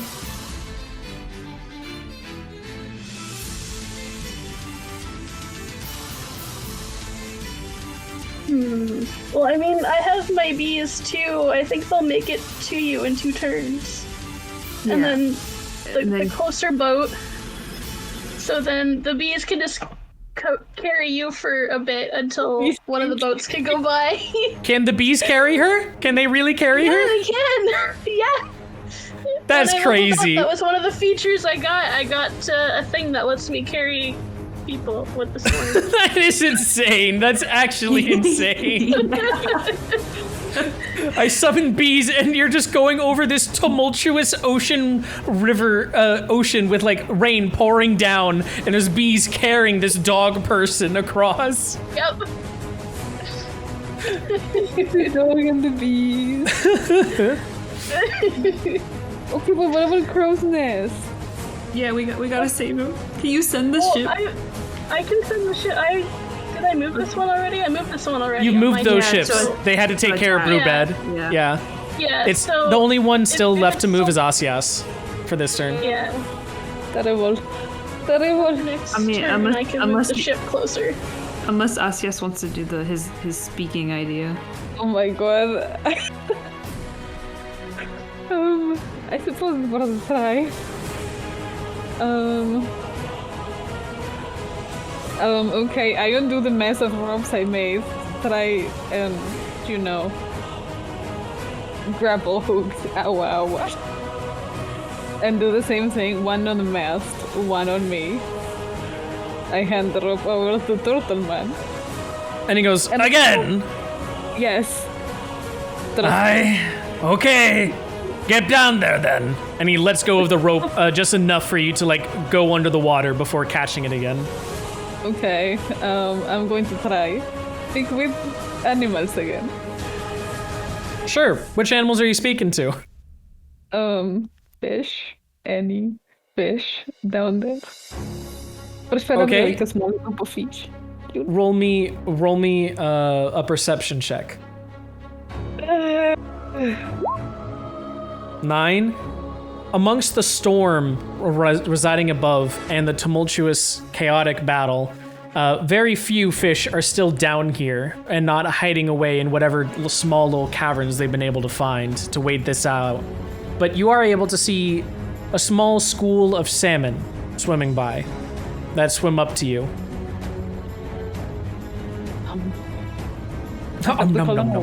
Sushi. Sushi.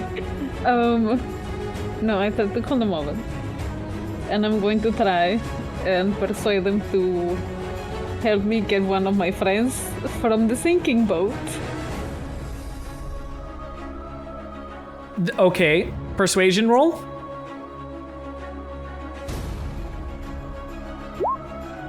Okay, and you just want them, so say again, what do you want them to do? Okay. The storm can carry one of them, correct? Calliope? Yeah. Yeah, the swarm can carry one of them. I want the fish to rescue one of them from the sinking ship. The fish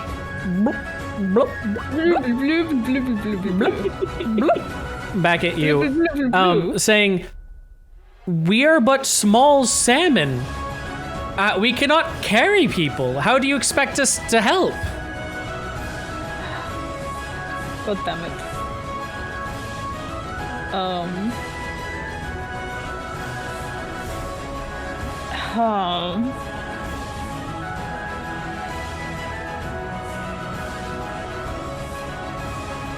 Could they push the debris of the ship closer to the bees?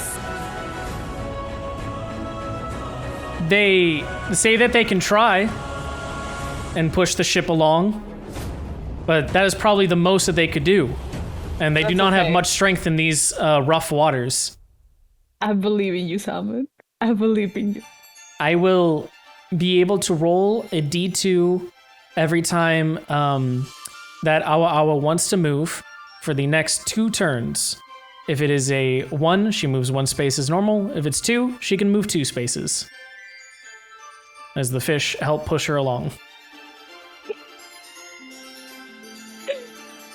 Okay, I did what I could. Amazing. Oh, You still have to move your ship though, Asias. I know. I was getting to that. Oh, 3 spaces, right? 1, 2, 3. Helping out the best he could. Toto has given you some salmon to also help with the bees. As you're rescued by animals of all kinds here, apparently. You dog person. Shit. Spoiler. Shh. You said it yourself earlier. Nah. Never. Maybe. Okay, end of the turn. Oh my god, this is a disaster. End of the turn, Slim will go over here and will attempt to broadside that ship. Which means he is attacking with advantage, but just 1 attack. And a 19 will hit. Unfortunately, Calliope, you have lost one of your ships. No! Slim cackles as he goes, yes, ha ha ha, to the bottoms, quick, fellas. And you can see that he's now boarded himself with a new jacket covering the stump of where his arm used to be. We've taken care of one. Tori will reward us for this. And then he will stop moving there. Meanwhile, Florence, the other sailors will go up and go, Miss Vesh, Captain Vesh, what do you aim to do? And Captain Vesh reels her hands to the sky, going, I aim to keep the line. And will attempt to cast a lightning bolt next turn, but it takes some time for her to harness those powers. Then this is also taken out of play. Here, I'm gonna tint a couple of these yellow that are decommissioned. Unable to move. Also, I'm realizing literally all by Nami's hand. Oh my god. Yeah. Yes, Nami is carrying. Nami carries. But Tori has regained control of her ship. Weeps. And she is extremely frustrated at a certain tiefling Yol that thought that they could rob her of her vision. 1, 2, 3, 4, 5, 6. And we'll then go here, and we'll attempt to broadside. I wait. A 14 plus 2 will be 16, which ties, meaning that it will not be able to hit you. But Tori, meanwhile, will stare daggers right at you, Asias, and will say, the storm will never let you know peace. And the storm has now gone to another step. You are now able to move 6 spaces normally and 12 on a sprint. But to even move those initial 6 spaces, you will have to roll a D2. I wave back at her, and it's like, it's not like I have known peace for a while lately anyway. And you will never know it if I have my way about it. Sounds good to me. And she looks at you and states, wait, I've seen you before. You. And with a sudden realization, she looks over at Haldrick and goes, you sprung her. You're the ones that I encountered at the Drunk Duck, aren't you?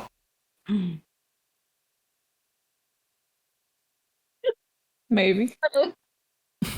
She readies her pistol at you and fires off a couple of warning shots, saying, I knew it was a mistake to leave you alive. I won't be making that mistake again. And people. That will be the end of all of their turns. So it goes back to you guys. What would you like to do? In this case, as stated before, for those with normal movements, you can move up to 6 spaces. Toto's ship had that detractor, so it will be able to move 5 spaces. And Awa Awa, you can move up to 2 spaces again. Okay. But it's but to even go the direction you want, you have to flip a D2. So we'll start with, now that we're in this like very tumultuous situation, I do need to go one by one here. Awa Awa, we'll start with you. Which direction would you like to go? I'm just gonna pace around the ship.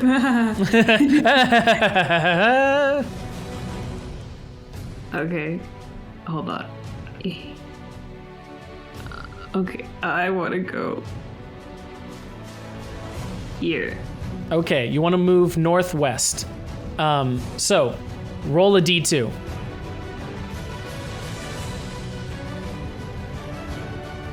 You're able to move northwest 2 spaces. Plus the salmon. Don't forget the salmon. Okay. Oh, yes. Well, we're doing this one first. 2. Okay. So that was just basically straight up north, because you went northwest and then northeast. So you can move one more for me for free. 1, 2. Okay. Now roll a D2 and see if the salmon were able to help you.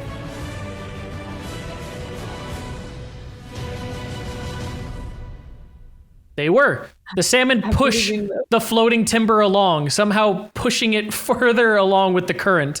You can tell that the salmon are sort of just trying to enforce the current that is already there, pushing forward. You are able to move 1 more space.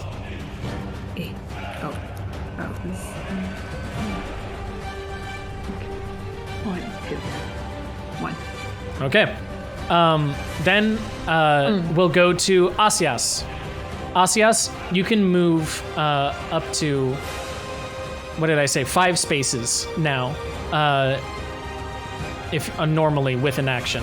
If you want to sprint, you will be able to move 10 paces, but you will have to flip a D2 for that second one. Even to just move this normal one, you need to flip a D2. So which direction would you like to go?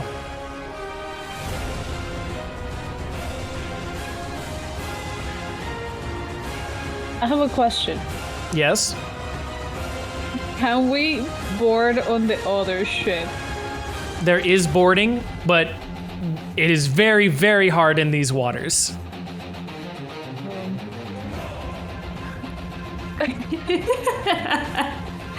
I can see what you're thinking. Like, the DC is extremely strong, and also remember, you're on a very small skipper, while they are on frigates.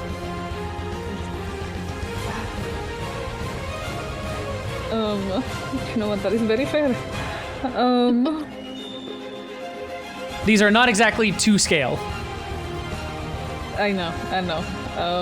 Okay, fine, I will not do the stupid thing. Fine. Enough stupid.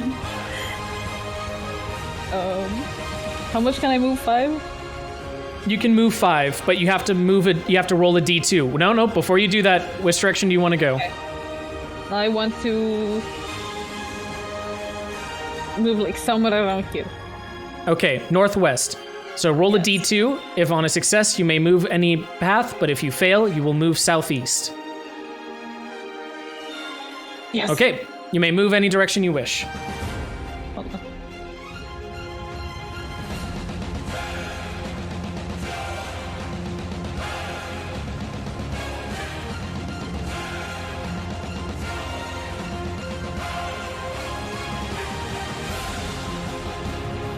I would like to shoot. Ooh. I will count this as a backside broadside, so you can attack twice with advantage. Wait, that means I still have 1 move. Boop. There, now I'm actually behind. Okay, backside broadside. 2 attacks with advantage. So, our first 2d20s, right? Yes. A 12 will hit. Will you like to attack the ship or the people on top? Listen, this lady's already angry at me. I'm just going to attack the ship. Okay, D2.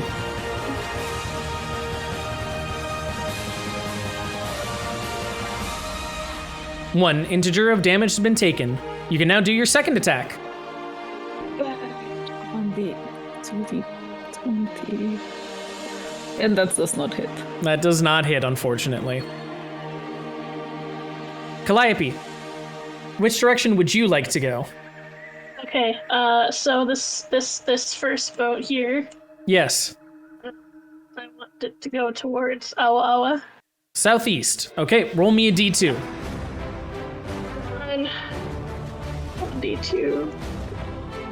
No. Unfortunately, it is unable to. You move at half speed the other direction. So instead of your 6, you will move 3 spaces south. Or northwest. Okay. Ooh, crashing into the frigate, Oh no. which counts as a hit. And it has sustained half damage already. Unfortunately, the tides were too strong. Oh no. No. And the ship my boat. crashes against the hull of the other ship, sinking no. to the depths below. Does it do no. damage to the other ship, though? It's already been taken out of commission. Okay. Sad. Oh boy. The captain case, I'm gonna looks over the top of the make- ship at the sinking skipper below and says, "A shame, but you should have never come here." Oh boy. Calliope is just kind of like sad for the boat seeing it sink. It's like, oh no. But I can move my bees still. You can move your bees, yes. I'm gonna move my bees, and Awa is within range. To be picked up Do by the bees pick her up? Yes. Wait, Awa? wait. I need one more turn on this boat. Okay. The bees will just hang out with Awa then. Okay. Sure. Wait, I haven't done an action yet, right? I only moved. You have only moved, correct. Okay. I'd like to cast Water Walk. Oh my god. Oh my god. You would like to cast Water Walk. Yeah. So, Water Walk has a casting time of 1 action. Okay. Uh-huh. Grants the ability to move across any liquid surface, such as water, acid, mud, snow, quicksand, or lava, as if it were harmless solid ground. Up to 10 willing creatures you can see within range gain this ability for the duration, and that duration is 30 feet. Would you like to cast this in Crow's Nest as well? Only 30 feet? Yes. But isn't the duration 1 hour? Yes. They can only go 30 feet in 1 hour? No. The range of other people you can cast it on is 30 feet. Okay. Yes, this is mainly for him. It's like, oh, the bees are here. Okay, do you trust me? Like, you gotta trust me at this point. Crow's Nest is like, I don't know who to trust and what to do. I just don't want to die. I'm getting you the 10 gold, okay? I promise, okay? He keeps holding you closely. You can tell that he's not letting go of your breast as he's like, please don't leave me. Oh, I don't want to die alone. Okay, so I cast Water Walk. Okay. On him? Yeah, and myself at this point, because he's really clinging. Yeah, he is. He's really clingy. Yeah, I'm like, oh, it's so unattractive. Oh. But, and she's like, look. And so, wait, did you walk on the water as you say, look? I like to imagine that this ship is sinking, and just as their feet are like about to touch the water, it just propels them up. And he's like, look. Ooh, okay. The ship is sinking its final remnants of that part of the deck, and right as you would be sinking into the water, your feet calmly onto the water itself, a propelling force having an inch-thin barrier between the waves and you. And he looks down and notices it and goes, What? What is this? What are you doing? How did you do this? No questions right now. We need to get out of here. Look, we are surrounded by pirates. There is a storm. We need to get out of this situation. And he looks around and goes, Where? Where do I go? I just go back to the bay, honestly.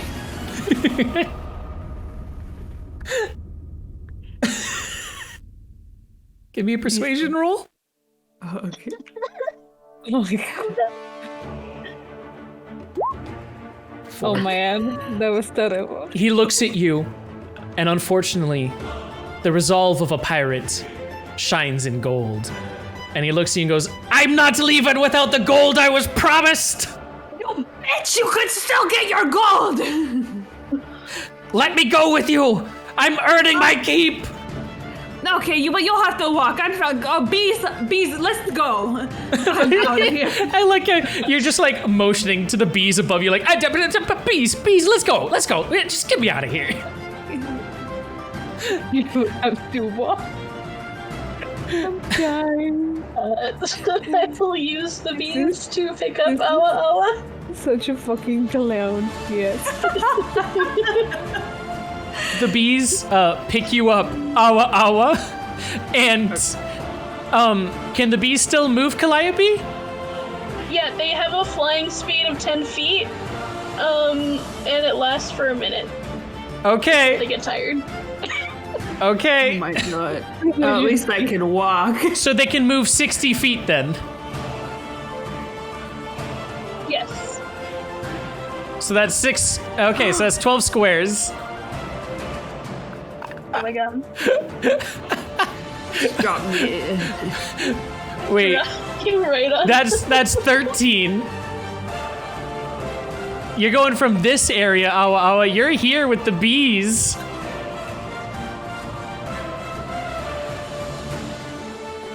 That's 13. Move over here and then fly. Well, if anything, just move me over here where it's actually like safe and away from her. Yeah.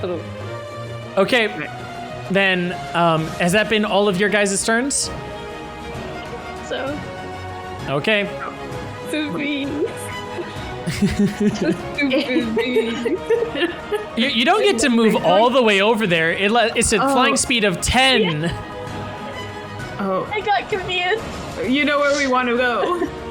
And it lasts a minute. I want you to know that's 6. That's 10 rounds. Yeah. 10 rounds of bees. I could And probably also, walk faster.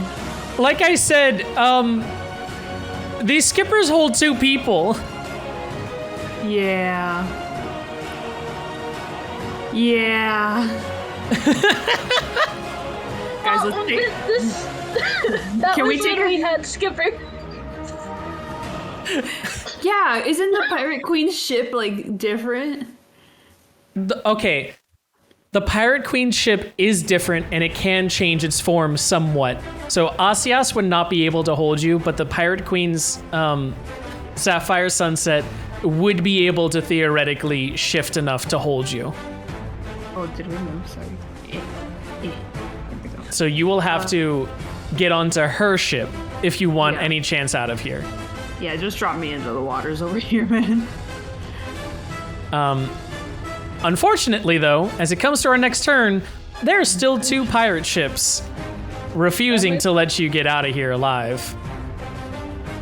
And I have angered one of them. I am so sorry. and a broadside is about to be unleashed upon this swarm of bees. The bees! No, not the bees. Calliope, what is the bees' DC? Oh, Or AC? No. Hang on, let me look. It is 12. It is 12. I'm crossing all of my fingers. I'm crossing all of my fingers, so like. Cannon fire braces itself as they emerge from the cannons with an explosive crackle and gunfire through the rain, pelleted by the waters from above and so down below. And it hits the bees. Do they drop me? Can they just drop me? How much health do the bees have? They have 22 hit points. 22 hit points. Okay, so what's gonna happen in here is I'm going to give the cannonball a 1d10 plus 1. Okay. dealing 4 damage. So they are still alive, they're still being able to, they still exist, but they now have to make a Constitution saving throw or a Strength saving throw to hold on to her. Your choice, Calliope. DC here will also be 12. Okay.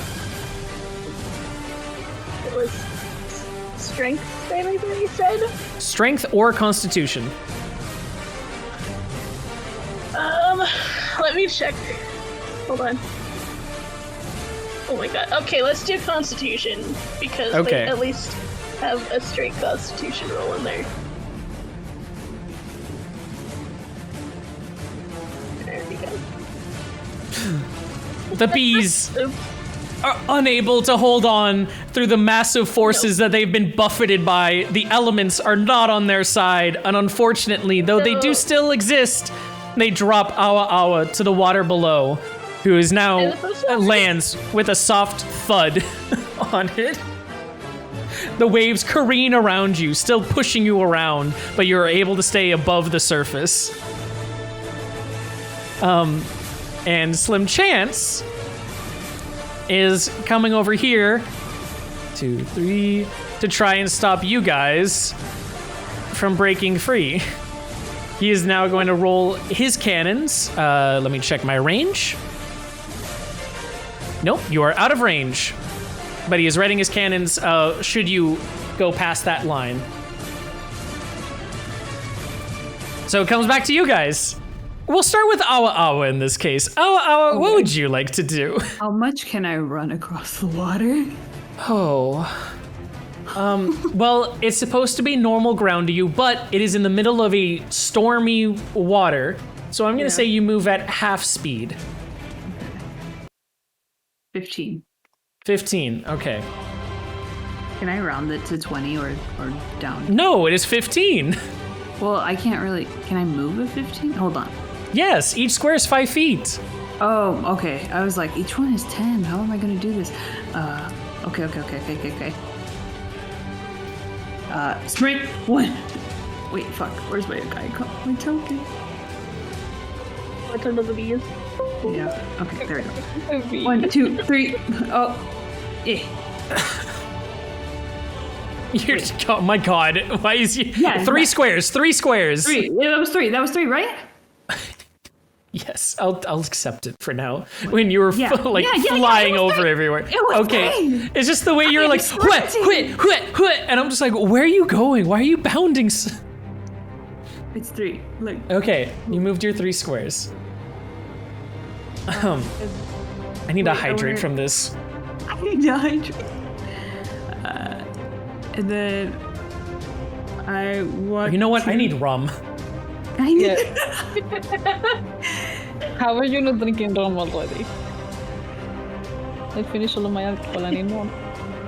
Can I How do you make him drink bees? I know. Did that cork pop go through?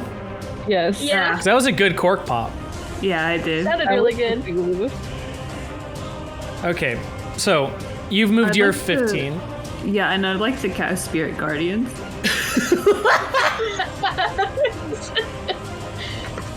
Okay, your Spirit Guardian does not have walk on water.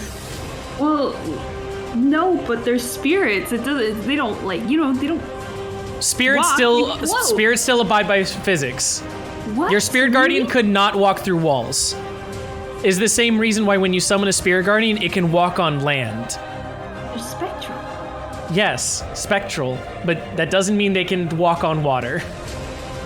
They float. I mean, they hover. They do not hover. They can walk on land. Okay, your Spectral Guardian cannot. Dive under the water. You can if you so wish. Like at least hide from her. Are you going to dive into the stormy waters below?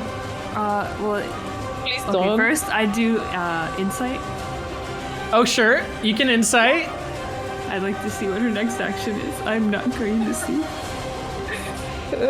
You are not going to see, yeah. Okay. I will just stay here. Thanks. Okay. Oh, you guys posted more music in the chat. Oh, sorry. A quick thing about this. I don't get Discord notifications while I have OBS open. So anytime you guys message me and stuff, I don't see those because I have Discord hidden. But I will totally put those on at the end of this. Okay, so you're diving beneath the waters? No, I will just stay there and be like, maybe she can't see me. Maybe she's distracted. Calliope and Asias, who would like to move next? Ladies first. Okay. Yeah, I will move. I will try to move over here. Okay, southwest. Roll me a d2. Come on. Yes. You are able. So you have up to 6, and you can sprint if you want to do another d2. I do not. Okay. Five, 6.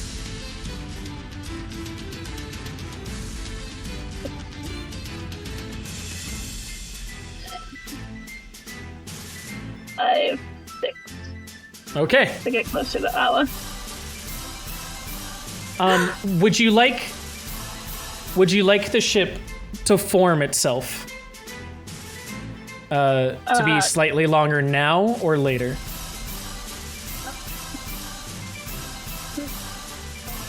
Oh, I think you're cutting off. The range of these guys. Oh, what's the range of what guys? Of these guys. These ones? The ships. 10. Yeah. 10 squares. What was the range? Your range is Still 20 within squares. range, no matter what. Yeah. I'll shift it now, I guess. Okay. It elongates itself. Kerplunk. Kerplunk. Malaya sort of as you plead to her, like, please save her. We need to bring her on the ship. She says, why should I? You have the cube. Oh, That's all we need. Exactly. That's what I need to do. They're calling me out.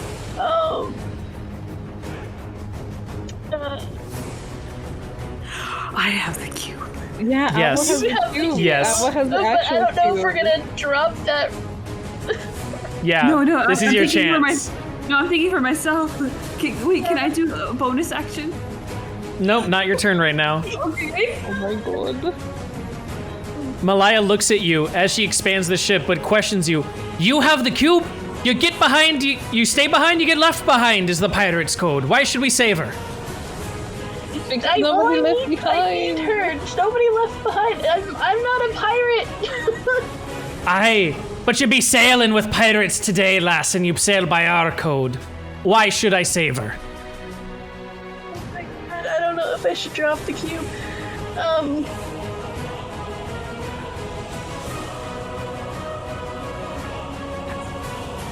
No, Ghost, Awa has the real cube right now, and they gave the fake to Calliope. Yeah, Calliope's holding on to the fake. I'm gonna take a swig of rum for this. My Hold the god. third move up with the water. Ooh.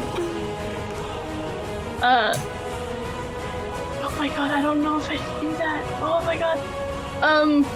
Persuasion question mark? What's the persuasion doing? I'm so nervous.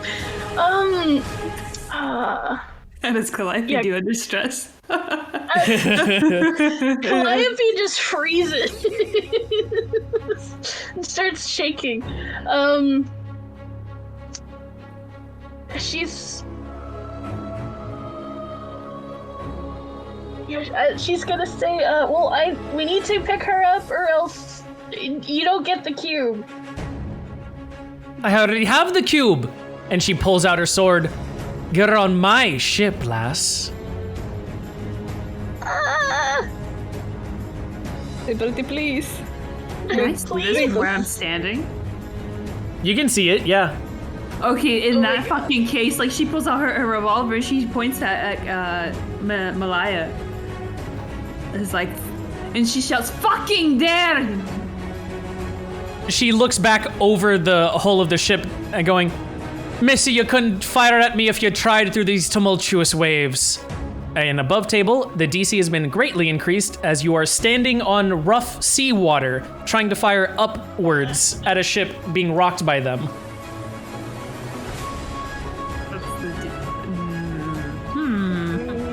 Me and Turtleman are just sitting here watching all of this telenovela go on. Oh my god. I can see her. Maybe I don't have to hit, and I cast Word of Radiance. Word of Radiance. Let me know what that does.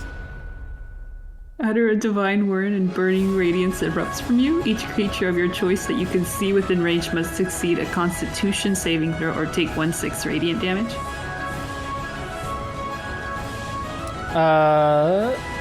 Sorry, really quickly. Which level was that? Word of Radiance is a cantrip. Got you. Yeah. So I need to succeed on a Constitution saving throw. Yeah. That would be a 5 for her. A 19. Which, your save is a 12, so it succeeds. Yep. And she looks back at Calliope and goes, So you want me to save that one who immediately attacked me, hmm? She's feisty. We're turning this ship around. I have the cube as long as I have you. Oh my god. Calliope is going to pull the cube out of her shirt. And, she is going to toss it, like throw it towards Awawa. Oh. Be like, well, now we have to go get her. Oh my god. That is going to be a athletics or acrobatics check from both of you. DC here is going to be 16 to see if you're able to throw it and catch it I'm across so these sorry. hard waters. Oh god. Oh my god. Okay, you're both able to do it. Oh my god. Oh my god! Fucking high five, Nami. Yeah! With a swift throw, you toss it right over Malaya's head, who goes, What are you doing? And it lands right in Awa's open palm as you grip the fake cube tightly. And Calliope says, well, now we have to go get her. Malaya looks back, staring daggers at Calliope and going, the second I have that cube and the second we make port, you're being thrown off this adventure. Oh dear. That's fine. Let's just get my friend first, and then we can deal with that later. We gotta get out of here first. Meanwhile, your movement has ended for the turn. Asias, though, what would you like to do after all that happened? I stare at Turtleman because I have nothing to say, but I stare at him. I stare at them. I stare at him. Haldrick also stares at them and then stares at you, staring back at them before staring back at you and going, I don't really know what's going on over there, but I think there might be a dispute coming on after this fight. Yeah, are we still friends? He looks at you and goes, I have no quarrel against you. All right, good, amazing. So pirates, right?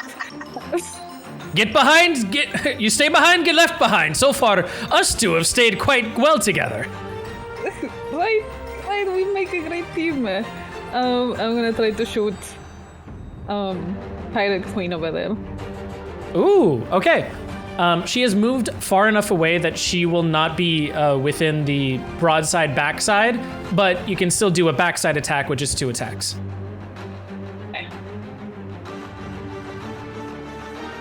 Come on! Oh, that's shit. Ooh. You get one more, though. That is Ooh. also shit. They both sink to the waters below.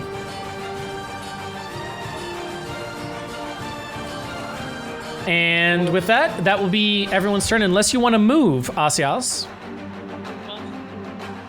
Behind the line. Stay safe. Don't listen to Oh. me.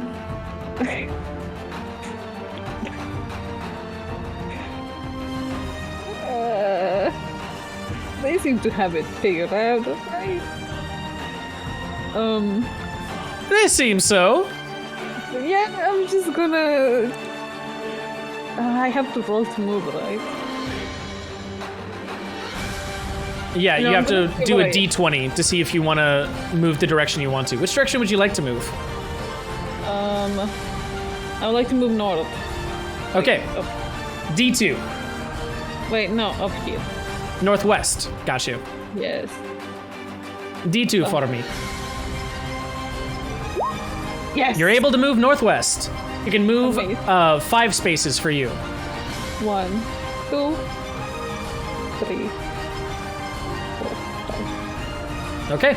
Would you like to sprint? No, I'm not going to sprint. Okay. Then you will not Thank you. sprint.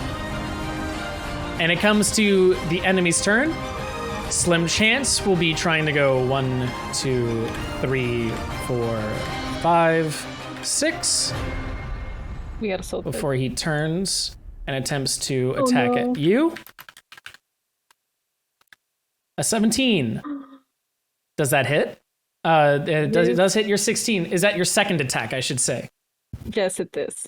Oh no! You begin to sink. You are not sunk yet, but you only have 1 turn before your ship goes down as the splintered wood starts sinking into the depths below. You can hear Haldrig cry out, "Malaya! You need to come and pick us up! Enlarge your ship and take us forward with ya!" And Malaya stares back at him going, "I need the cube, Haldrig!" And Haldrig, with a defeated look on his face, looks back at you, Asias, and says, "You stay behind, you get left behind." See, I'm not a pirate. I'm a herder. We do not leave anybody behind. We'll figure this out. Unfortunately, doesn't matter where you came from. It's where you are now. We'll figure this out. We'll see. Awa Awa or Calliope, what would you guys like to do next? Who would like to go Fucking first? climbing onto that ship. Okay. So you can move 3 squares. Hey, I'm on her. Like a backpack. You're gonna have to move 1 more. You cannot end your turn on another person's square. Eh. Am I That is on? off the ship. No. Okay. You can move here.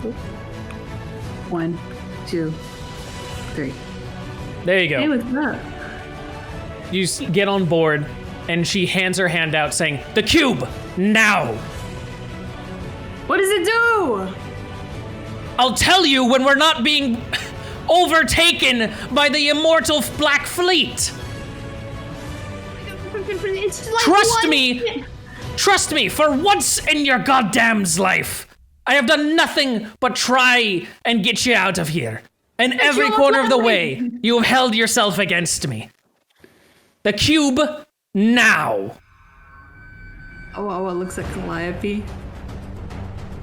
I shrug my shoulders because I'm not sure what the call is. I guess we should give it to her because Can I yell at them? And be like, ladies, you're all pretty, please. Help. You're all pretty, Calliope. please.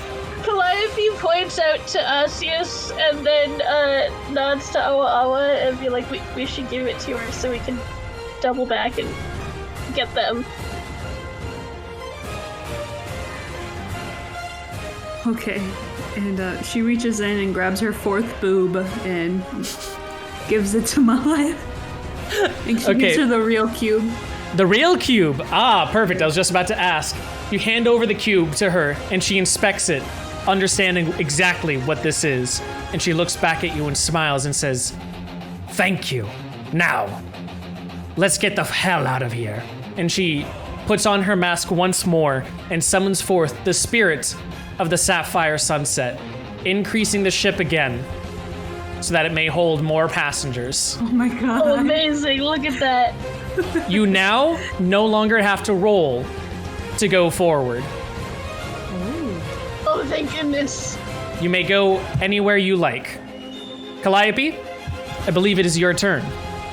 Okay, amazing. Well, first thing I want to do is Not I exactly actually to want scale with the move- other frigates, but still, like, a moment. That's okay. I'm going to move my bees now that they can move their full movement again, since they're not carrying anything. I'm going to move them onto the ship, Wait, actually, I should onto increase this a little bit. Tori's ship. Okay. And I'm going to roll to have the bees attack Tori. There you go. The bees to attack Tori. Okay. Yeah. What is their attack here? What are you gonna roll? Let me bring it up. Is she I will be allergic? using.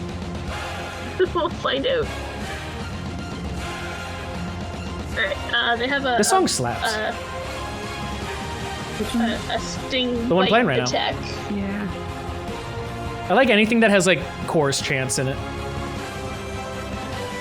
Okay, so they're doing their attack. Yep. Go ahead and roll it. Let me know what you. Okay. Let's see what you roll. Is luck on your side today? I mean, it seems like it has been.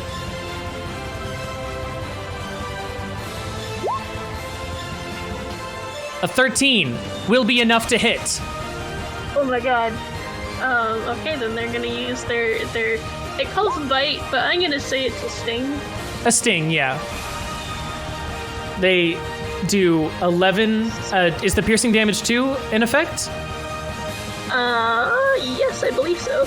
17 then. Okay. 17 in his. No, because your hunter's mark was on that other ship. So 17 damage goes onto Tori as she gets encased by the swarm of bees. I'm gonna roll a d4 really quick. Yes, she is incapacitated as of right now, dealing with the bees and getting the swarm off of her. She will not move next turn.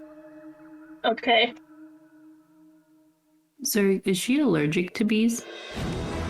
She is not, but she does have a bunch of stings that she's gonna have to deal with either way.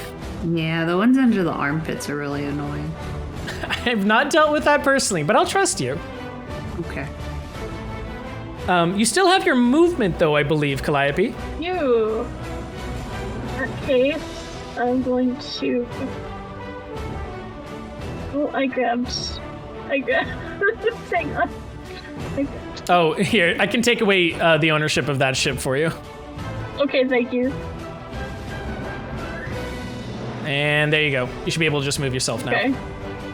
And Amazing. then Awa, you'll have to catch up with her. Okay. Oh, yeah. I'm going to turn the ship around. I'm gonna turn this ship around.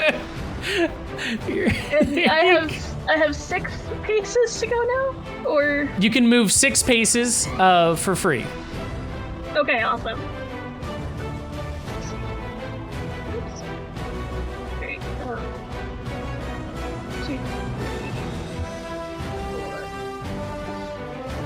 6. Cool. And I'll elongate this ship just a little bit. We'll say it's like that. Okay. And as you sail on to the other side, Malaya goes up and says, Haldrig, you've yet to be staying behind, my friend. Get aboard before you get left behind. And Haldrig, with a salute, goes, aye, aye, ma'am, and goes aboard. And then she looks over at Asias and says, you two, you've done quite a bit. Get on board. The Sapphire Sunset calls. I And- high five. You guys get aboard just as the small skipper sinks into the depths below.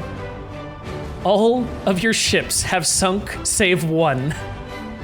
Hey! Hey, First And- time? that's not And though you started separate, you are all now banded together. Crow's Nest has been doing something else this whole time. You could see that he is still on that sunken ship, but something has happened that I can tell you about, guys, in the post game, or it might come up later. Who knows? But for right now, at least, you guys definitely left him for dead. Oh, I'm thrilled. Well, I told him to walk. I gave him what he needed. Yeah, and he was like, no, I'm coming on the adventure. I'm getting my gold. Only one coming with me is Jimbo. Jimbo is still tightly wrapped around your arm. He's now climbed, he's a little up to your shoulder and is looking around like, we've done it, huh? Huh? Yeah. You got really good at those noises, man. Really good. And Mercer who? We have Zurg. Cool though. You guys have done that, which is the end of your turn, and the final opponent in front of you stands Is a to be stupid Slim fucking cat. Chance. His arm freshly caught off, wearing the jacket. He looks to you all and says, I'm gonna get such a reward when Tori hears that I brought her own sister down. Down, down, down. For the pride of Ash Point, I throw you to the depths below. And he's gonna do his attack at you, Oh shit. which will hit. However, you've increased to the size of about a frigate, and you have now 4 lives to you. Oh, Did you get, were you hit at all before this? We were hit once before this. Then at you the were very at- start. Then you are at 2 out of 4. Okay. And his broadside against your front side will mean he only gets the 1 attack. But he does stand there defiantly in your way. If you go forward, you will crash into him. I don't know about you guys, but I'm kind of done. I think we can scoot around him. Yeah, is I- is it our turn now? Yeah. Yeah, it's your turn. Your turn. I say something like, I got this, I did this before. I run over to like, hold on. I run over to the front of the ship. And I want to cast darkness on him. Okay, you cast darkness on him and his ship, which will encompass the ship perfectly as you hear from the inside, What? What? The sun is rising! Why can't I see? What's happened? What's happened? What's happened? What's happened?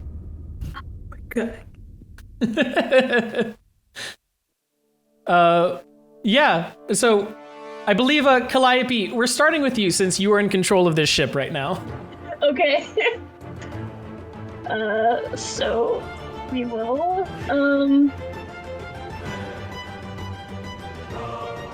turn this way. Okay, Oh, sorry. we'll catch everyone up in And- just a second. Let her Yeah. move it first, yeah. 1, 2. Oh wait, hang on. I forgot to press the keys. 1, 2. Am I gonna hit the side if I go 3? It doesn't look like it right now. 3, Yeah, you can touch tips like that, that's fine. 4, 5, 6. Ooh.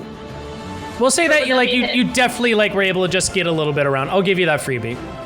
Okay. Okay. Especially, yeah, because you're gonna rotate like that at the end, so you're fine. Yeah.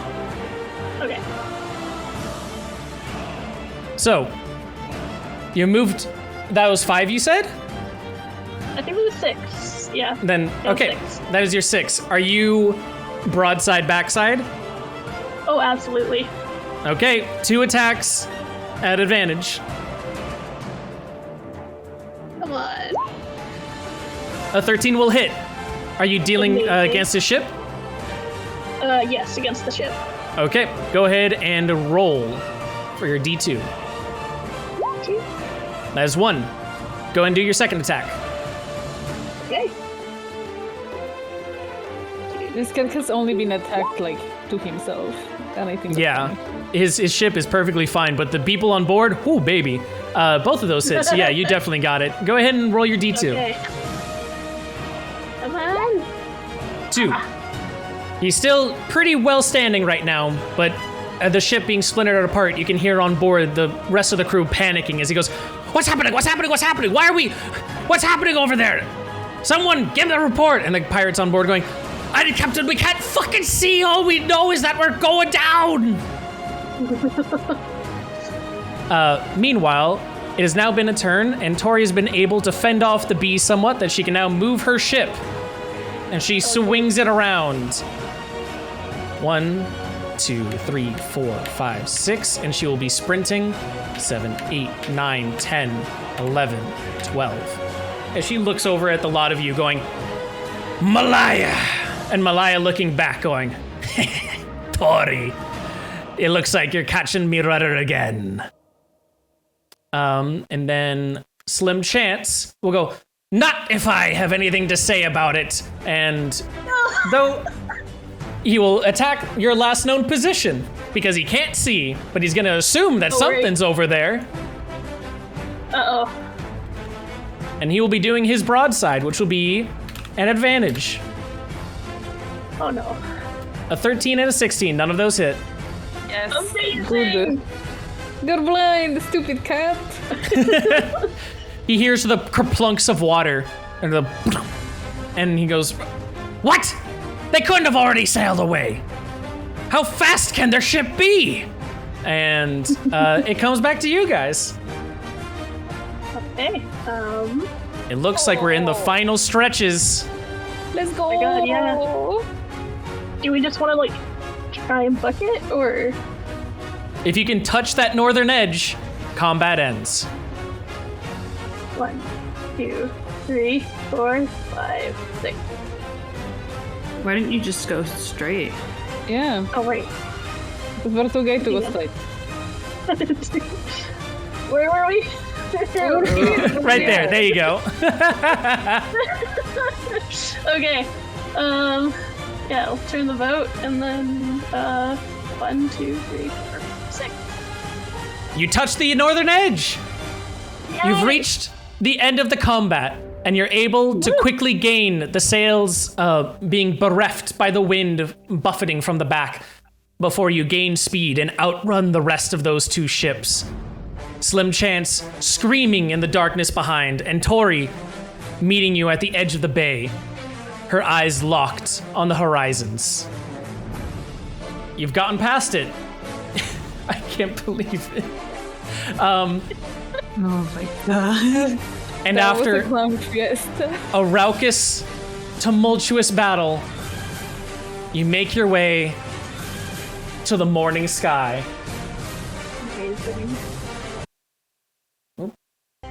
Awa vomits Which, over the side. Like, Which if you notice- Ooh, what a rush. the sapphire Is everyone sunset. okay? Yeah. Here, you guys go first. I'd do that again. I do it all again. The sapphire sunset meets the morning sky. The tumultuous storm behind it passed through the eye and onto the other side. The calm ocean waves can barely make their way rocking against the enlarged skipper as seagulls caw off in the distance, following their new vessel of a friend, perching on the crow's nest and seeing what lies beyond that horizon. The golden sails shimmer across all that there is and glint off the new morning light.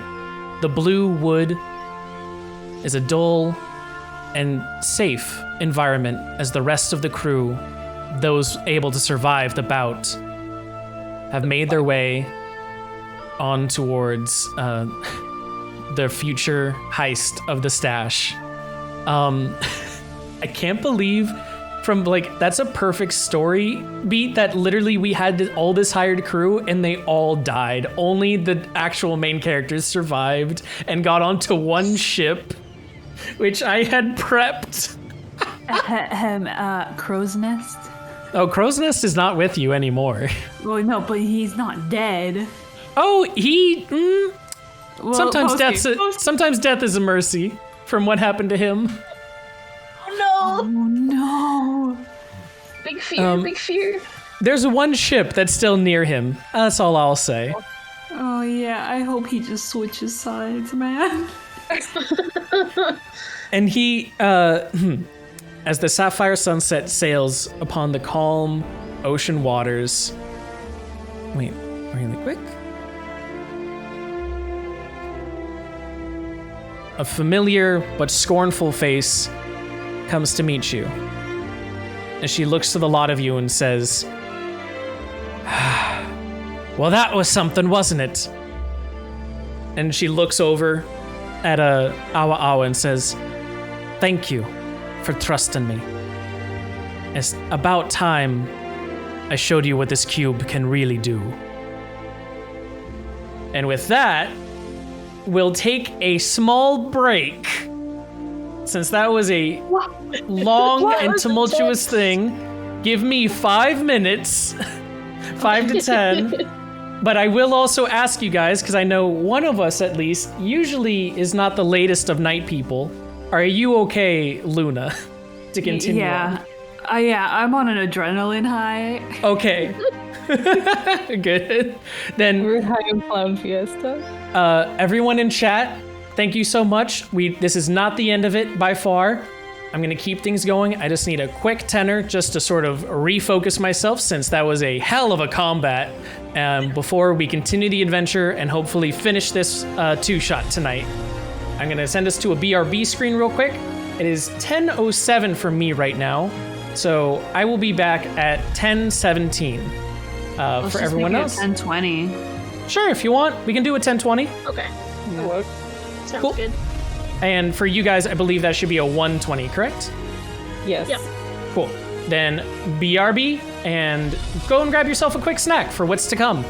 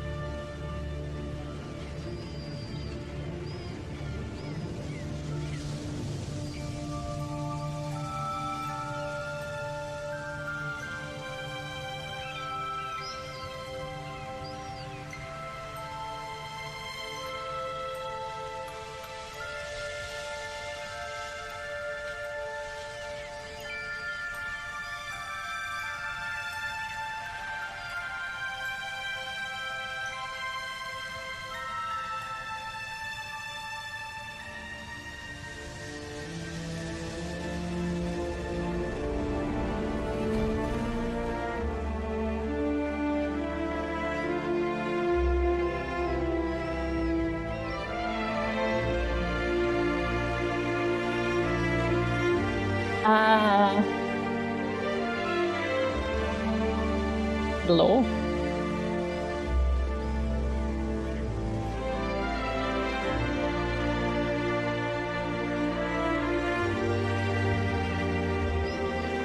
Where is everybody else? Oh, hello. Hello then.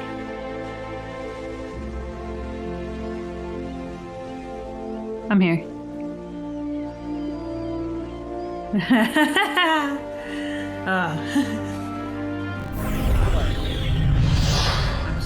I have not even started to recover from that last one. Oh yeah, same. My brain is just starting to be like, okay, shifting gears. Hello, Ghost. Hello, Ghost. Yeah, I love you. I'm talking to you in the ear. What are you complaining about? But yes, very fun, epic fight there. I was able to do a lot. That was something. That was the boss fight, right? No, was not. Wasn't the boss fight? That was the fun non D&D combat that I was like, this will be just a fun encounter for them. And then we took like 20,000 years. And then we took it. You guys like went into it where I'm like, I'm happy, I'm glad.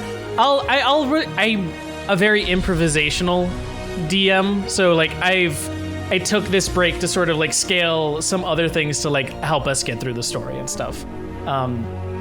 So in a way, it might have been the boss battle. Might. It depends how you guys decide to go through some other things. Oh shit. Wait. Well, we're idiots, so. We'll probably have another. It depends how much trouble you guys want to make for things. Sometimes you guys are like, no. what if we backstabbed everyone? And then it's like, well, it's that on top of all of these ships fighting you at the same time, which I'm glad you guys didn't go for, realizing that they were controlling all the ships. And I was like, I wanted to jump on another ship, but. Well, you never did. And I never did. Next time.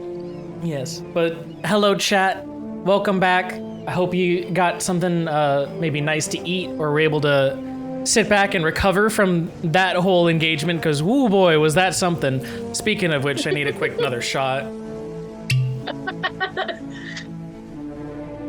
That feel when you make your DM drink. Woo! It is a pirate campaign.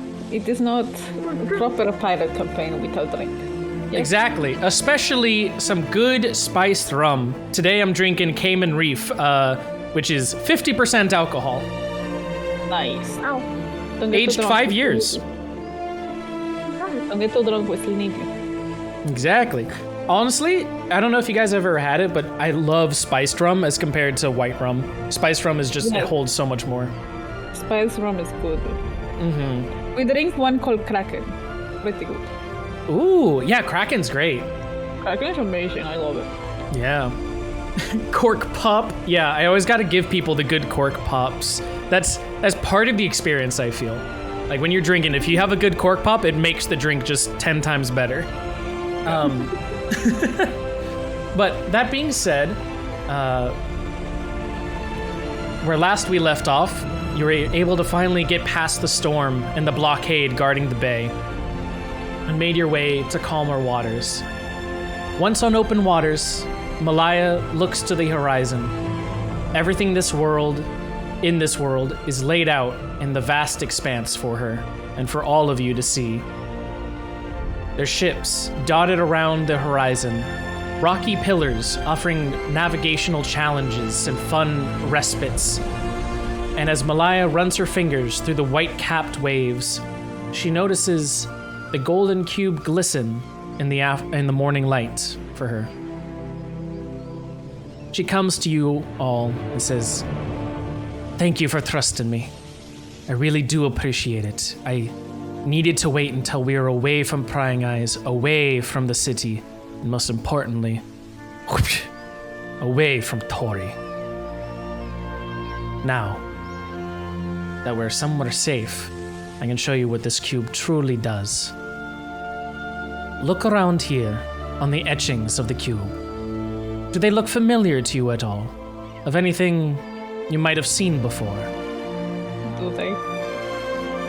Oh, well, you would have noticed from beforehand with your history checks and everything that the etchings look like a map of the world of Ivraia. Alright. Okay. Yeah, the symbols are a map. This map here is meant to belie the true nature of the stash. It's where we hold everything. All the gold that she was able to muster up, all the gold that I was able to bring for her. And that stash was not filled by her, though maybe it's maintained by her now. It was filled by me and my exploits when I invented the ocean-worthy vessels. She took this from me and had my name expunged from the records when I brought a little too much attention to our fledgling state. We were barely starting out, and she couldn't have someone going out and about on the ocean waves, letting everyone know of the new technology we had that put us ahead of them, lest we draw their ire in her eyes. And so I was... She did just that, though. Isn't that what she did? She did what? The same thing that she didn't wanted you to do. Isn't that exactly what she did? In her eyes, she's kept the nation to its limits, progressing and growing, but at a safer speed in her views. For me, I sail to the corners of the world. She may pillage a couple of cities across the coast of Ivraia, but did you know there's more beyond this continent? It is something only my eyes have seen, at least from this corner of the world. It was treasures of foreign nations that I brought back, treasures of an even greater expanse that frightened her. She means to keep us shackled to only Ivraia itself, and I aim to open its waters to what lays beyond. And she twists the golden cube a couple more times, and what seemed to be a map of Ivraia actually shows multiple continents embedded throughout the entire world. Spotted islands. Yep. Our chuckles. It's like, huh? Yeah. Only continents.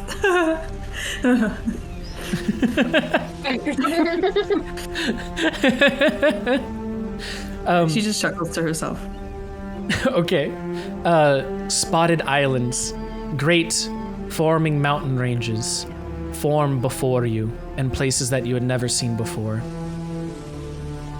And as the final click on the bottom rung snaps into place, the etchings across glow a golden blue mixed together. And there's the light, or I'm sorry, I should restate that. They emit that sapphire deep blue across the golden cube. And as that blue swirling energy tumultuously goes around and around the areas of the cube, a small shimmering golden dust appears above the top of it, formless at first, before slowly gestulating into an arrow. It spins around wildly before finally settling on a direction, northeast by east.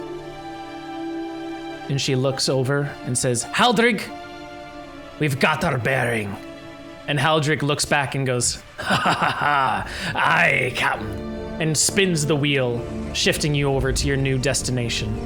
She looks at you and says, "The stash cannot be found, save for those who already know where it is. And this cube here is one who knows where it is. The only way, save for joining the pirate lords themselves, that we would have been able to find the stash. This cube here is our way of knocking on the front door, and of those secrets that lay to this world.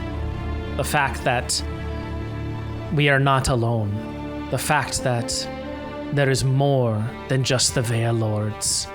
All of these indigenous nations, all alone on themselves, we can make contact with them. I've already made friends with a couple. They're sovereign in nature, strong and proud, and I mean to call upon their aid should the worst come to Ivraia. I mean to sail these waters, unshackled and free, and see what lays beyond that horizon.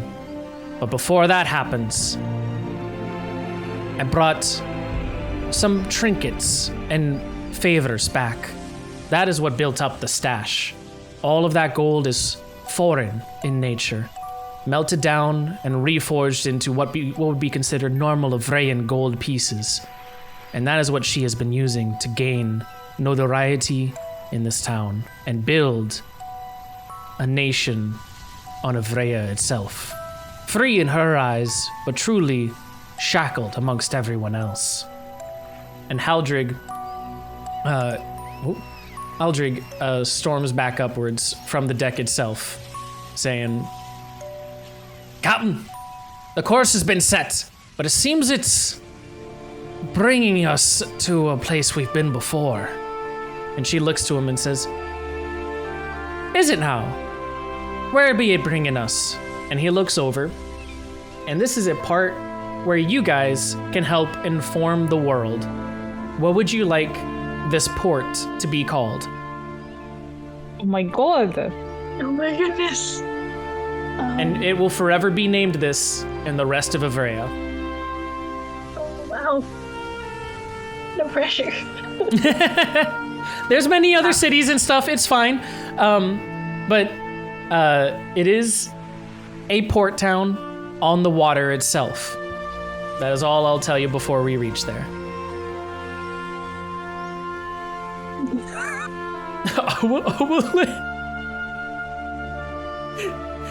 If you could treat it with just a little bit of dignity and respect, it'd be really cool and appreciated, but it's fine, name whatever you want. I'm not naming it after her. I had to go with the bit. What's a port to meeting a god? Jesus. Oh my god. Oh, you think he's a god? Okay. Dude, I already was freaking out. I'm like, oh my god, it's a smile. It's the smile. The smile's real. Would you like a sneak peek at the smile? If you would not Like, mind. just you and me, or? After the campaign, if you Yeah, want it okay. spoiled. Otherwise, there is a meeting written out if you would like to keep it a surprise. We'll come back to it, though. Okay, we'll come back to it. I was What would you freaking like out. this? What would you like this place named? Yeah, DM whispers. Would you like to know?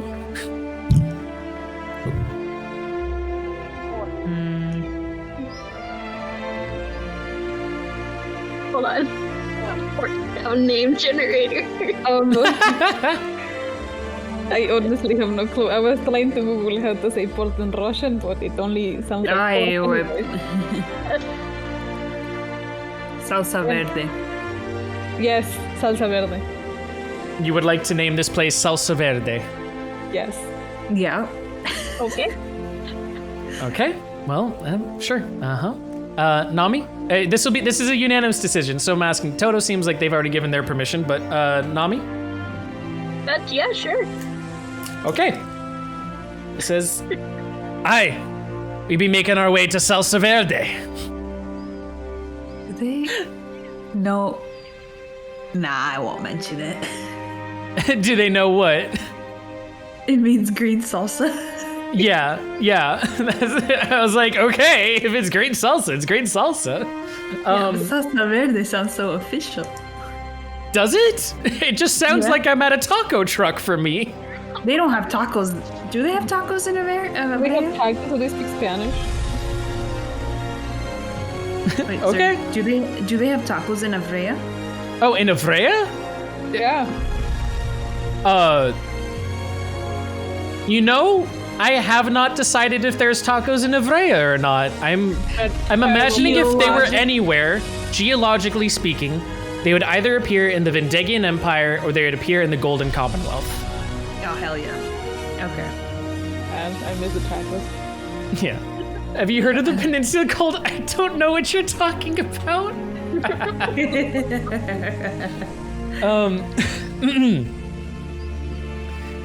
Aye, Captain.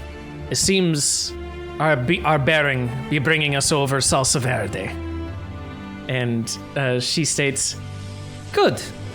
We can give our friends a quick visit before we reach the stash. Or maybe lay low should Tori be on our trail. She looks to the rest of you and says, it'll be about half a day's sail from here. If you have any questions, and she bows before you all, sheathing her sword, I am an open book for you. I would share all that I own, all that I know. Ask of me what you will, and I will answer. Well, I'm actually kind of curious about your sister and you. Yeah, what happened? Wait, we know what happened. Well, I want more details. How did she betray you? I was on my way home from one of my voyages, boat laden and fattened, slow, unfortunately, with cargo. I had brought it back from, actually, the nation we're about to meet. They're off the coast of Ivraia, but only a few have really made themselves known to the Ivraians. And as I came back with favors of loot and gold and diplomatic favors of friends and bonds I've formed, she had trapped me. I was in that bay itself, encircled by the newly minted pirate lords of the immortal Black Fleet.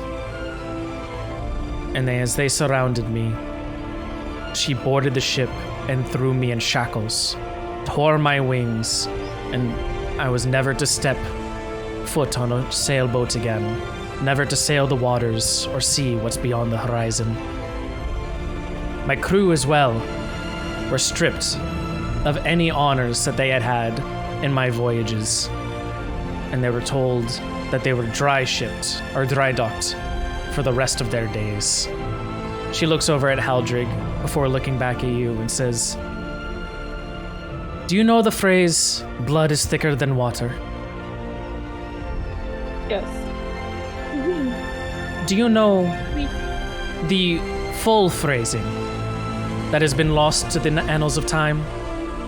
Well, Awa nods. The covenant of the blood of the covenant is thicker than the water of the womb. Aye. So many have forgotten that.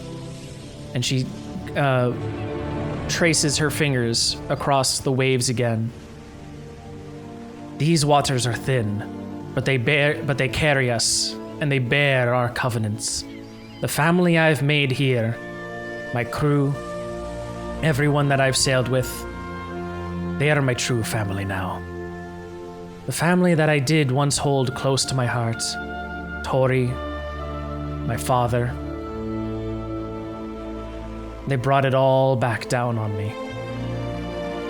They betrayed me at every step of the way, after all that I gave to them.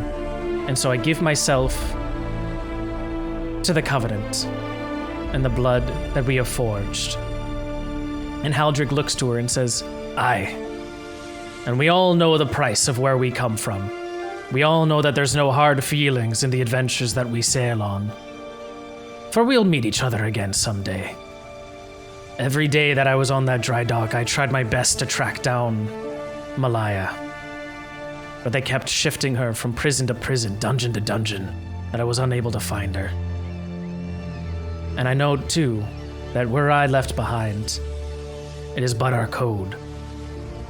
We know where we stand, and we know what we mean to each other. But we also know that should it permit, we would bend heaven and earth to stay with those that we truly care for. Just kind of sniffles and like pulls Awa and Calliope.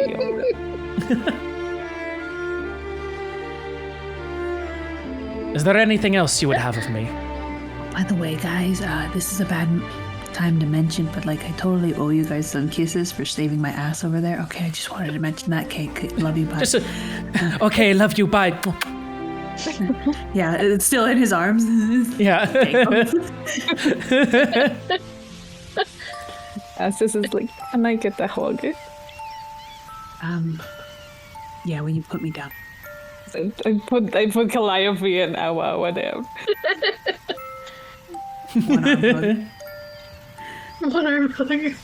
I wave Malaya and Turtle Man over. Mm-hmm. I hug you.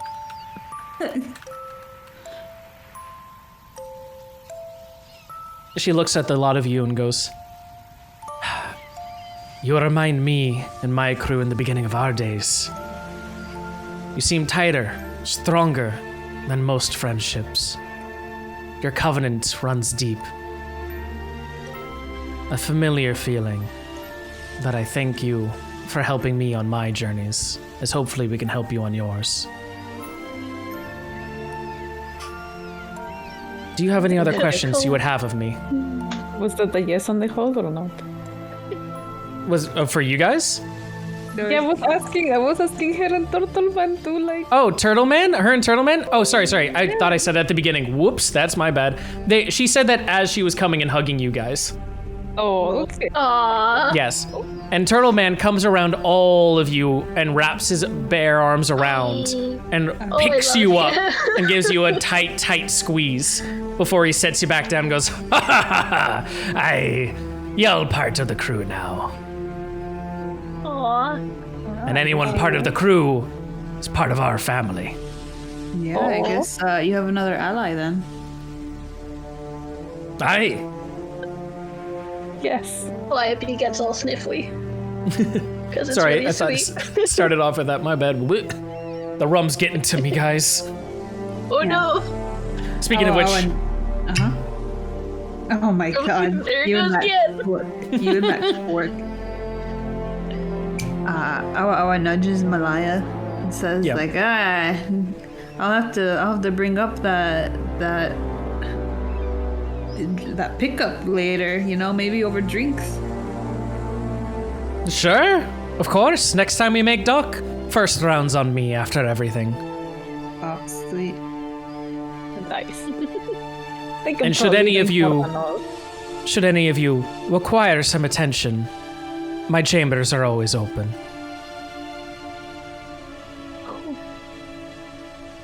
Sweet. Offer noted. Yeah. Inside her head, I was imagining her, Malaya, a bed, her at the feet of Malaya's bed, just like sprawled out. Laying down like a dog, curled up. Just like, yes, this kind of attention. Is there anything else you would like to ask Malaya? Or Haldrig?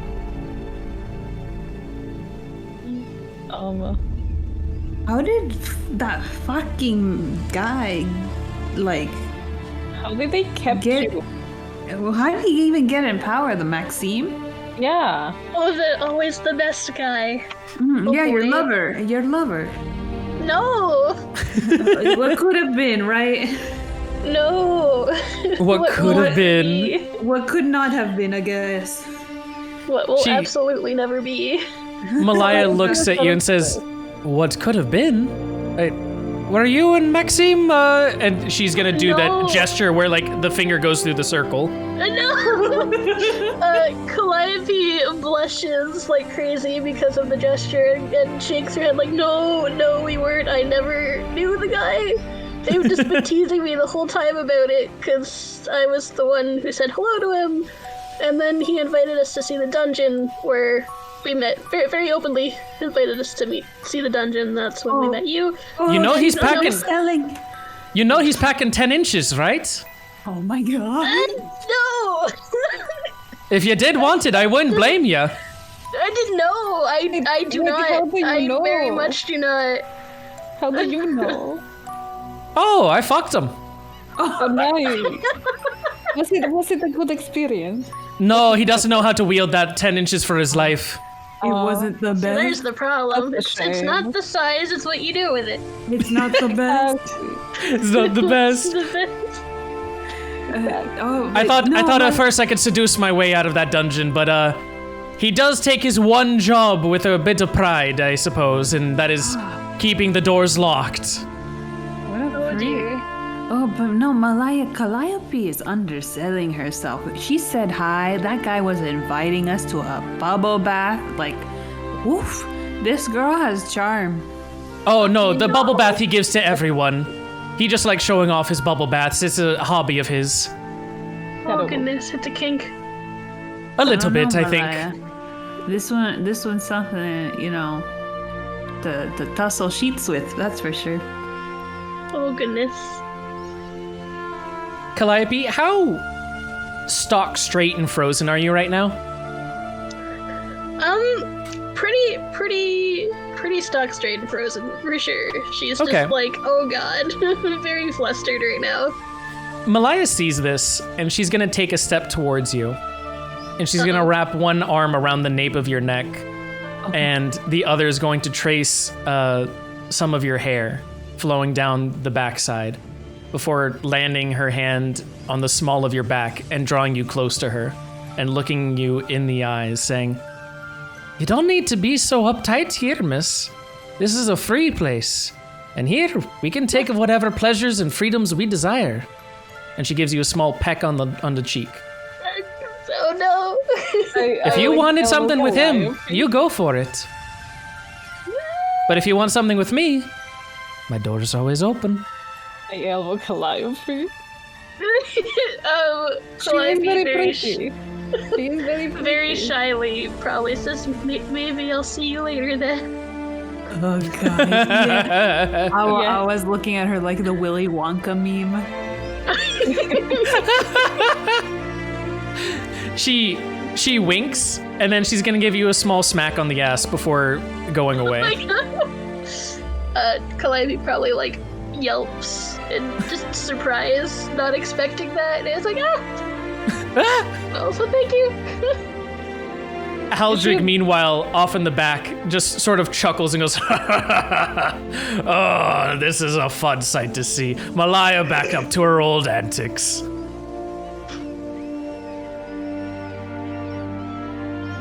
And then he's gonna look to the rest of you. We're about to make port soon. Would you like to know anything else before we get there? I'm fine. Do any of you guys have anything else you would like to know? Nope, I'm good. Plenty, but I need to lay down for a moment. Are you sure? Oh, yeah. I'm gonna let you know above table, this is your best chance to just get info dumped. Any questions you were like, what is this thing? Okay, let me check my notes. But also, my God. after campaign and stuff, I can always answer questions. Okay. How much of this new place, new land have you guys explored? Just a little bit. We've been to the main capital, but we were brought there by diplomats, you see, and spent most of our time there learning the ways and culture of the place as they taught us their ways. Other than that, a little bit of the wastelands underneath. But you know what? It'd be better if we actually showed you. Because it's something only the ruby sunset, or the sapphire sunset, can do. And she looks to Haldrig and goes, "Mr. Haldrig?" And Haldrig goes, "Aye, aye, Captain. Bring us underneath." And with that, he spins the wheel once more, and you find yourselves, the gold shimmering foils of the sails tighten themselves up, the rigging aligned, and you sail beneath the waters. The ship encapsulates an aura of air around it, keeping the rest of the ship safe before you start sailing around underneath. And you see fish swimming gently past you, a shark swimming overhead, Just points at the shop. Where were you moments ago? The hammerhead continues wiggling along in its aquatic environment before off in the distance you hear a soft but yearning You know what that is. of whales off in the distance. Stupid fucking whales. My heart. No, no, whales. The sights that you. lie beneath are bright and vibrant. Just as beautiful as the top of the ocean is, the beauties that lie below is something that only the sapphire sunset can see. Malaya looks to the lot of you and says, I built this ship preparing to not just travel the expanses of the horizon, but to see what lay beneath that sunset. And here is Salsa Verde, and brings you to Salsa Verde, a It land does look very green. very green, vibrant blues and green hues mix well together in a blending Oh my pot god. of different aquatic life. Vibrant not just with the colors, but also with life itself, teeming with a whole underwater culture. And is surrounded, inhabited by the merfolk. Oh my As the ship makes dock, Oh. as the ship makes dock, one comes to greet you.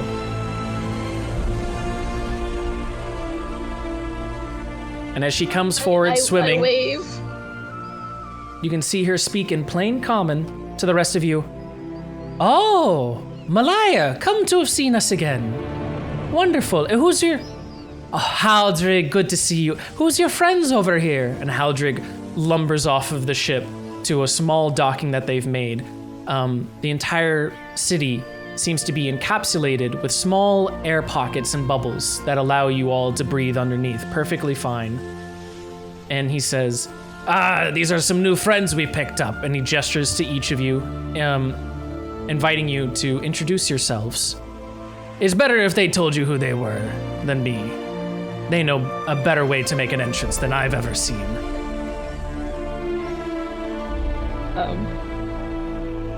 Asis takes a step forward. It's like, my name is Asis. You are very, very pretty. Oh, thank you. It is a pleasure to meet you. Absolutely, and likewise. I gesture at my other friends to introduce themselves. Oh, wait, before, may I have your name? If you would not mind. Really quickly before she gives that, I would have the other two introduce themselves. Yes, okay. I go up and I say, "Hi, I'm Calliope. Nice to meet you." And I hold out my hand for a handshake. Likewise, charmed, and her webbed fingers will wrap around your hand as they gently shake them. You can feel sort of that wet, slimy feel that most fish folk have, but it's quickly almost evaporated from the heat of your own landwalker skin, and they quickly just almost feel like a soft pillow in a way after you gotten through the slimy overcoat. Afterwards, she draws back her hand and says, "Absolutely charmed. I have not met I believe from the papers we were given, you are a furbowl, correct?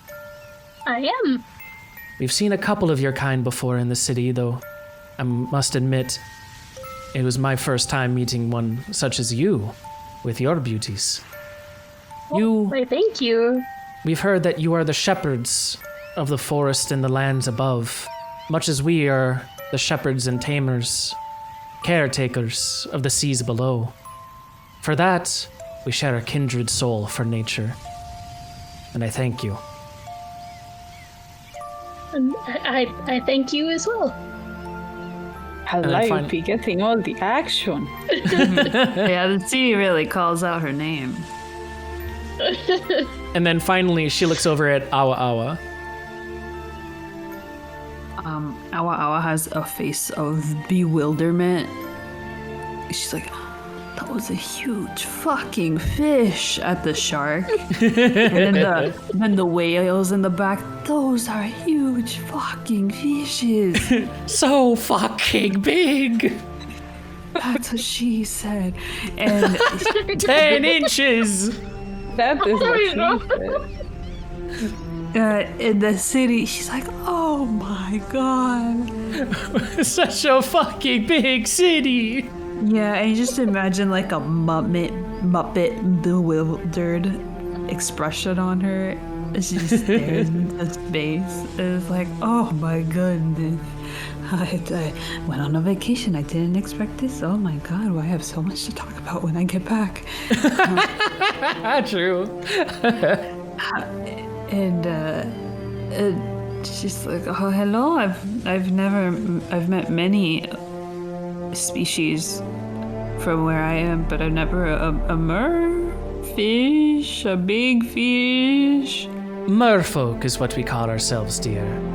A pleasure, though. I've only heard tales of you. Oh Well, my goodness.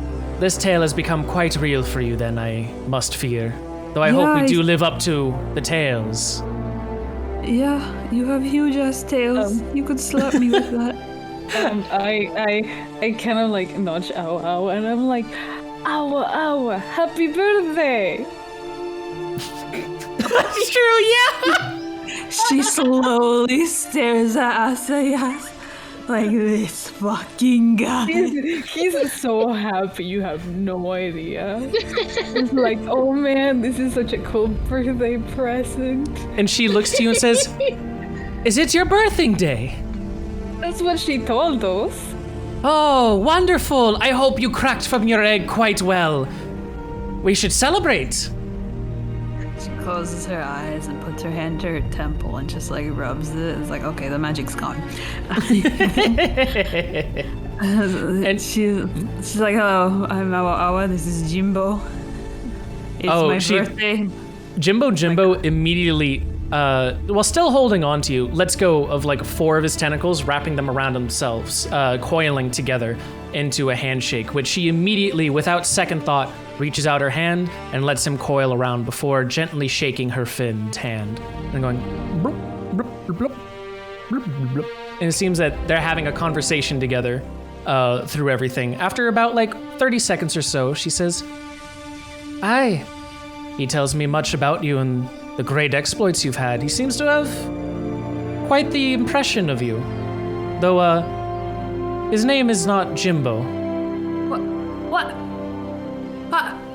Unfortunately, and she quickly goes, oh, wait a second, once more. And the octopus just goes like, and she goes, yes, his former master, I shudder to say the word like that, but his former human didn't really speak octopus the best. And his name was not truly Jimbo, as it were. Though he does take to it, and he has gotten at least somewhat used to it. What is your real name? I don't want to be calling you a fake name. A fake name? No! His name, or at least in his tongue, what his true name is, would be... And let me pull it up, because I need his actual character sheet now. He has a character sheet. Yes, he does! We love a good octopus. Hi, my name's Awa Awa. My power is turning NPCs into characters.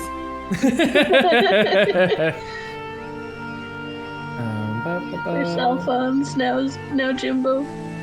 Or not Jimbo. Oh, and First Crow's Nest, yeah. Then Jimbo. Crow's Nest. Alphonse His name became a monk. Yeah. His name is Aequor. Aequor. Aequor. There's a A-E-Q-U-O-R. Aequor. Aequor. It is Q-U, quor.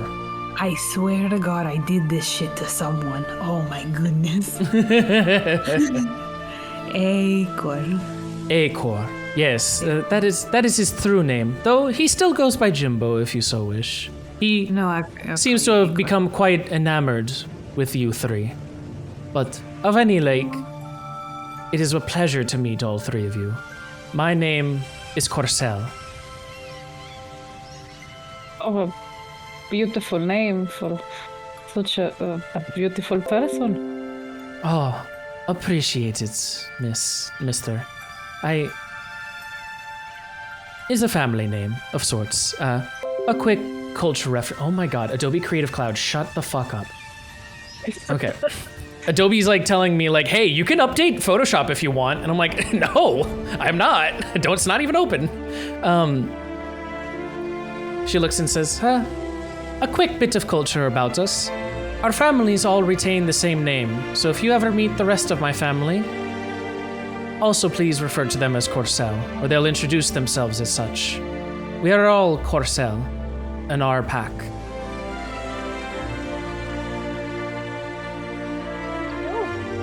Will do. Also, to you, Mr. Asias, I thank you for the kind words about my tale. But do not be too afraid if you do notice some of us do not have this trait. For among the merfolk, we have those with legs similar to yourself, and those more outfitted for those aquatic adventures under the sea, and are closer to the kin that we keep care of. It was not me, it was Tawawa who wanted to be slapped by your tail. Oh, was it? Wait, be slapped by the tail? I thought you just said I had a big, beautiful tail. My bad. Okay, then to Awa Awa. That's on me. She said you could slap me with it. Why do you call me out like this every time? Every Because time. I love you. Because I love you. God, these fucking guys. He I'm has just a glad it's not me. stupid- He has the stupidest biggest smile. Oh, you already have your fun scheduled for tonight.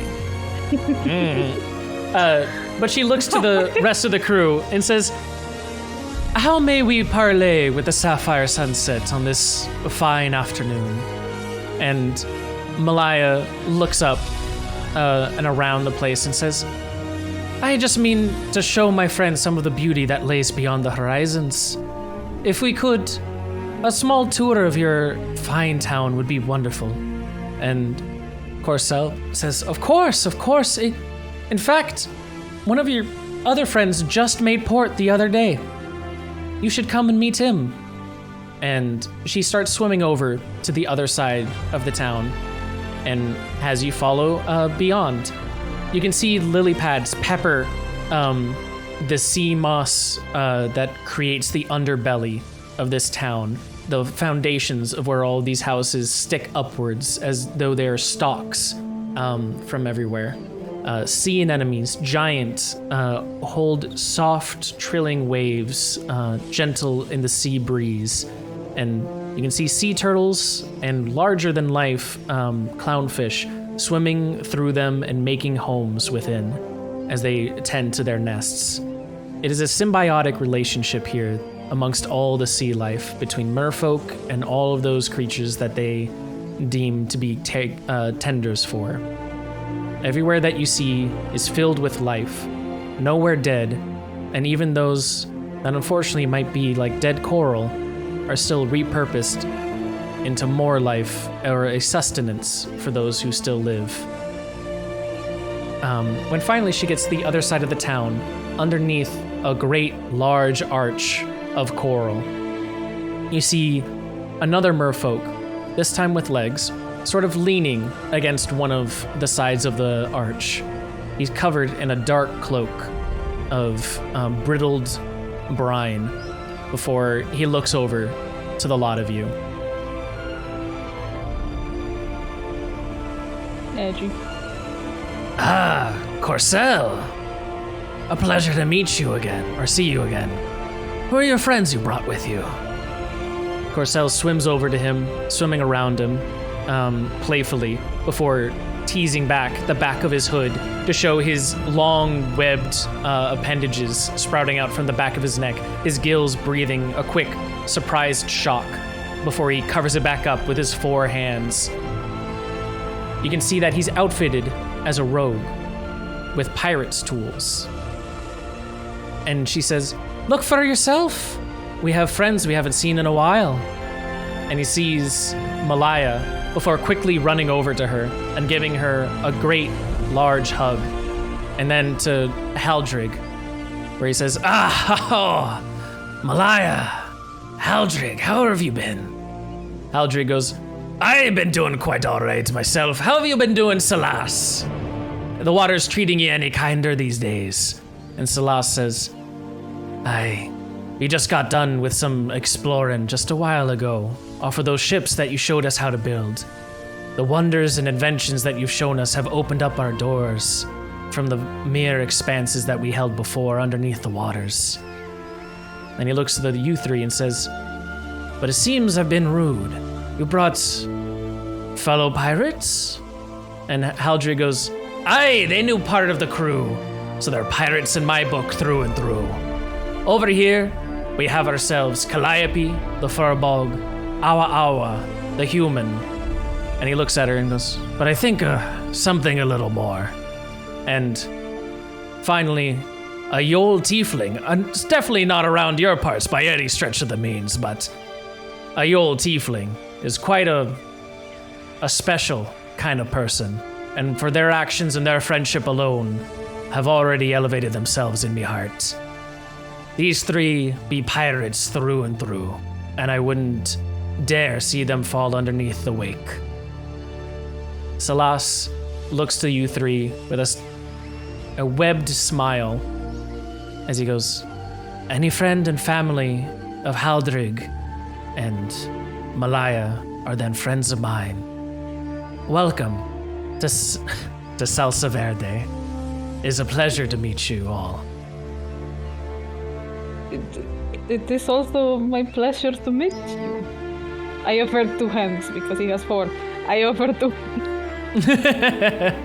He takes out both of his hands with the other 2.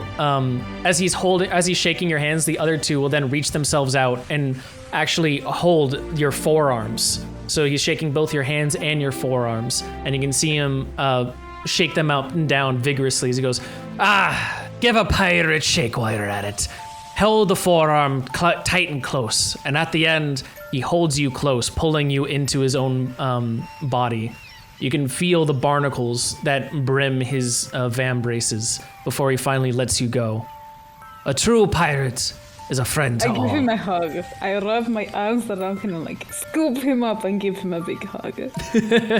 The meeting of fur against a webbed scale is harsh at first, but you're able to find the grooves within, and what would have been usually oil and water quickly becomes a meeting of 2 friends and kindred souls. As he steps back from the hug, you can see a wide smile across his face. A great hugger. Of course. Hugs, communication, that is the way that we hold our friends close. And pirates are not just friends, but family forged in the fires of the Covenant. For all you 3, I already consider you close to me. May you be part of my pack. People are so nice. So nice. Malaya, a small scowl on her face, hears you 2 say this and says, "And it is this future that Tori would strip from us, that would keep us apart from each other. These friends and covenants we made, other cultures that otherwise stay beleaguered and sovereign on their own. It is for this that I sail the seas, and that I make way to be free, to live my life, and to meet others who would do the same." And she looks to the rest and says, "Have you any word upon my previous proposal before I was unfortunately kept and brought astray?" And Salas, his eyes widen as he says, "Aye, it can be done. But should it still?" And she stares back at him before looking around at everything above, the translucent light shimmering, piercing through the veil of water. Yes. Yes, I think it might have to be done. And she looks to you three and says, Alarnock can't exist anymore. I aim to unleash the Kraken upon it.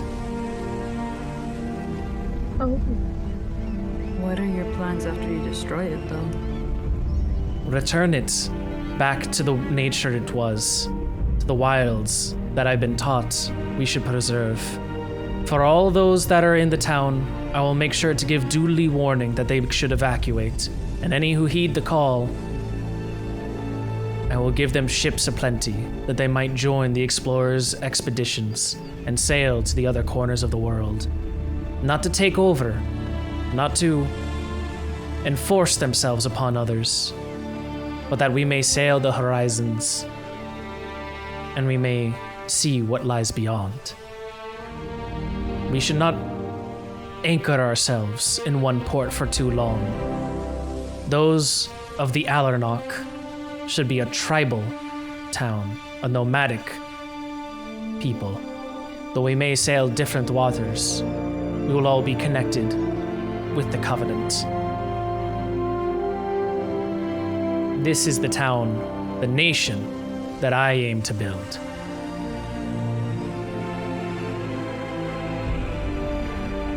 that's like music to Calliope's ears, because that was definitely knowing that no one's gonna get hurt. Hopefully, and Well, at least it's all gonna no be one who listens to her. returned. Yeah. No one that we care about. No one that we care about, yeah. But Maxime! Nope, don't care about him. That's Calliope. I love the nope, don't care. Nope. He'll know the best option to take. Yeah, of course. He will. Of course. If he wants to. He wants to keep getting the best. But she looks to you three and says, Is that of an agreeable accord? You're part of the family. You're part of the crew. And so your words carry weight in these waters. I look over at Calliope. Well, it is your home. Yes, so I think it's a good call. then I agree with what you say. I agree. Salas digs his webbed feet into the sandy pits below, and he stirs up a bit of sand behind him as he's nervously in trepidation as he says, Well then, if you truly wish to unleash the Kraken upon it, we can control it. It will be a controlled demolition of sorts. We are of an accord with the Kraken, and it will not harm too much, at least anything outside of what we tell it to. Though please do not, and he looks to the lot of you, please do not view us as a warmongering people. We do this out of respect for Malaya and all she has done for us. She has given us the invention of ships that we may explore further beyond and join her on her own. We do not mean to bring destruction and devastation. Though, I will admit, the thought that the nature may return does please my ears. I mean, know not much of the forests, but if it is anything like the wonders down here below, they should be kept pristine.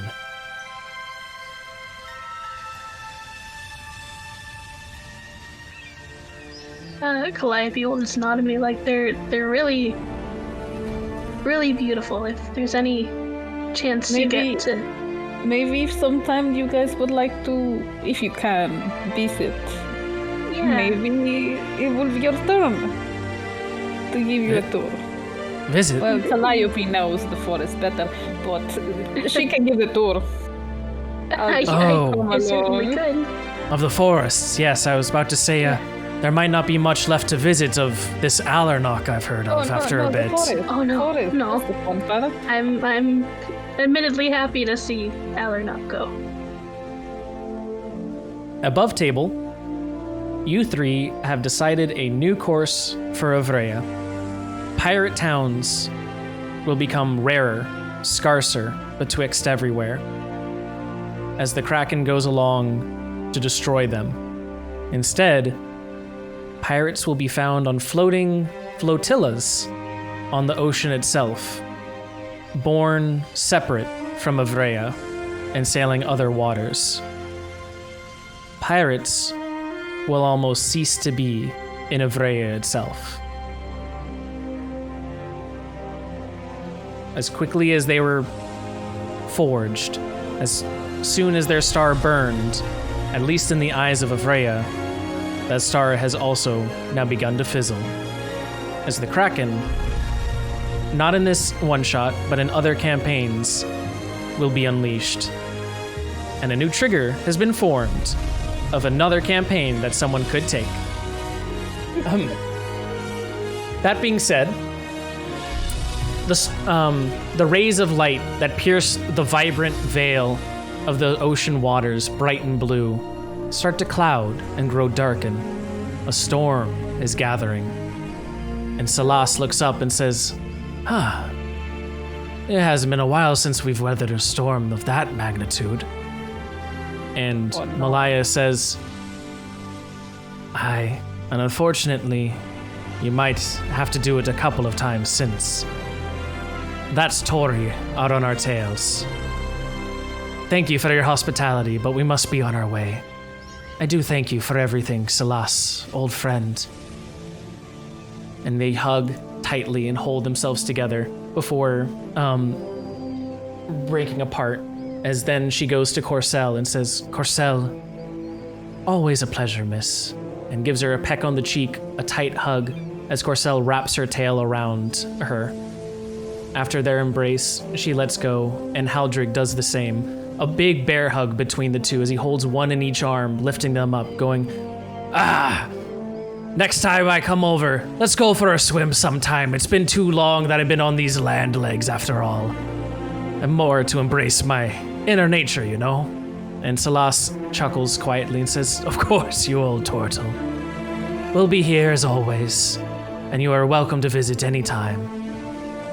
And with that, you all go back to the sapphire sunset as you make your way back unto other waters, now stormy and dark. As you come to, it is now sunset as you come across these waters. Unfortunately, oh wait, sorry, before I do get to this, would anyone like to say goodbye to them in any other fashions or things? Yes, I want another hug from Fishman. You absolutely give him another hug, and he gladly embraces you. Take care, friend. Hopefully we see each other soon. Yes, of and course. Then I give him a kiss on the cheek, and then I... Aww. Ooh. Yes, give him a kiss on the cheek. Fish are unable to blush, so you'll see him just sort of like stare wide-eyed in a moment, and his double eyelids go as they flip over themselves, and he looks at you and then gives you a peck back on the cheek, going, is this custom amongst your kind? It's just because I like you and I think you're lovely. Yeah, you should do it on his lips. Oh, of course. And he grabs you, both hands holding your head, and gives you a kiss on the lips. I think you're wonderful too. If that's the way to show it, you're a wonderful person, and it has been a pleasure to meet you. Calliope will also give him a hug. And he gives Calliope a hug as well. I like how Asias has not responded yet. I think Asias is like, what? He's getting his game back. Yeah. I'm working on it. Man, my wingman game is strong today. He holds Calliope close and goes, is it customary for your people as well for a kiss on the lips? She just kind of lifts her hands up and gently like pats him on the cheeks and goes, "No, that's fine, but thank you." He gives you a hug all the same, and you can feel his warm embrace as he holds you close and says, "You three will always be welcome here in Salsa Verde. I hope that what sails above, soon we can show you the wonders of below." And then, as you all three leave and get aboard back up the Sapphire Sunset, you sail back up to the waters, now tumultuous and dark, raging in the oncoming sunset. The fires of the sun rage a deep crimson red mixed with orange hues that reflect off the golden sails once again unfurled on the sapphire sunset. The blue the blue planks of the hull mix with the orange of the sun as you finally continue on your way to the final part of where the stash is. The compass, now shown from the cube to be, continues pointing over to the northeast, to the east, to the northeast by the east by, before finally settling over on east proper. After a bit of sailing, you find yourselves come across a small dotted island filled with caverns and rocky cliffs, and it is here that you make your way through a small jungle-like island. Your ship off to the port besides, anchored safely in the waters, though the storm comes close. It seems that, for right now at least, you're ahead of the storm, though the storm's eye is watching you all. And this part, after a little bit, the compass leads you to a small, rocky, cavernous entrance. And as you climb up and go past a waterfall, and the roar of water rushing behind all of you, and the caw of life beginning to gently settle in the sunset and twilight of the night, you find yourselves at the stash. A giant cavern filled with glittering gold, almost filled to the halfway mark of this cavern sits before you. Entire nations worth of treasuries could not compare to what lies here, and all of the wealth that has been gathered. Here, you see Malaya show herself towards all of this as she goes, "Ah, we're back. Now this is the stash. A little bigger than before, but..." And she starts combing through some of these golds. "You see this right here? Of a nation you've probably never heard of. And this one over here, of a country completely inhabited by scorpion-like creatures. Amazing traders and barterers. They make a mean stew. All of this gold here meant to be gifts shared with the people, that we may be incentivized to sail those waters and meet others, to connect ourselves between all that lays out there. All of this gold here, I gave it, and now Tori has been running it, hoarding it for herself, choosing where to belie it, where to invest, and who to hire. People like Maxime Laurent. All of this should be given back to the people, and we should make for open waters. You three, I promised a share of this stash, though. Anything that your arms can carry, feel free to grab and bring it back to the sunset." Oh, wow. Wow. Thank you. She starts walking about throughout the cavern, inspecting various places around here. What would you three like to do? Awa gets onto the floor. I should have gotten that cube. That cube is in your pocket, Awa. Oh, That's true, the fake one is still there. No, is that the one that suctions everything? Yeah, the fake one. Yeah. Oh my goodness. This is also wonderful. Wow, one is that you can keep the cube. the best birthday present ever. Picks her up in a hug. This is the best birthday present. Happy birthday. Thank you for being my friend. I'm sorry if before at the tavern. Shh. Let me just Let, get this cube open. let me enjoy this. Yeah. She starts sucking in, like, or he piling gives in her as much more- gold as she can. He gives her a smooch on the cheek and sets her free. Oh. Awa, do you try and fill this entire cube's contents of the mini bag of holding with coins? She does. Okay. Just a second, because there is a limit to how much the bag of holding can do. It can't carry everything. Ooh. The bag can hold up to 300 pounds or a volume of 64 cubic feet. With all of the gold in here, just a second, 1 GP weighs how much?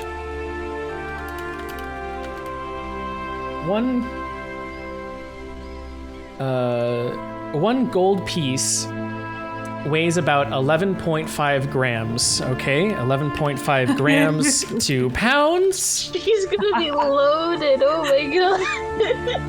is 0.02 pounds. Okay. Oh my god. How many grams in a pound? Because I'm dumb and it's late at night. Oh.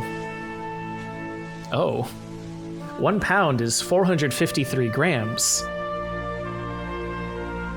Okay, so 453 divided by 11 will give us 41 gold pieces to the pound, with a little bit over. So you can now do 41 times 300, which means 12,300 gold pieces. With a little bit left over, I'll give you another 25. You can get 12,325 gold pieces, should you wish, to fill the entire Inventory. cube with it. I'm adding that to my inventory. Oh my god. By the way, other than gold, are there gems or anything around? Yes, there are gems abound of all different manners and makes. Emeralds to sapphires to rubies. Oh my gosh, she takes those too. Those she carries in her hand, though. Okay, how much of those do you grab? Like 4 rubies, 4 emeralds, 4 other sapphires. 4 ruby. Okay, write that down for yourself. Those would all be able to fit in your pack. That's not too greedy. Yeah, or 4 diamonds. I'm gonna cap it at 3. Okay, 3 diamonds. 3 different Okay. kinds. No, like you 3 different kinds of gems, 4 of each. Okay. 3. Okay. 4 diamonds, 4 rubies, and 4 emeralds. Okay, you have all of those. For you two, we'll start with Calliope. How much gold would you like to take, or how do you take it? Oh my god. You've come across the stash, largely Yes. literally the largest gold deposit you will find. I will take out like a bag, just a small bag, and fill it. I don't know how much gold. A small bag? Yeah. A small bag size. Let's see what D&D says would be about... Let's say that a small bag is equivalent to a backpack here, which means that it Okay. holds up to 30 pounds of gear. So you can hold up to 30 pounds of gold. A lot of gold. If you do the whole thing, is there anything else in that bag? Do I have a bag? Probably not. Okay. So we said that it was, what was it again? 453. Need to go I to think my... so. 453 divided by 11 gets us our 41 per pound. So 41 then times 30, which gets you 1,230 gold pieces. Oh, Oh my god, With a little bit left over, I'll give you an extra 5. So 1, 2, 3, 5. okay. Y'all are pirates here, and pirates get rich. Okay. I will add that then. Sinks her own ships, gets 12,000 gold, doesn't spend money, meets God. You have good friends. That's what she has. True. I make lots of friends. That's the true treasure. That's the true treasure that we made along the way. Yep. You can see that Malaya is even like, she's picking up a couple of these, but she's looking at them less of monetary value, and they're more mementos to her. They're almost like keepsakes from places she's met, the people that she's come to encounter. A foreign coin from this area, a ruby from that ocean over there, etc. She keeps them and keeps them clutched to her chest. I would like to ask her if there is anything like a jewel or a coin from Salsa Verde. A jewel from Salsa Verde? Aye. That emerald over there. We got that from Salsa Verde as a gift from their diplomats. In fact, Salas himself gave me that one. Would you mind if I take You're part of the crew, part of the family. Help yourself. I grab the emerald. Aldrich, meanwhile, is going about, his eyes absolutely glittered with the reflection of gold. And he's just going about going by the armful, picking them up and putting them in the back of his shell, in the little like area that there is, just slipping them in there. And you can hear the of like shimmering and clattering coins as he bounds about everywhere going, oh, yes. Now we're finally here. But also, is there any other gold or things you would like to take, Asias? Just a small pouch of gold. I do not really care, but I guess I need it to buy stuff. A small pouch? Okay, a small pouch in here I would say would carry 1 pound. So 41 gold pieces.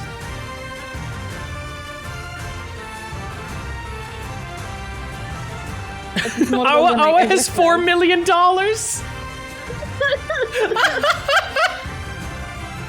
Yo, I'm crying. Whoa! What is this? This is called hitting the jackpot. Yeah, man. Yeah, this is the jackpot, baby. Dude, bring this back from your vacation back to the Golden Commonwealth. They'll be like, oh. The worst part is she's not even gonna spend it. She's still gonna work and be like, I need more. I need more. I gotta get back to work. I love her. That's more than the loot for Squid Game.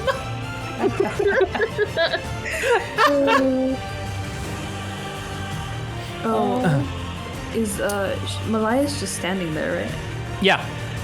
Well, no. Malaya's not standing there. She's going around other parts of the cavern, seemingly inspecting other things, looking at the different mementos. It's as you're looking back for her that you actually notice large cave paintings across all of the walls. Black and blue figures, sometimes crudely painted, other times a little more time taken to them.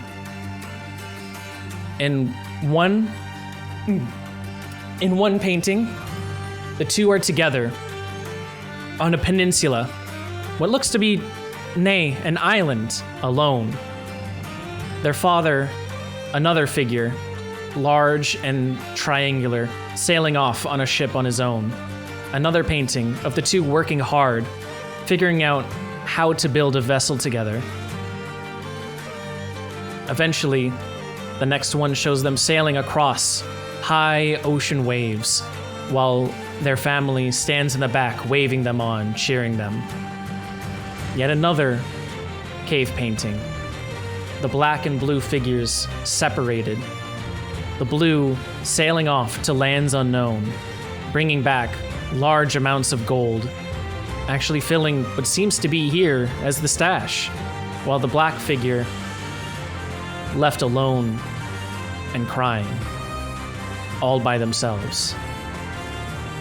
And finally, a red splash of paint has been stricken over the rest of the blue figures as another plan has come to fruition. The black figure gaining 5 pirate lords to join her crew, all gathered around her, showing off what they can do, building a whole nation of other like-minded individuals, with the words below saying, "Never alone again," and the blue figure crossed out in red paint.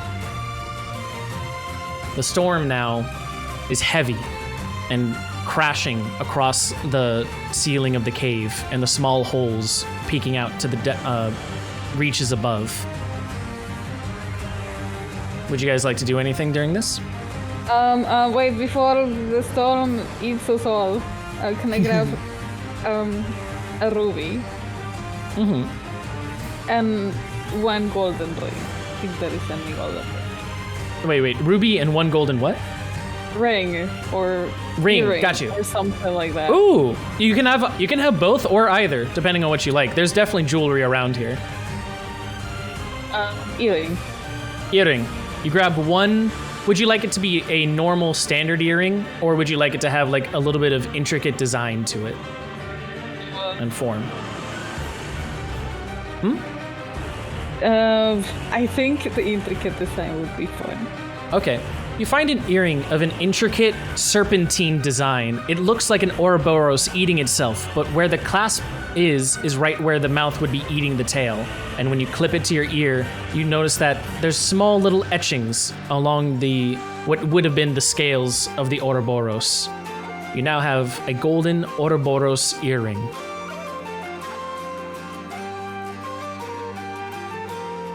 Earring. Nice. That's Sick. Cool. Awa points at a ruby. Yeah, it's red like you. Yeah, that's why I wanted it. Oh. Yeah, I can't pat your head, but I would. I like lean down so she can pet me. Oh, okay. Pat, pat. But then Awa trails off to look for Malaya because she has a question for her. You catch Malaya burying something off in the gold, probably putting some kind of keepsake back. And she stares to you, or she looks back at you and goes, "Aye, friend, what is it?" Yeah, I was just wondering, do you think these gems are worth more than 100 gold pieces? Depends on the gem, but I imagine a couple of the gems probably are. Oh, which ones? I do not care for the value of gold itself. I care for the memories and the mementos held within. I couldn't tell you one way or the other. Okay, I guess I'll just check in town. Each gold piece is worth $331 US. Whoa. Wow. Whoa. Damn. Wow. Crazy. But that being said, is there anything else you would like to ask her while you're there? No, she's just gonna wait for her to leave to another part of the cavern and try to see what she was trying to cover up. She seems to be sticking around that part of the cavern, actually. Oh, okay.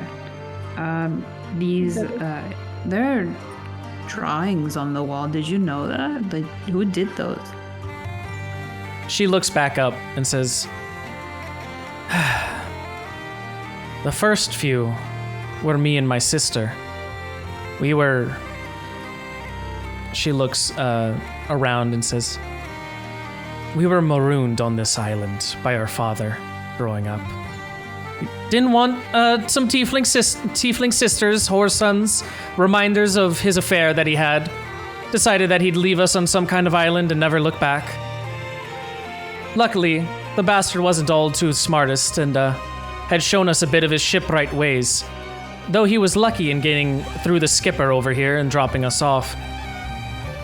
We were able to piece together a bit of how these ships worked. And we were here on this island, alone, nigh on a couple of years, as we figured out how to build our own from driftwood and the trees that abound here. That is where we made the first ocean-worthy ship, the Sapphire Sunset. She looks around and says, oh, wait. This one. She looks around and says, child, I know your eyes glitter at the sheen of gold, but know that all treasure isn't silver or gold.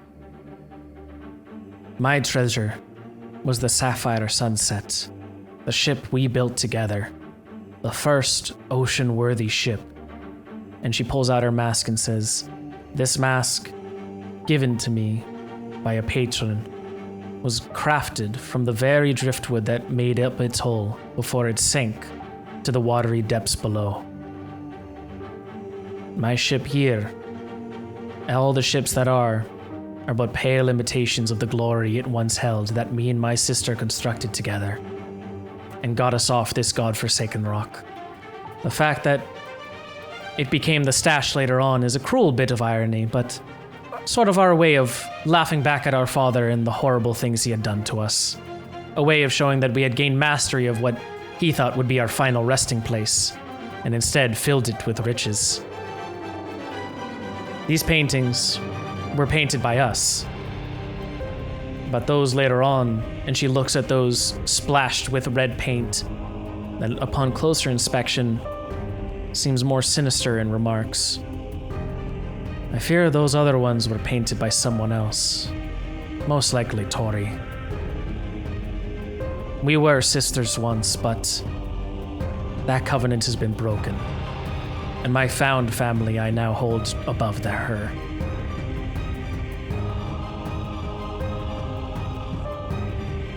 I'm sorry for the death of your sister, I guess. Me too, child. Me too. And you can see that she's choking back some tears at the memory of this. And she looks back up to the sky where it is raining. And she goes, I hope that horizon has something else to show me. Beyond, underneath her breath. Awa like undoes her scarf and just awkwardly pats under her eyes.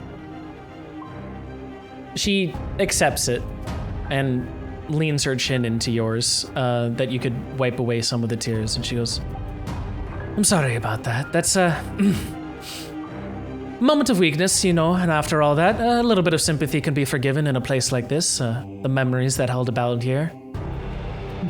As long as you keep strong on the battlefield, and she flicks her forehead. She chuckles, and you can see a couple of her fangs show from beneath before she gives you a playful, like, menacing grimace of like a, yeah, I'll be there on the battlefield, don't worry. Haldrig, meanwhile, clinking off in the distance, his shell abound with gold, spilling out of the top end of it, going, oh, we're rich, we're rich! Clinking out. Adore him. This is probably just having a great time watching Turtle Man go up. At one point, he dives into the gold, and you can see him turtle swimming through it. That Oh is my so God. cute. And he's just like, You're these are my amazing. waters! You're amazing, friend. You're amazing. He looks back up at you and he does the Scrooge McDuck, like the spitting coins out the mouth in a fountain, going,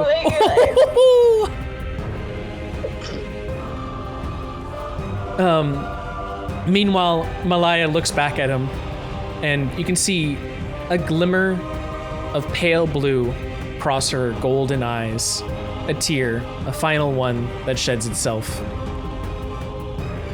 Awa. Never let your family get left behind.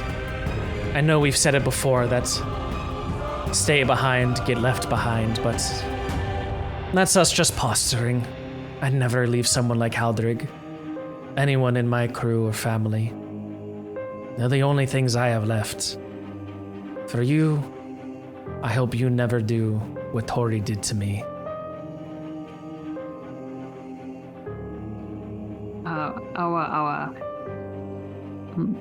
nods just to get this over with. Well, she in her mind, she's like, man, a lot of people keep telling me to like keep things close to me or some shit. What the fuck? So weird. God, get off my case. It's like a theme or something. They were trying to teach me the power of friendship or something.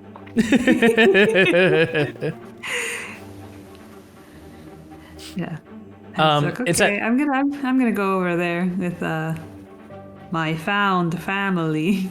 It's at that moment when you turn around, a clinking of gold can be heard from the entrance as a rush of other pirates force their way in. And Tori makes herself seen.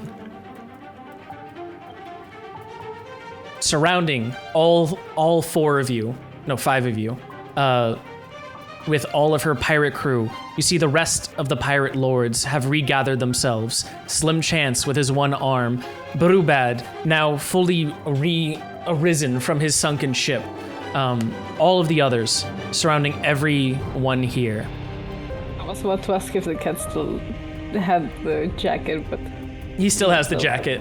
Definitely does.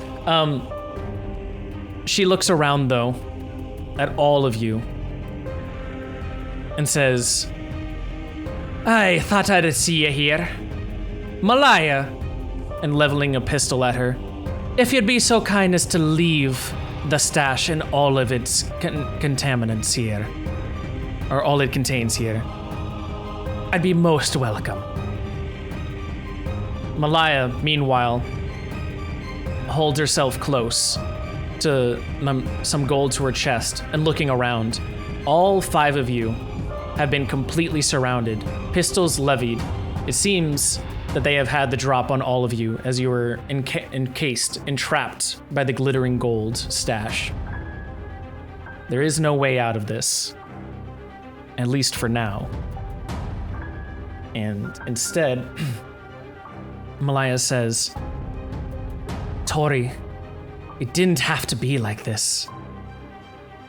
You could have stayed with me. We could have founded more on the open ocean. Truly created the nation that we were looking for. Not this city of progress that you forced upon nature. And all of the gold that you've then stolen from other nations. Tori, meanwhile, holds the pistol barely leveled in her hands. You can see that she's shaking. I thought I put you to death once. Don't make me do it again. And Malaya says, you might have to. I aim to go back on those open waters, to open ourselves to the rest of the world, to see truly what a pirate can be in these waters. And that's when something is going to happen. Excuse me for a moment, as this is a tougher thing for me. The glittering gold encompasses all that there is around. A mountain of treasure reflecting off the now storm-lit night. As you stand surrounded by Tori and her pirate lords, the golden crevasse of the stash glimmers back, now a sinister light, lit by the lightning. You were my anchor, my North Star, Tori. It was you I saw on that horizon every time I left, and your smile that steered my ship home with the spoils of my journeys. She choked back tears. You were my sister. We built these ships together, here on this island. You, the only blood I kept close to my heart. We were supposed to build a free life for everyone, Tori. And you stained that horizon now. And your memory hurts me every time I consider what could have been. Tori firmly places a foot forward, the golden ground giving way for her indomitable will. I needed to keep you close. Every time you sailed out, new eyes would look to us and how weak we were. I needed to lock you up to keep you safe. Me safe. Us safe. I can't let you tear down the progress I've made, the nation I've built, and the lives I'm now responsible for. Your freedom will cost people's lives. And a tear rolls down her cheek as she finally levels the pistol right at Malaya's face.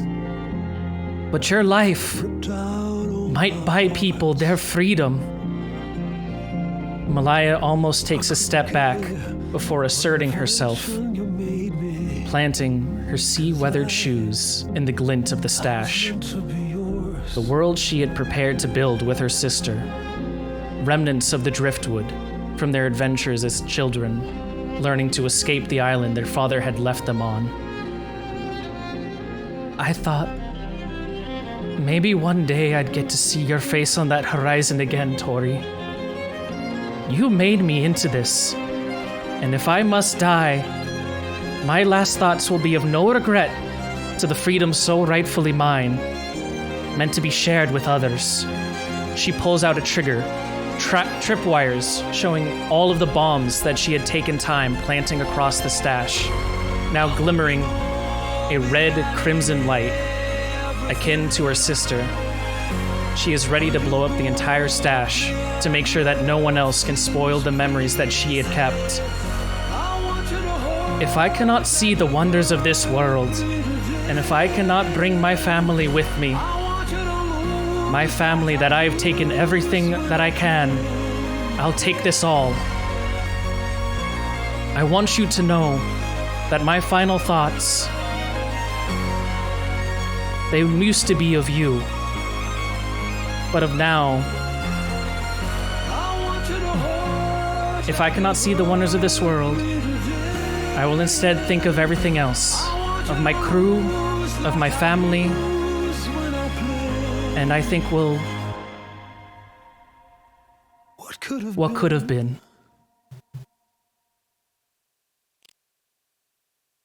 She pulls the trigger. Glimmering gold splinters across the cavernous walls. Rock and gold alike, minerals mixing across everywhere in the space. In almost slow motion, you can see everyone reacting, running to safety, trying to hide themselves. Haldrig is unfortunately pierced by a large stalagmite as he gets thrown to the other side of the room. The other pirate lords also pierced. All the gold now become pellets, bullets, piercing everywhere there is to be. A fragmented explosion of a shattering wind. All around you is splintered remains of treasure.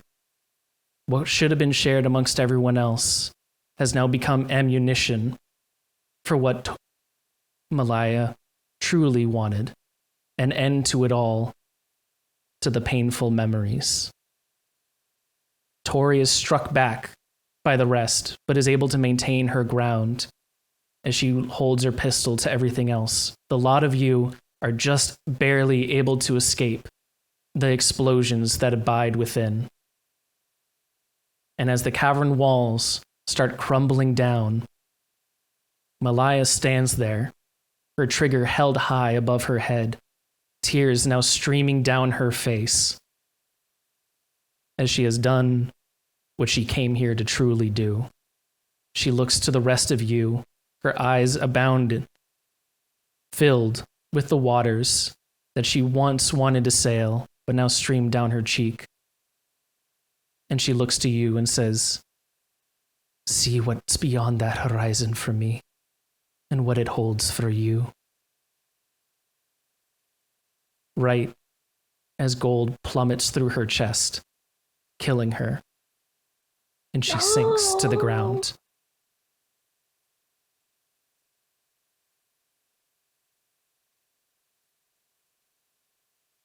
Only Tori is left, and she looks at all three of you after everything is done, as you escape from the golden stash, now a glimmering cemetery.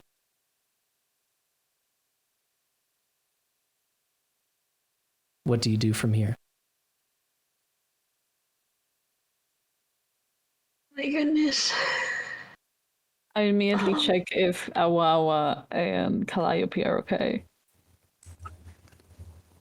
Fortunately, it seems that the majority of the blast has struck everyone else. You three were able to make it out alive, safe and intact.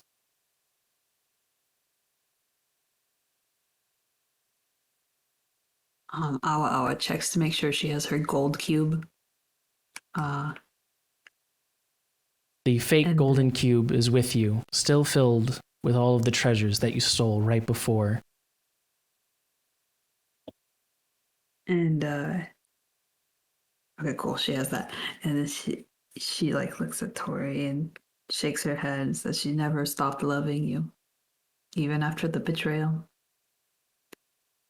And then tries to get out of there. Before you get out of there, Tori is shaken up. She's quivering after everything, still panting from the adrenaline high of escaping that exploding cavern. The stash now lost, crumbled beneath mountains and pounds of granite and other limestone that the cave is made up of. Everywhere around is now splintered ash and glimmering golden pellets. And as she looks up at you with gasped, ranted breathing,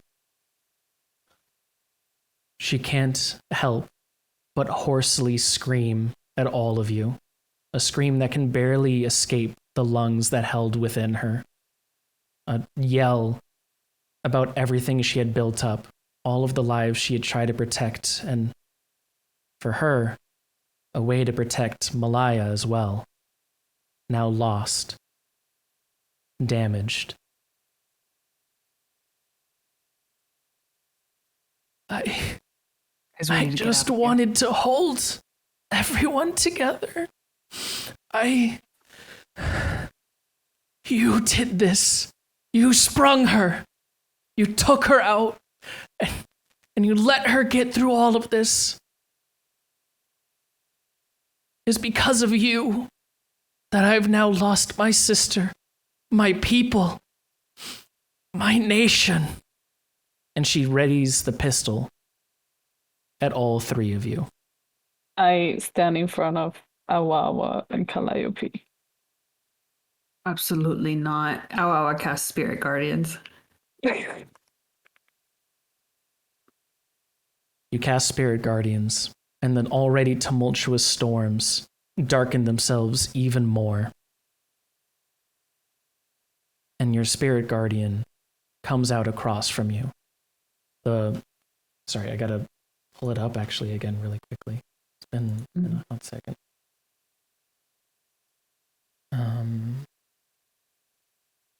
Oh, I didn't even upload it in here. I'm so sorry. You want me to get it? Yeah, if you could. Okay. Sorry, my voice is a little shaken up by that. That was like a thing that I had planned for a while, and I'll be honest, I saw this song come on today, and it rechanged some things for me and made it more powerful. It was perfect for it. Part of a Oh my god. yeah. Part of why I was saying like I needed a moment today, Nami, when I was like, that thing got me. Oh my god. And part of it was like that has to be used for this. I actually had it originally written even in there of saying I will think to what could have been. And when I heard that song, I'm like, no. It's just too perfect. Oh my god. My voice was shaking through all of that. We're here though.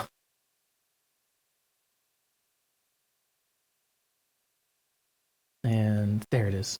Oh, let's use this. Perfect. Thank you. Appreciate it. I need to save that. Do the desktop really quick.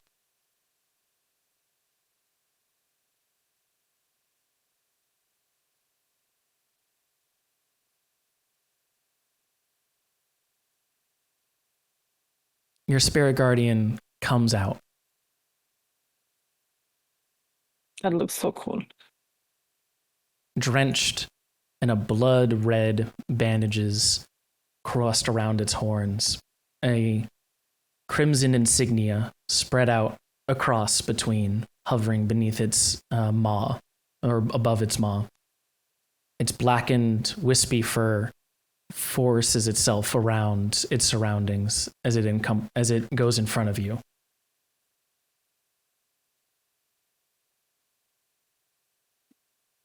She tells Asias, like, get back now. You cannot reason with someone in grief.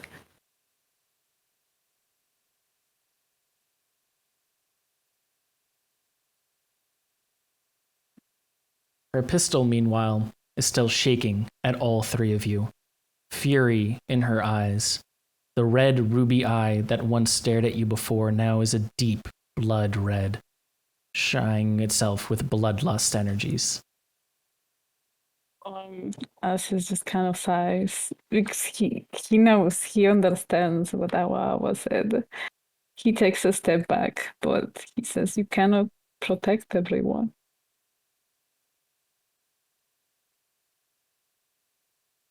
Is that to me? Sorry? No, Or was that to Tori. Yeah, to Awa. Oh, to To Tori? Tori.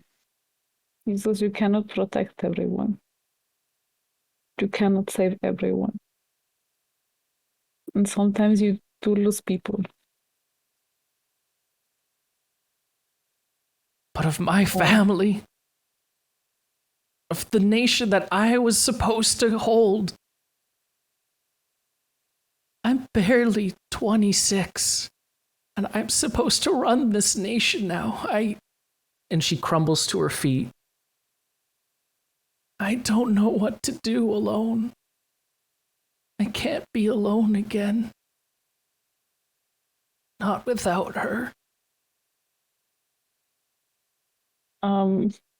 Asias walks over to her. Is she on the ground? She is kneeling on the ground, yes. He kneels down in front of her. His hand kind of plays with the bandana he has around his neck, and it's like, you're not alone. Their memories are still with you. She quivers. They are not here, but they keep you company. She shakes between heavy, convulsed gasps of crying, dry heaving. The tears can't come forward, but the motions are still there. She gasps for the air. Asias opens his arms, and it's like, may I? She doesn't respond, and she sulks within herself. She tries to weakly levy the pistol at you, but her arm drops. There's no strength left after everything that just happened. It's okay to cry. It's okay to grieve. It takes time. She continues crying. You can tell that even through that, she's trying to hold back those tears. She's trying to make it seem like she's supposed to be the pirate queen right now. She's supposed to be the leader of a new nation. And she's crying in front of her own enemies that she was meant to kill. She's now being consoled by one. And finally, she looks up at you with the luster of that bloodlust eye now dulled. It's a soft crimson now. And she tries once more to levy the pistol, but it drops almost immediately. She looks at you and says, "How do you go on after you've lost so much?"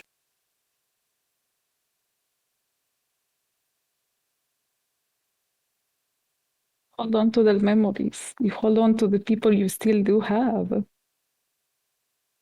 Asias kind of glances over at Calliope and Awa. You hold on to what you still have. And you Bleh. find What do you do He will when you call don't me. have anyone else left? She looks back to the cavern. The pirate council is dead. I am the only one left of the immortal Black Fleet.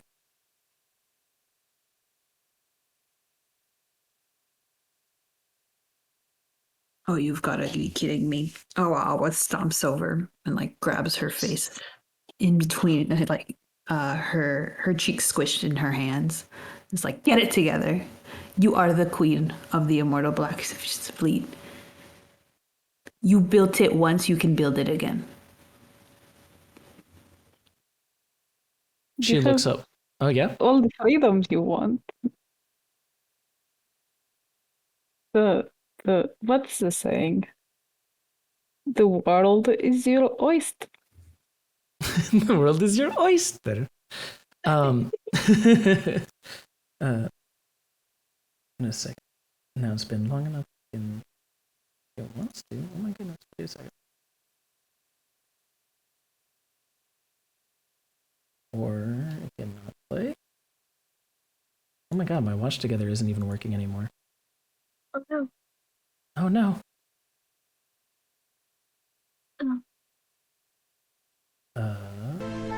Pirates of the Caribbean.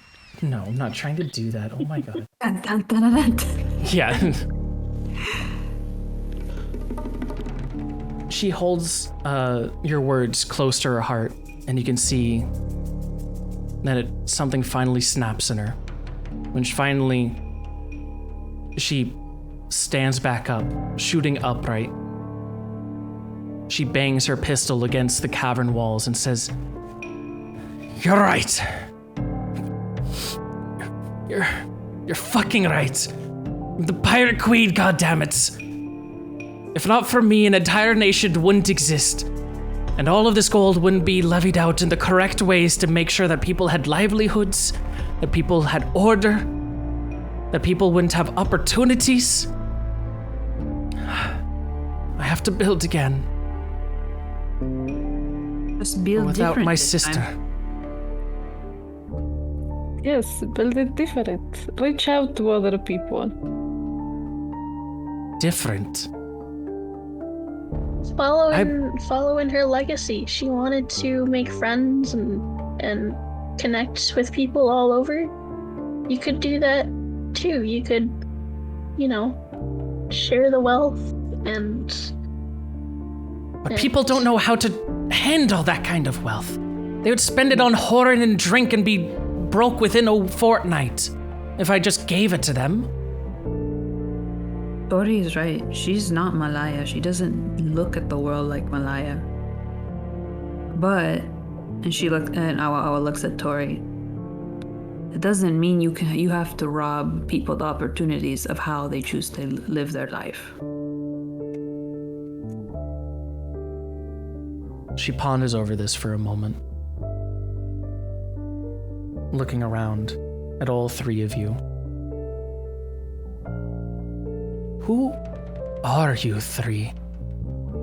To have not only been at that bar when I was trying to look for the golden cube, but to spring my sister, to be able to fight past our brigade, to work past the golden stash and make your way here. What kind of people are you to have found yourselves here, at the edge of the world, at the edge of Ivraia? To now be consoling one of your own enemies on how she should run her own fucking nation and making sense. You needed somebody. Awa shrugs. I'm just one hell of a tourist. She really is. I'm Asius.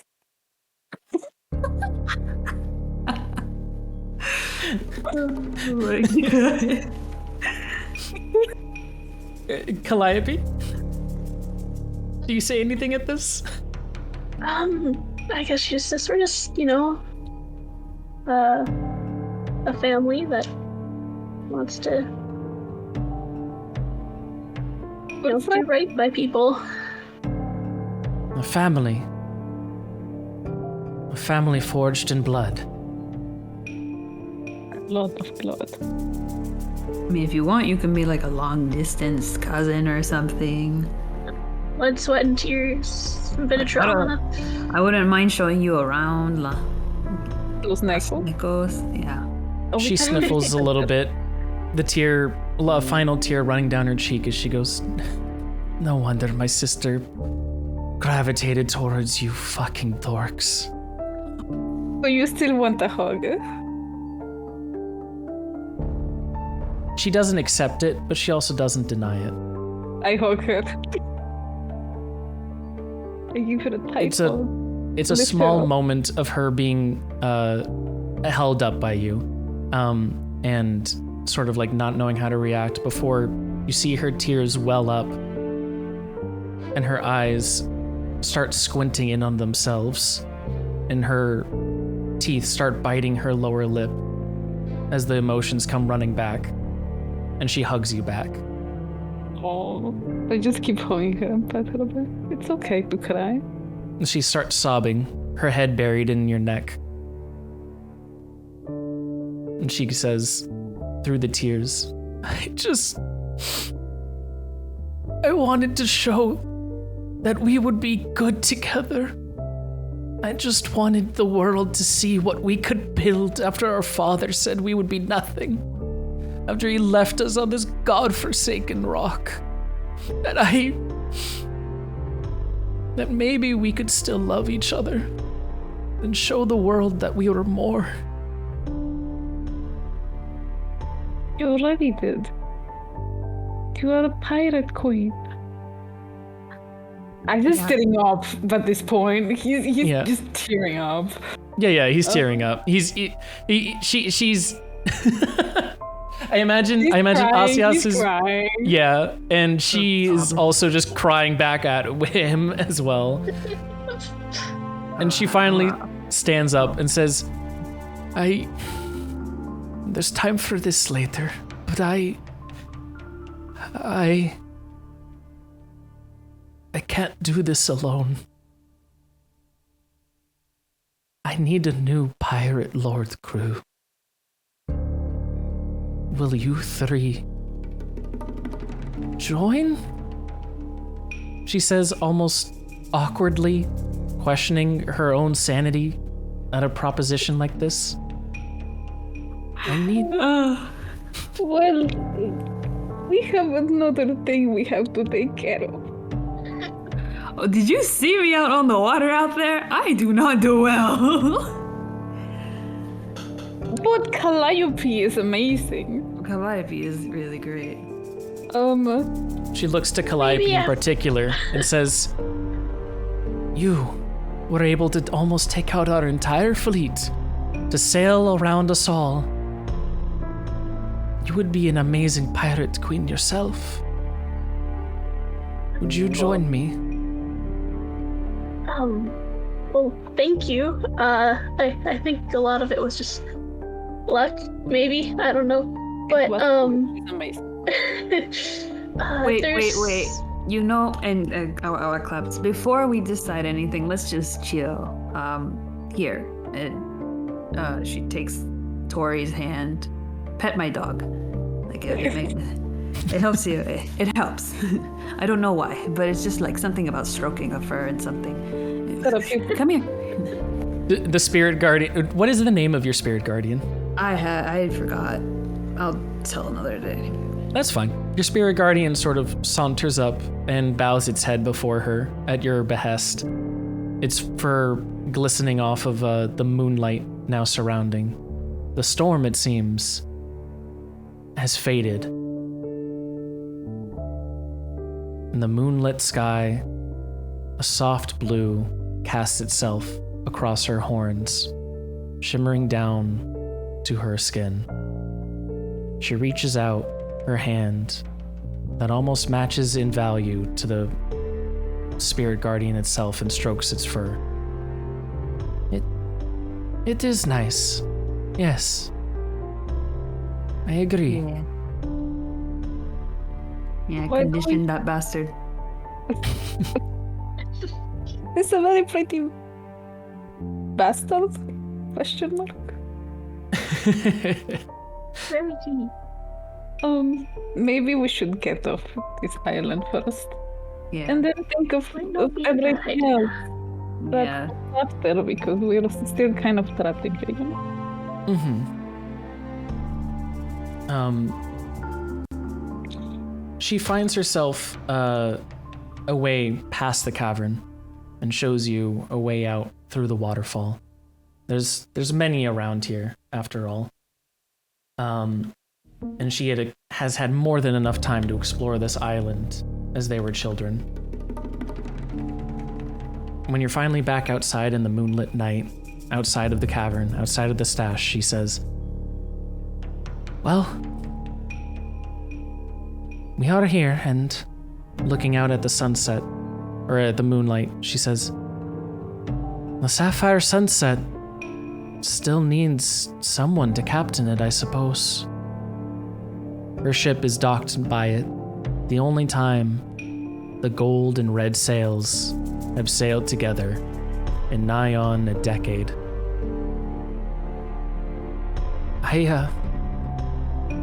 I guess I should be going then. And before she looks expectantly back at the three of you. Unless you need a ship to get back on. We kind of do. Yeah, we don't. Yeah. I Swimming isn't the best. don't think Salmon can carry all of us. No. I only I make don't think the friends. bees could carry all of us either. Yeah, I don't think you should be alone right now either. Yes, it's not No. nice to be alone when you. No Right. one needs to be Could've been. alone when they're. Yeah. I never want to be alone again. Malaya, every time she sailed out on the distance, left me be to control the town itself, to leave me in charge, but ultimately I was always alone. The only time we were really together was when we were both trapped here on this island. That was the only time I didn't feel abandoned, truly, even what our father had done. The only time I truly felt abandoned was when we finally made a nation together. And she looks back at the three of you as she boards the vessel, the Storm's Eye. Its red, crimson sails slowly flapping in the gentle wind, the boat rocking in its moored state. Did she tell you what she wanted Alvarnock to truly be? Looks at Calliope.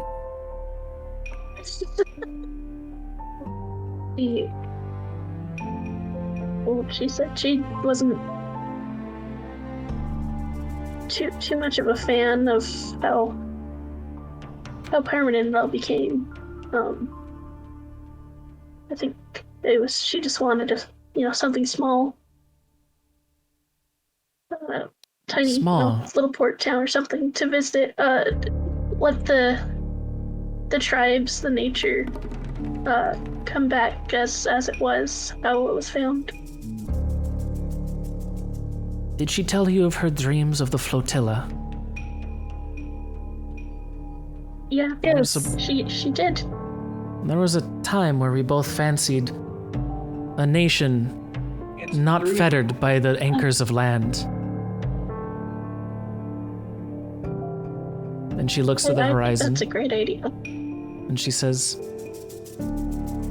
"You said that I should take this country in a new direction. This new nation of wandering souls that just don't want to be alone.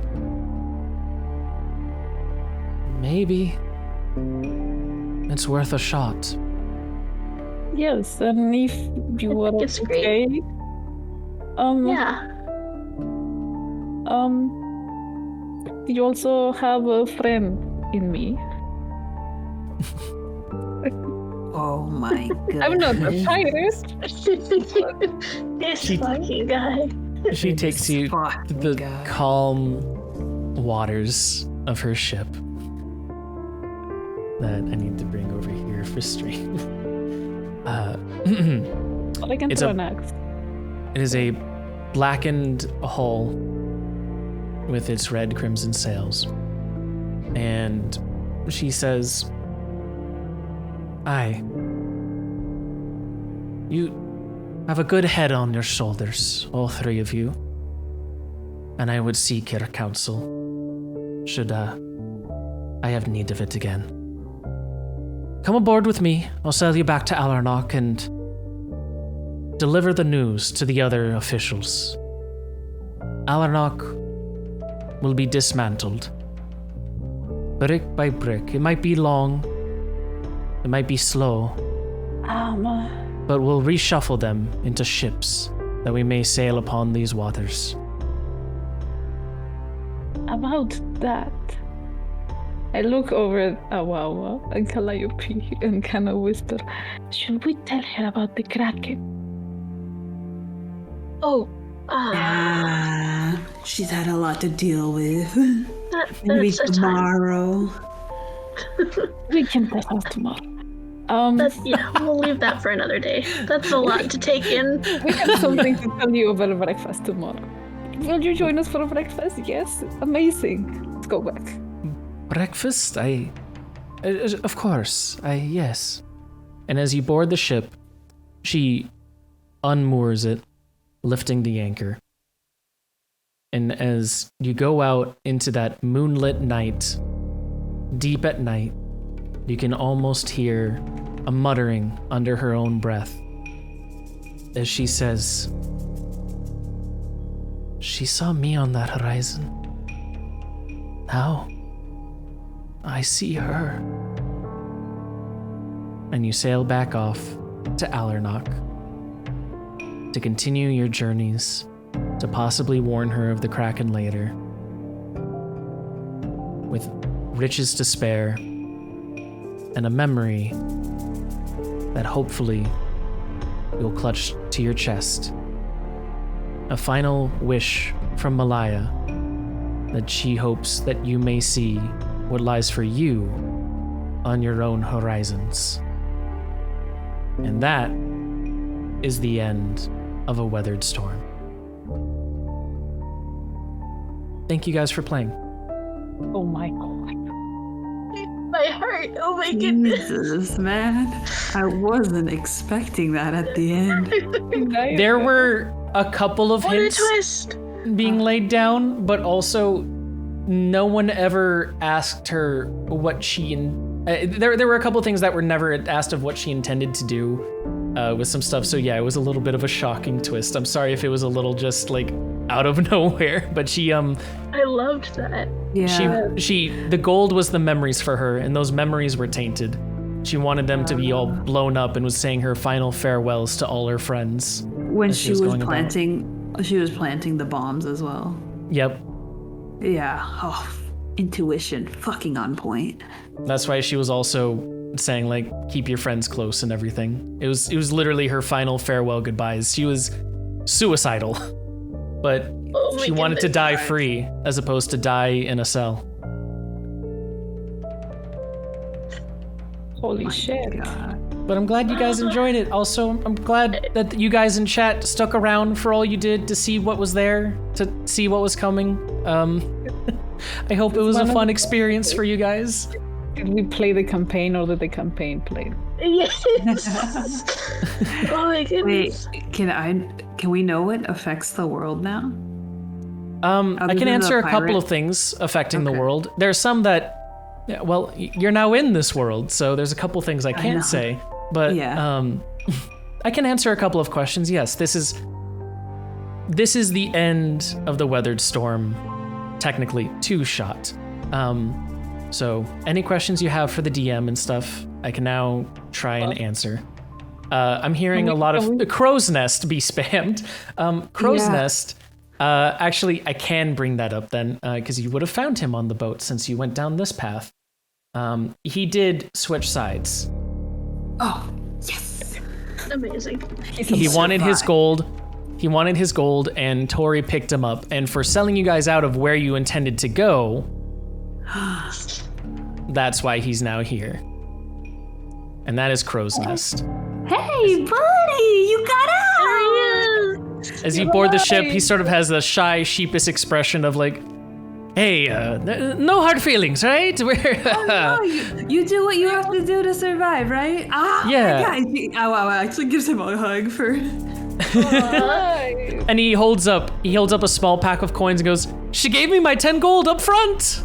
Oh, nice, you can pay rent, dude! And yeah, he has his 10 gold. That's his. Oh my god, I can't stop using dude now. What could you do anyway? Were you like a mage or what? Crow's Nest? He was just a pirate. He was a pirate class. Oh, okay. Yeah. High fives him. Nice. Nice. But yeah, because he was like originally just like a blank NPC. All of the crew that got through were blank pirates that if you developed stuff with them, they would be given a token and a personality, but otherwise they were just there to like sort of fill out the crew. Originally, if you had intended to take the bigger ship, they would be taking care of the rigging and all of the sail work and stuff. Okay. But otherwise, they were there for the skippers to act as diversions and literally to just be the dying NPCs.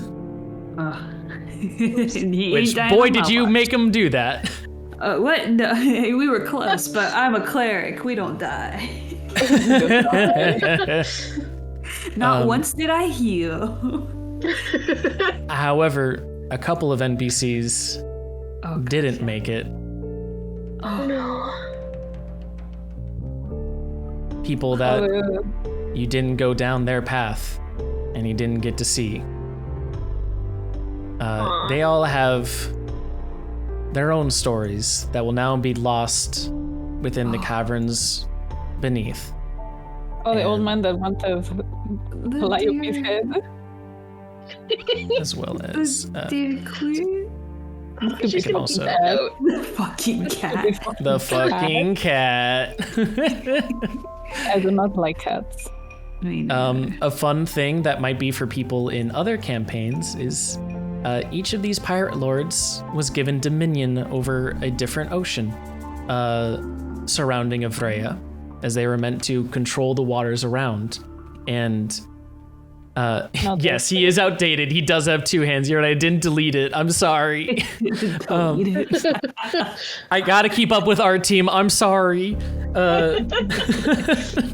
I don't have enough art assets, guys. That cat was in charge of what some other people in chat might know as Ash Point, previously known as Sand Point, an area to the southwest of Brador. I think I know that campaign. Yep. The fawn. The fawn was. Let me go to my character list. She's pretty. The fawn was Florence Vesh, the pirate lord of the northern inlets of the Isharian theocracy and such, as well as Zarunta. Brubad was the pirate lord controlling the central mass of pirates, bringing them all drink and mirth to enjoy the spoils of the ocean. And Edward Teague was the pirate lord of the eastern bays of areas around the Golden Commonwealth and such, as well as Nunavik.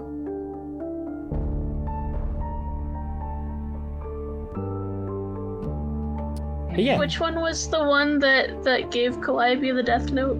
The guy with the vulture? The guy with the vulture of the eastern seas, yes. Nice. Give the death note back. Oh no, she's keeping that. You know you're important when The you one get who got away. The one you who know got you away. get. You know you're important when you get a death threat. Exactly. She's like, huh, cool. But yeah, that was that part of the adventure. We warned her about the Kraken.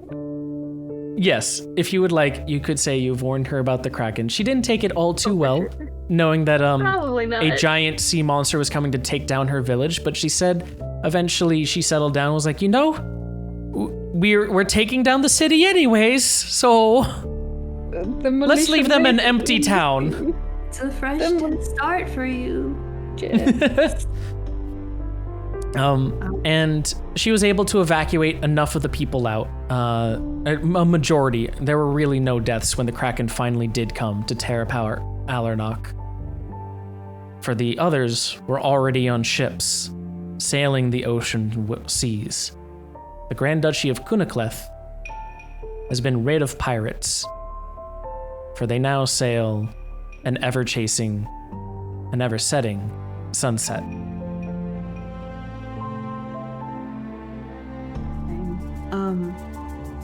Awa at some point would have liked to have like a one-on-one with Tori and tell her, if you want any last words with your sister, just let me know and I can make it happen. But please, please do not tell the others. Do not tell the healer. We saw your dog. The dog isn't even necromancy spells. It's a different type. It looks spooky. He does look spooky. I mean, he does. He's flavored to be a pretty edgy, but he's not necromantic. I still just think you're really cool. She would thank you for the offer, but she would decline it, as she's trying to have a healthy separation between it. That is good, yeah. She sees her sister upon every horizon she sails now, and for her, that is enough. Weeps. Awa ruffles her hair. Good for you. You're strong. You'll make it. You know what we should have done? We should have taken the mask so Calliope could wood bend.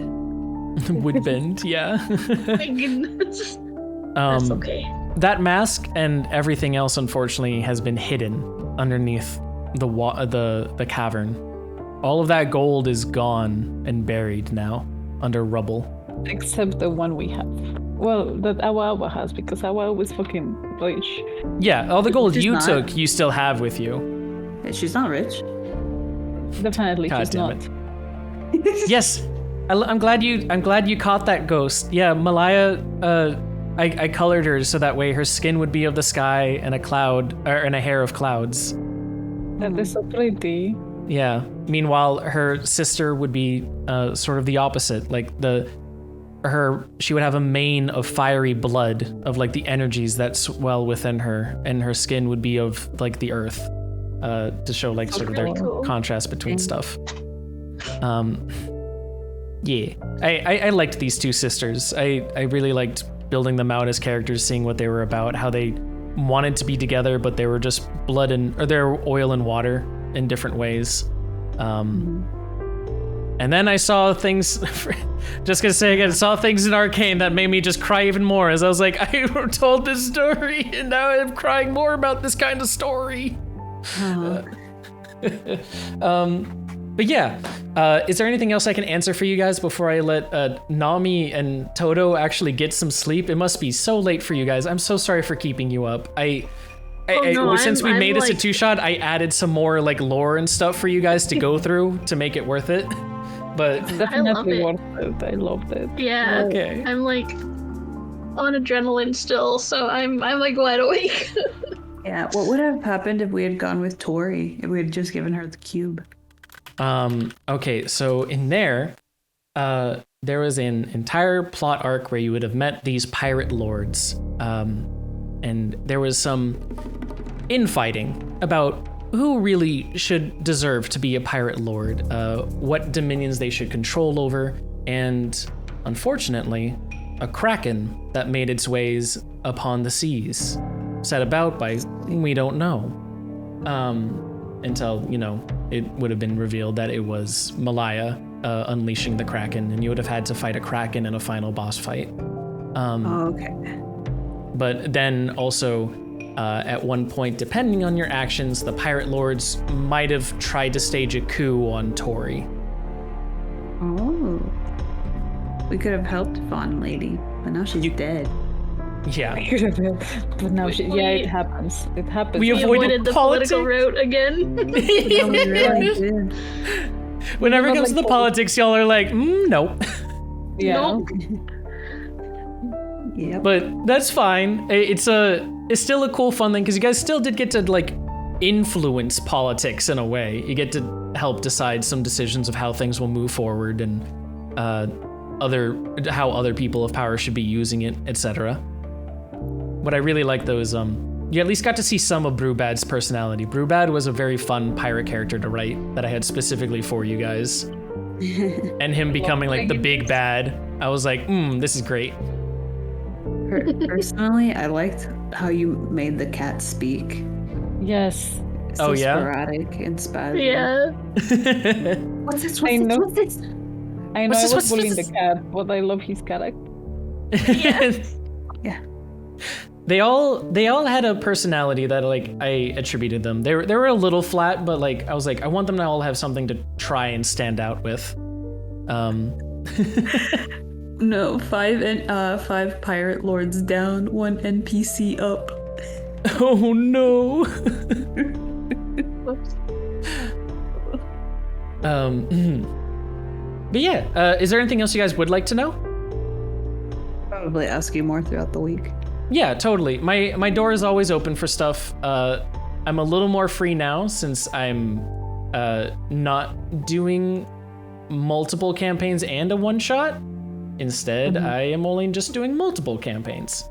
Oh, are we joining the others? When did you say December 4th? Oh, December 4th for them. No, you are not joining them. Okay, you'll just let us know when we're needed, right? You're not part of their campaign. You Yeah. are part of your own campaign that will have your own things and own plot line that goes tandem with the things they are trying to accomplish. You are accomplishing different goals and different things, but you are both having the same overall goal of stop the false Hydra invasion. Okay. Yes. Will we get to see them again at some point? Possibly. Maybe. Possibly. That's exciting. Yeah, depending on how you guys go from everything, and what actions you decide to take. You guys are basically running parallel campaigns now, whereas all the others were campaigns in the same world at the same time, but doing very different tasks. You two are the first ones with like campaigns that have the same overall goal, though you'll approach them in different ways. Okay. I think. Nice. From here, though, you guys can give me a quick epilogue of things that your characters would have done at the end of this journey. You will have had about a week before the campaign itself picks off. So what has happened in the next week for you three? Oh. Yes, just a lot of it would probably be, at least for Calliope, would be kind of recuperating after all of that, and probably also like checking on her family afterwards too, and letting them know about all the crazy stuff.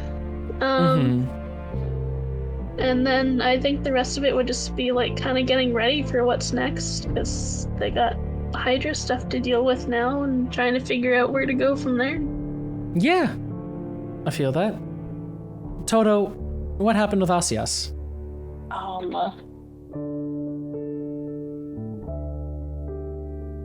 Probably just try to unwind after all of that. A large round of wine? Unwind. Oh, Just unwind. unwind. Okay. Yeah, I get you. Slowly try to get his game back on. How does he unwind? Maybe going with Calliope to see family. Yeah. Okay, I see that. Um, And then sort of resting from that for just the week, just being like, I'm just gonna be with my friend's family, just enjoy nature for a bit. I want to enjoy the people that I have around me. Mm-hmm. kind of like try to, spend time with both Awa and Calliope. Mm-hmm. Awa, what happened in the next week for her? She does not go to see Calliope's family. That's awkward. Going to see someone else's family. Okay. So she stays by the town until the Kraken invades, and she spends time with Jimbo, not Jimbo, and she keeps trying to tell him like we got apart, buddy. Like I'm not going to a place with water. I don't think I can take care of you. Do you have speak with animal? I don't. But he understands common. He does understand common, but he can't speak back to you, unfortunately. Yeah. He sort of wraps himself tightly around your arm still, even when you say, like, there's no water. Be the translator. No, he understands you. He still holds on, and his eyes expectantly look at you. I can't promise you're gonna have a long life with me. You heard whatever that thing, shadow thing was. Like, I'm gonna die soon.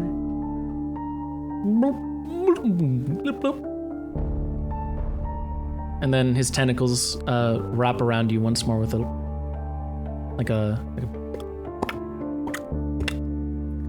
as he goes around your shoulder and gives you a hug across your neck. Looking at you almost in a way of, if you're dying, then I'm dying. Gosh, you're so stubborn. I like that. A small, almost as if he's saying, learned it from the best. Fine, I'll do what I can. Then, as a quick thing here, Jimbo goes off with you as you learn how to go on your own ways. You have a week of hopeful rest and repeat as you prepare yourself for a grand adventure ahead. Off to the side, on waters tumultuous and strong, are the memories of two sisters, ever entwined against each other. Their great power showing just truly how far you can take and how you can see what lays beyond that horizon above. The gold and crimson sails glitter as a memory of what could have been, that no longer is, but a fantasy that you might see in your own dreams, or those few times as you look off on the sunset and see the horizon glint back at you. The sunset will forever hold a place in your memory and in your mind's eye of these two sisters, pirate queens alike, one of society itself, of responsibility and protecting those people that you're in charge of, and another of found family that you would give your life for to maintain memories of. But for now, it's time to say goodbye, and that is the end of A Weathered Storm. Thank you guys for all so much for coming out, for seeing what this story has to offer, and these two sisters that will now be forever ingrained in the world of Ivraia. I want to thank all the people who came out today to see stuff. You guys as well for coming and playing for all of this. Thank Thank you for DMing. That was amazing. so fun. Thank you for helping make this world just that much more alive. It really does mean a lot that you guys are into it, and you're willing to breathe life into these characters that have stories to tell you guys. It really does make my day. I love it so much. Yes. It really makes my week when you guys are oh, what's gonna happen this time? What are the adventures that can be had between these? I photoshopped this image if you guys ever got in a fight between the two ships and everything, and these two characters that you got to meet and like talk against one another and everything. And yeah, it's just really special for me and everything. So thank you guys for that. It was so fun, thank you. Yeah. Yeah, I loved it. Can we all agree that we're just a bunch of idiots? You guys need like an adventuring name or something. Yeah, you guys need a party name now that you are starting your first campaign with everything as well. It's going to be a special time. It's going to be a special. Salsa roja. Red salsa. Oh my god. Pizza de gallo. Oh my god. For now, though, we'll call it there. It's been a long while, a lot of heartache, heartbreak, and adventures alike between everyone here. I'm going to be ending stream now for a bit, but I want to thank you guys all for coming out and watching, and for you guys seeing what really was there to be had. Get some sleep, Toto. Get some sleep, Nami. Luna as well. Dear. It's barely 1 for us, but like for you guys, it's almost like 4 now. I feel so bad. I Yeah, hope you don't have it's anything almost too much going on tomorrow. It's Sunday, it's fine. Okay, cool. Have a great one. I'll message you guys soon in the future for when a campaign will be ready for you guys. Since you unlocked it, I have some story to produce, some artwork to be had, and some familiar faces you might meet. So For that, Oh, I'm so excited. for I that want to though, model a stupid cat. for that And though, everyone- goodbye everyone. Wherever you are around the globe, day, morning, or night, I want to thank you for spending a bit of your time here and a little bit of your life that you chose to experience what we had to offer. See you next time.